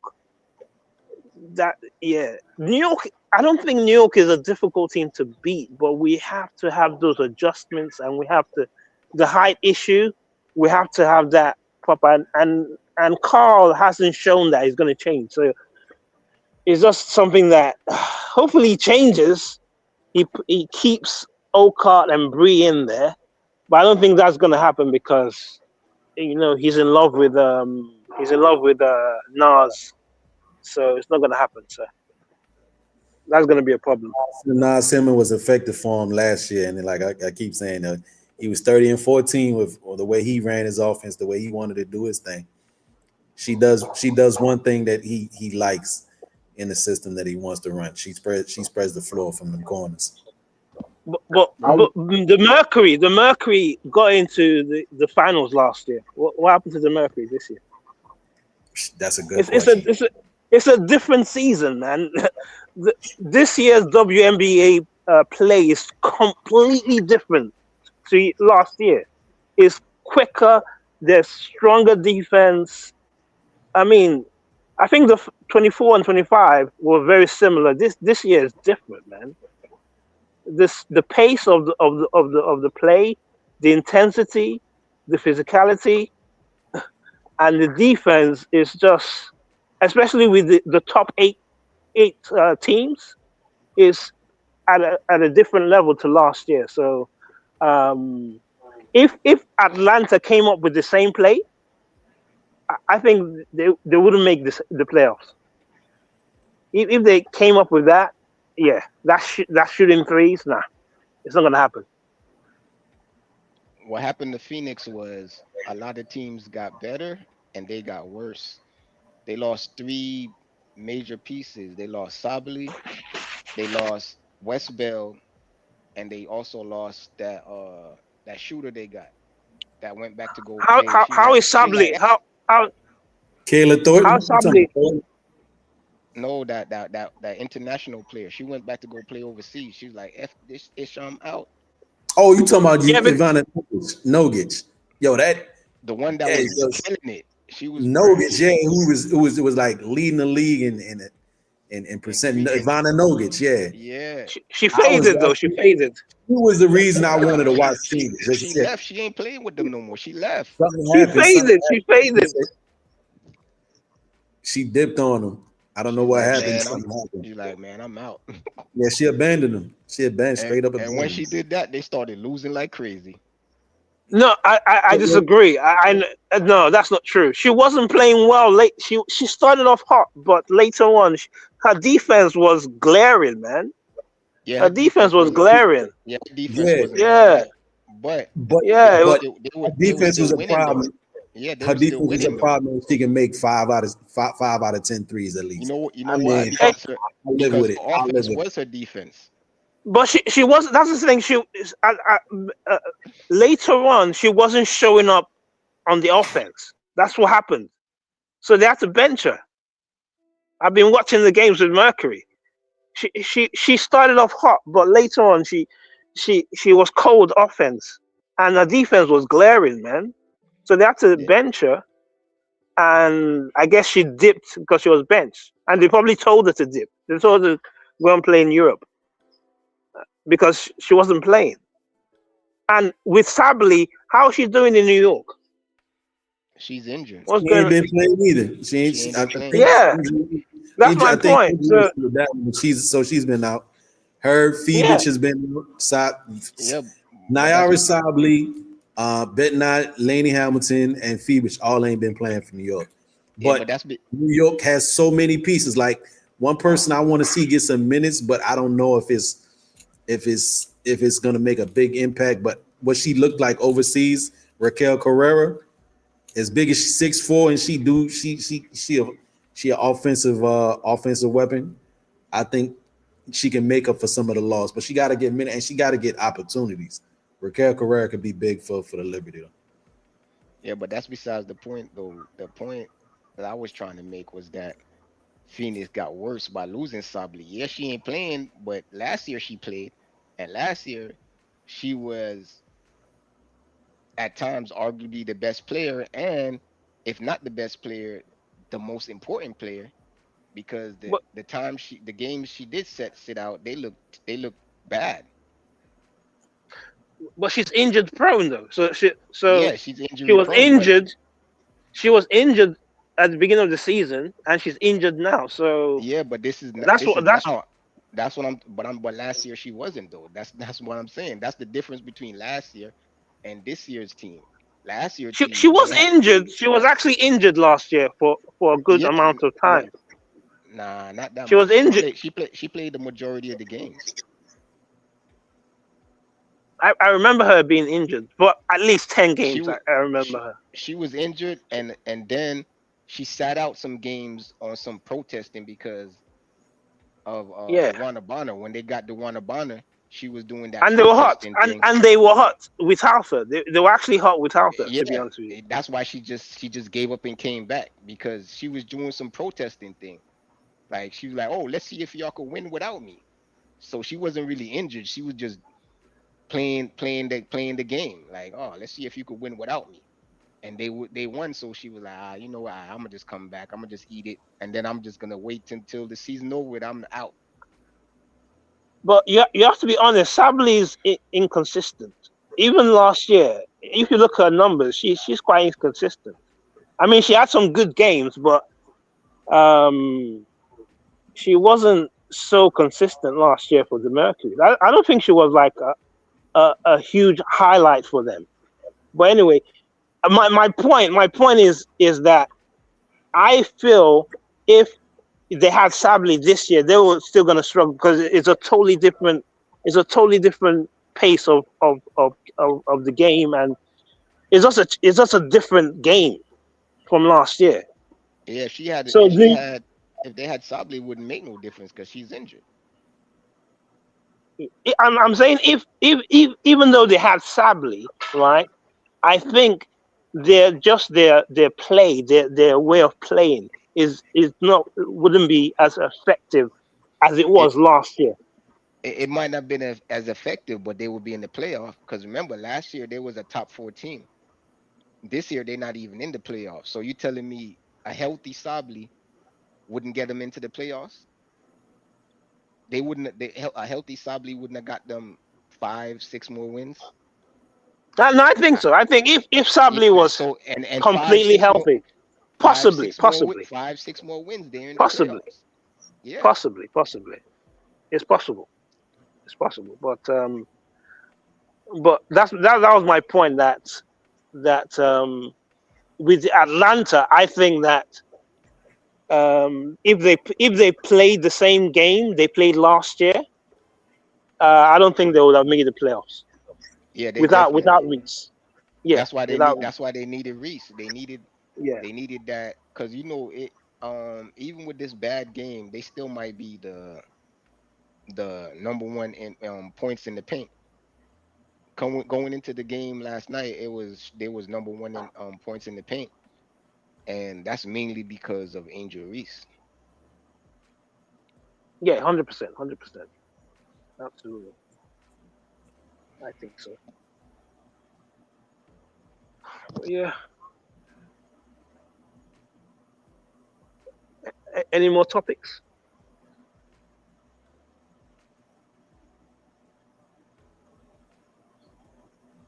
Nah, Brooklyn that's better. it. Oh, I was about to say.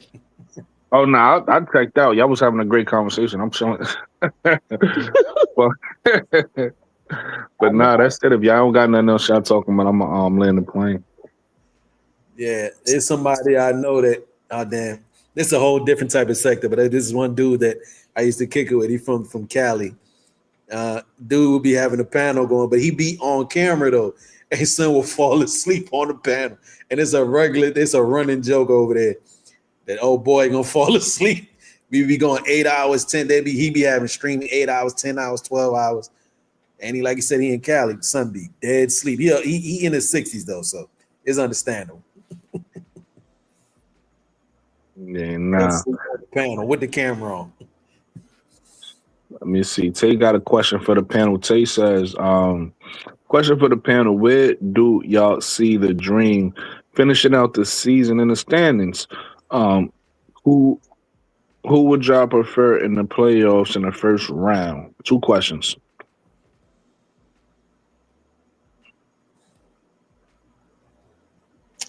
About right where they at actually. For they could drop if the teams below them have an amazing stretch, but right about between 4 to 6. I don't see them because you would have to overtake the Valks, the Lynx, or the Aces. People being, I can't tell you what people being objective, whatever, but if you feel in your heart that they can, after losing to the Valks, losing to the Aces, and losing to the Lynx, that they can overtake them in the standings, they're at 4 right now. That could be about right where they stay. 4, drop to 5, maybe the lowest 6, and that's dropping the 6 is if something terribly wrong goes wrong, but that's the lowest they'll probably go.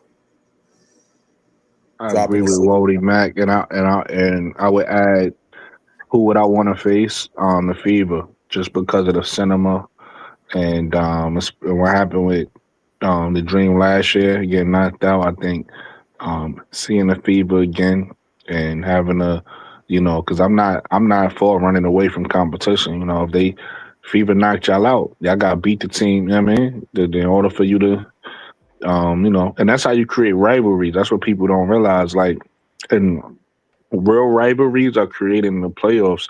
So if you go back and think about the Knicks and the Pacers and the Heat, they all met each other multiple times in the playoffs. And one year went to one team, the next year goes to another team. That's just how that go. The Bulls, right? The Bulls beating everybody though, but that's how that go. That's how you create rivalries. So the fact that Indiana beat out the Dream last year, I would love again in that 4-5 matchup for Indiana and the Dream to meet each other again and really hash that thing out and make it interesting for the WNBA.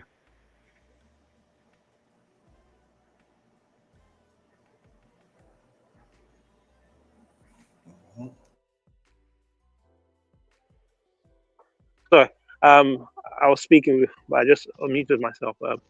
I think the good thing about this coming games is this last 14 games that are coming up. The Fever have tough games coming up. The Lynx have tough games coming up. Valkyries have tough games coming up as well. So does the Aces, and New York as well. So we have easier games. So we're playing Connecticut, Tempo, Chicago. I mean, yeah, Chicago is definitely easier now without Sydney. And I think we just have 3 tough games coming up. So we have a chance to at least be, like you said, 6-4. But possibly we can take maybe 3. We can possibly take, because of the tough games the Valkyries have, the Aces have, and the Lynx have. So it's possible. They have really some really tough games. So it's possible that as well. So yeah, that would be my take. Was he was his mic going out for everybody? Or was that just me? Yeah, it That might have was. been my internet. Repeat yourself, Clark, because you sound like a robot for like the end of your take. So maybe you want to say it one more time. Oh, So sorry. Can you hear me now? hear. Is that better? Yeah. You clear now, Is but that better? for part of you great. For part of your take, your mic sound like a robot. Like we just couldn't hear you. But yeah, you could repeat it so people could get your take. Okay. So what I was saying was the next 14 games, 13, 14 games, maybe 15. I think the top teams, so Lynx, Valkyries, Fever, and the Aces, they have really tough matches. And we and Atlanta has like only 3 tough matches going forward. So it's possible that we can go up to about 3 or 4. So it's definitely possible because of the other teams having tough stretch games coming up. So because we already had like our tough stretch with that 10-game run we had, where we lost 5 games. So it's possible that we can get 3 or 4. But I think minimum 6. I'll say minimum 6. That's my expectation. Even with Carl's bad coaching at times, with the non-adjustments, with the height issues we have, I think minimum 6. That's my take. Did you hear all that? Yeah, we got all that. What you got, Mo 3? Did you get that? Yeah, you was clear. It's gonna be, I don't know, man, because Atlanta has one of the hardest schedules ahead. Both Dallas and Washington, they have the easiest schedule, and I think Dallas edges them out with the easiest schedule because they play their last 7 games are against the bottom of the bottom teams, like against Seattle, Connecticut, and who else? Let me make sure I'm not tripping. I'm pretty sure they have the easier. Those 2 have the easier schedules. Yeah, No, from Atlanta has easier games. no, they Atlanta. don't. No, they don't. Look, the last 7 Okay. games that because Dallas, they only played 3 playoff teams out of their last 12 games. Only 3 of them are playoff teams, which is they play Minnesota. They play Minnesota next. Then they get Toronto. Then they get Indiana. Then they get Golden State, Indiana. That's it. Then the next 7 games is Seattle, Portland, Connecticut, LA, Phoenix, Seattle. That's and now look, this is now compare that to the Dream, whereas the Atlanta. Dream, Yeah. yeah, Atlanta Dream, they're They play one, two, three, four, five play. Well, four playoff teams, but they play New York back to back to end the season. Twice, yeah. To end the Yeah. season. Yeah. Then they also play Minnesota. Yeah. Then they also play Indiana and Vegas. They play Indiana, then they play Vegas right after Indiana. So Yeah. the next two games are easy. Toronto and Connecticut. Well, they're supposed to be easy, but you know anything could go wrong. But Toronto and Connecticut. Then they play Indiana. Then they play Las Vegas. They play LA, who's trying to get into the playoffs. So I don't think they're just gonna let them win. Just like LA didn't Yeah. let the Yeah. Lynx win. They play Phoenix. Yeah. It's Phoenix gonna be a out of tough there. match. Yeah. Yeah, Phoenix probably gave up already, and they really can't hang with them. Then they play LA again.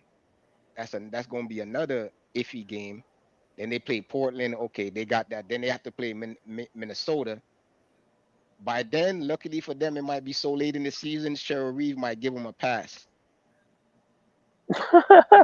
Yeah, because Sarah Reeve, she might Yeah. be like, Because oh, might be so far ahead in the standings that they be like, you know what I'm saying?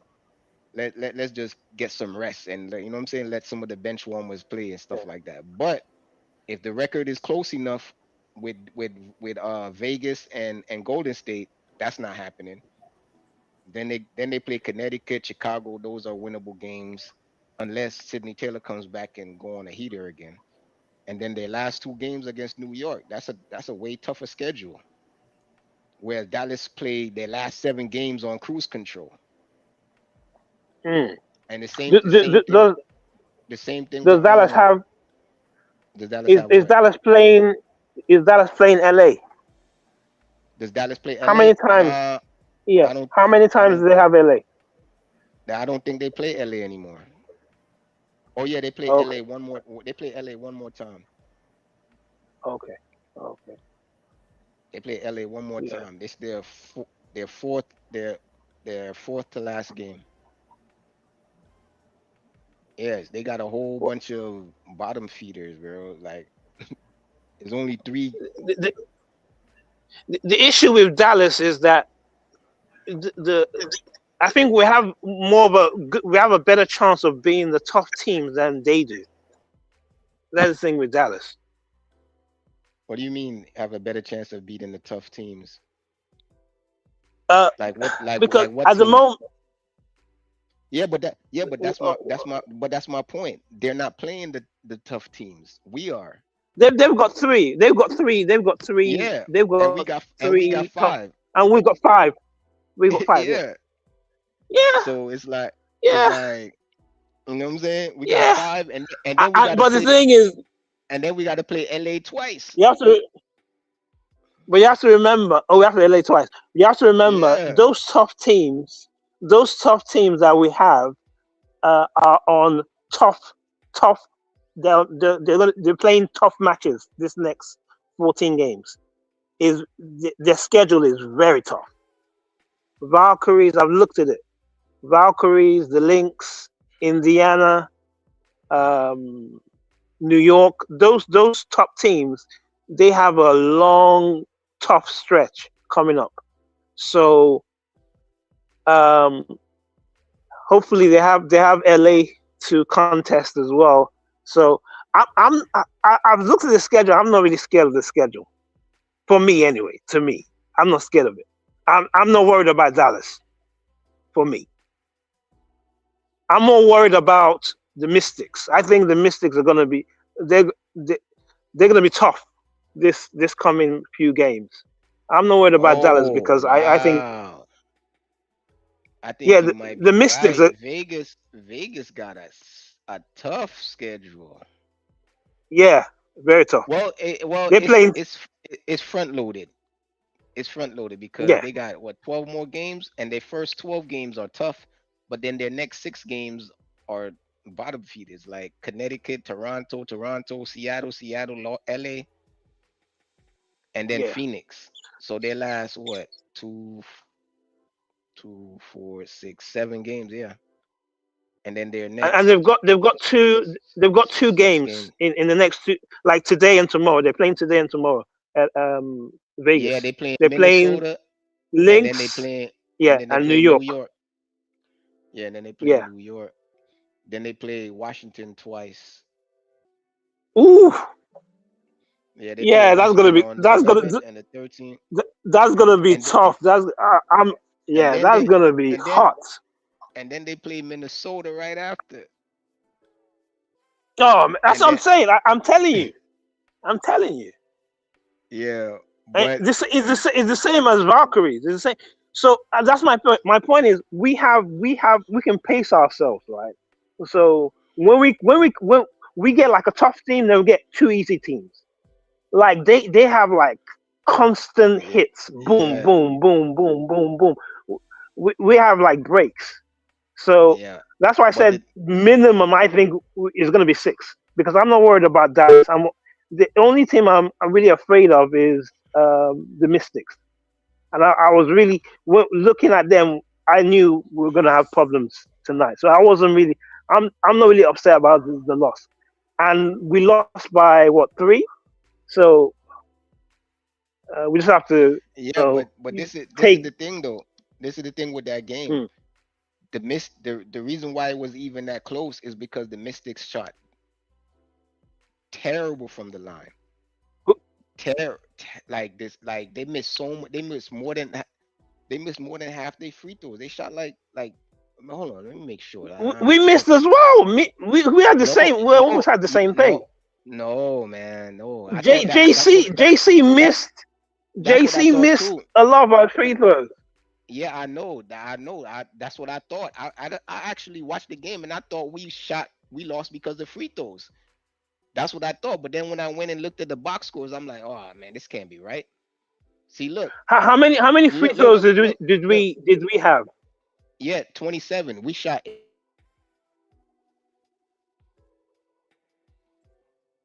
Sorry, I didn't hear. What the heck? Bro, can you hear him? I can't hear him. Yeah, I can hear. You can hear him. Okay, I can't. For some reason, I can't hear him. Well, I heard him say, "What the heck?" I don't know. He got quiet after that. Yeah, Mo, are you still there? Mo. He must have maybe his phone died. Okay. Oh yeah, I saw that earlier, Brooklyn. I was, I didn't even know what to think about that. Mo3 sent it to me.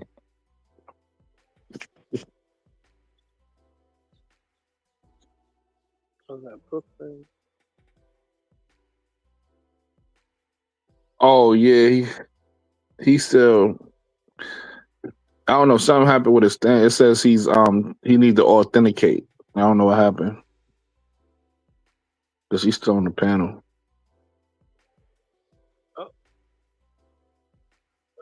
Hopefully, he can come back up. Yeah, no, he's not. Something happened with his phone. Well, he was gonna shut it down anyway, so I say peace out. I have to dip anyway. Yeah, we shutting it down. I was over there falling asleep. I ain't gonna hold you. I was up. There you go. He back. I'm gonna let y'all land this plane clock in mode 3, and then I'm gonna end the show. So y'all gotta do your thing. Yo, Wody, I don't know if you're gonna wait or you leaving, but I appreciate you, brother. Have a good night. I don't hear nothing. Oh, you can't hear me now, Mo? Yo, Mo, can you hear me? We can hear you. We can Now hear you, but now he can't hear. you can't hear. Okay. Cool. Yeah, I don't know what's going on. I don't know. For some reason, when I've been joining uh Brooklyn's stream, it be eating up my RAM. I don't know why it be eating my RAM like that. But Maybe because we've been on here for 4 hours. but I've been on longer streams and it doesn't eat my RAM like that. All right, that's the last time you're gonna say even more, dog. Huh? Well, okay, it doesn't use that much of my RAM. I even prepared for it. That's probably why it lasted this long. I closed out a lot of stuff because I usually be multitasking, but I closed out everything. And I just looked at my RAM usage. I'm like, what the heck? using my system. But I don't know where did you guys hear anything I was saying? You said what the heck and then Uh, disappeared. So they heard everything before that. Oh, yeah. So yeah, the free throws for the Mystics now. yeah, They free shot throws. Yeah, they yeah, yeah. they shot 44%. They took 34 free throws and only made 15. Less They made less than What half. was ours? They made less um 18 for 27 at 67%. 18 for. Yeah. Oh, So okay, yeah, ours was yeah, better. we only way better. We only missed 9. They miss uh s- um 19 free throws. Yeah, we'll take it, man. We'll take it because the good That's what thing I'm is saying. That's we fouled the right. We'll the take it. right We people, fouled right? the right players. Apart from Citron, we're fouling the right players. We're fouling the players that we need to foul for free throws. Um, but like I said, for me, I think the matchup, like how they were playing, the run they were on, I'm happy with what we did because so I'm not really for me anyway. For me, I'm not really too discouraged. I just think we just need to. Um, I like what Ryan, sort of the energy Ryan had in that game at the end. That was good. Gray, I loved how she pushed through with the shots. So I see some good things in that game for me. So we just have to use that in the next. We have the tempo. We just have to make sure we come out aggressive and you know we just uh, we just constantly focused and not sleeping, not just you know going with the flow. We just have to have that intensity. I think defensively we played well. We almost matched their defensive intensity. So I'm happy with that. So we just need to take that to the next matches we have. So that'll be my take. So I'll leave it there for myself. All right, man. That was a great show. I appreciate you guys for giving people extra innings at the end of the show. Yeah, extra hours. But shout out to Clark. Clark as second time on the channel, becoming a friend of the channel, becoming a regular on the channel. Always good stuff from you, Clark. Shout out to my brother Mo3. You already know. You always have good information. Shout out to my brother Hot Tracks, who I started the show with. Um, Shout out to Wody, always coming through causing confusion. And shout out to everybody who rocked with us in the chat today. If you haven't hit the like button yet, please hit the like button for me on the way out. If you haven't subscribed to the channel, you've been listening and watching us and enjoying, just hit the subscribe button. If you're on mobile, hype me up. You know what I mean? And this was another great show of the perspective. And everybody have a good night. We will see you on the next one.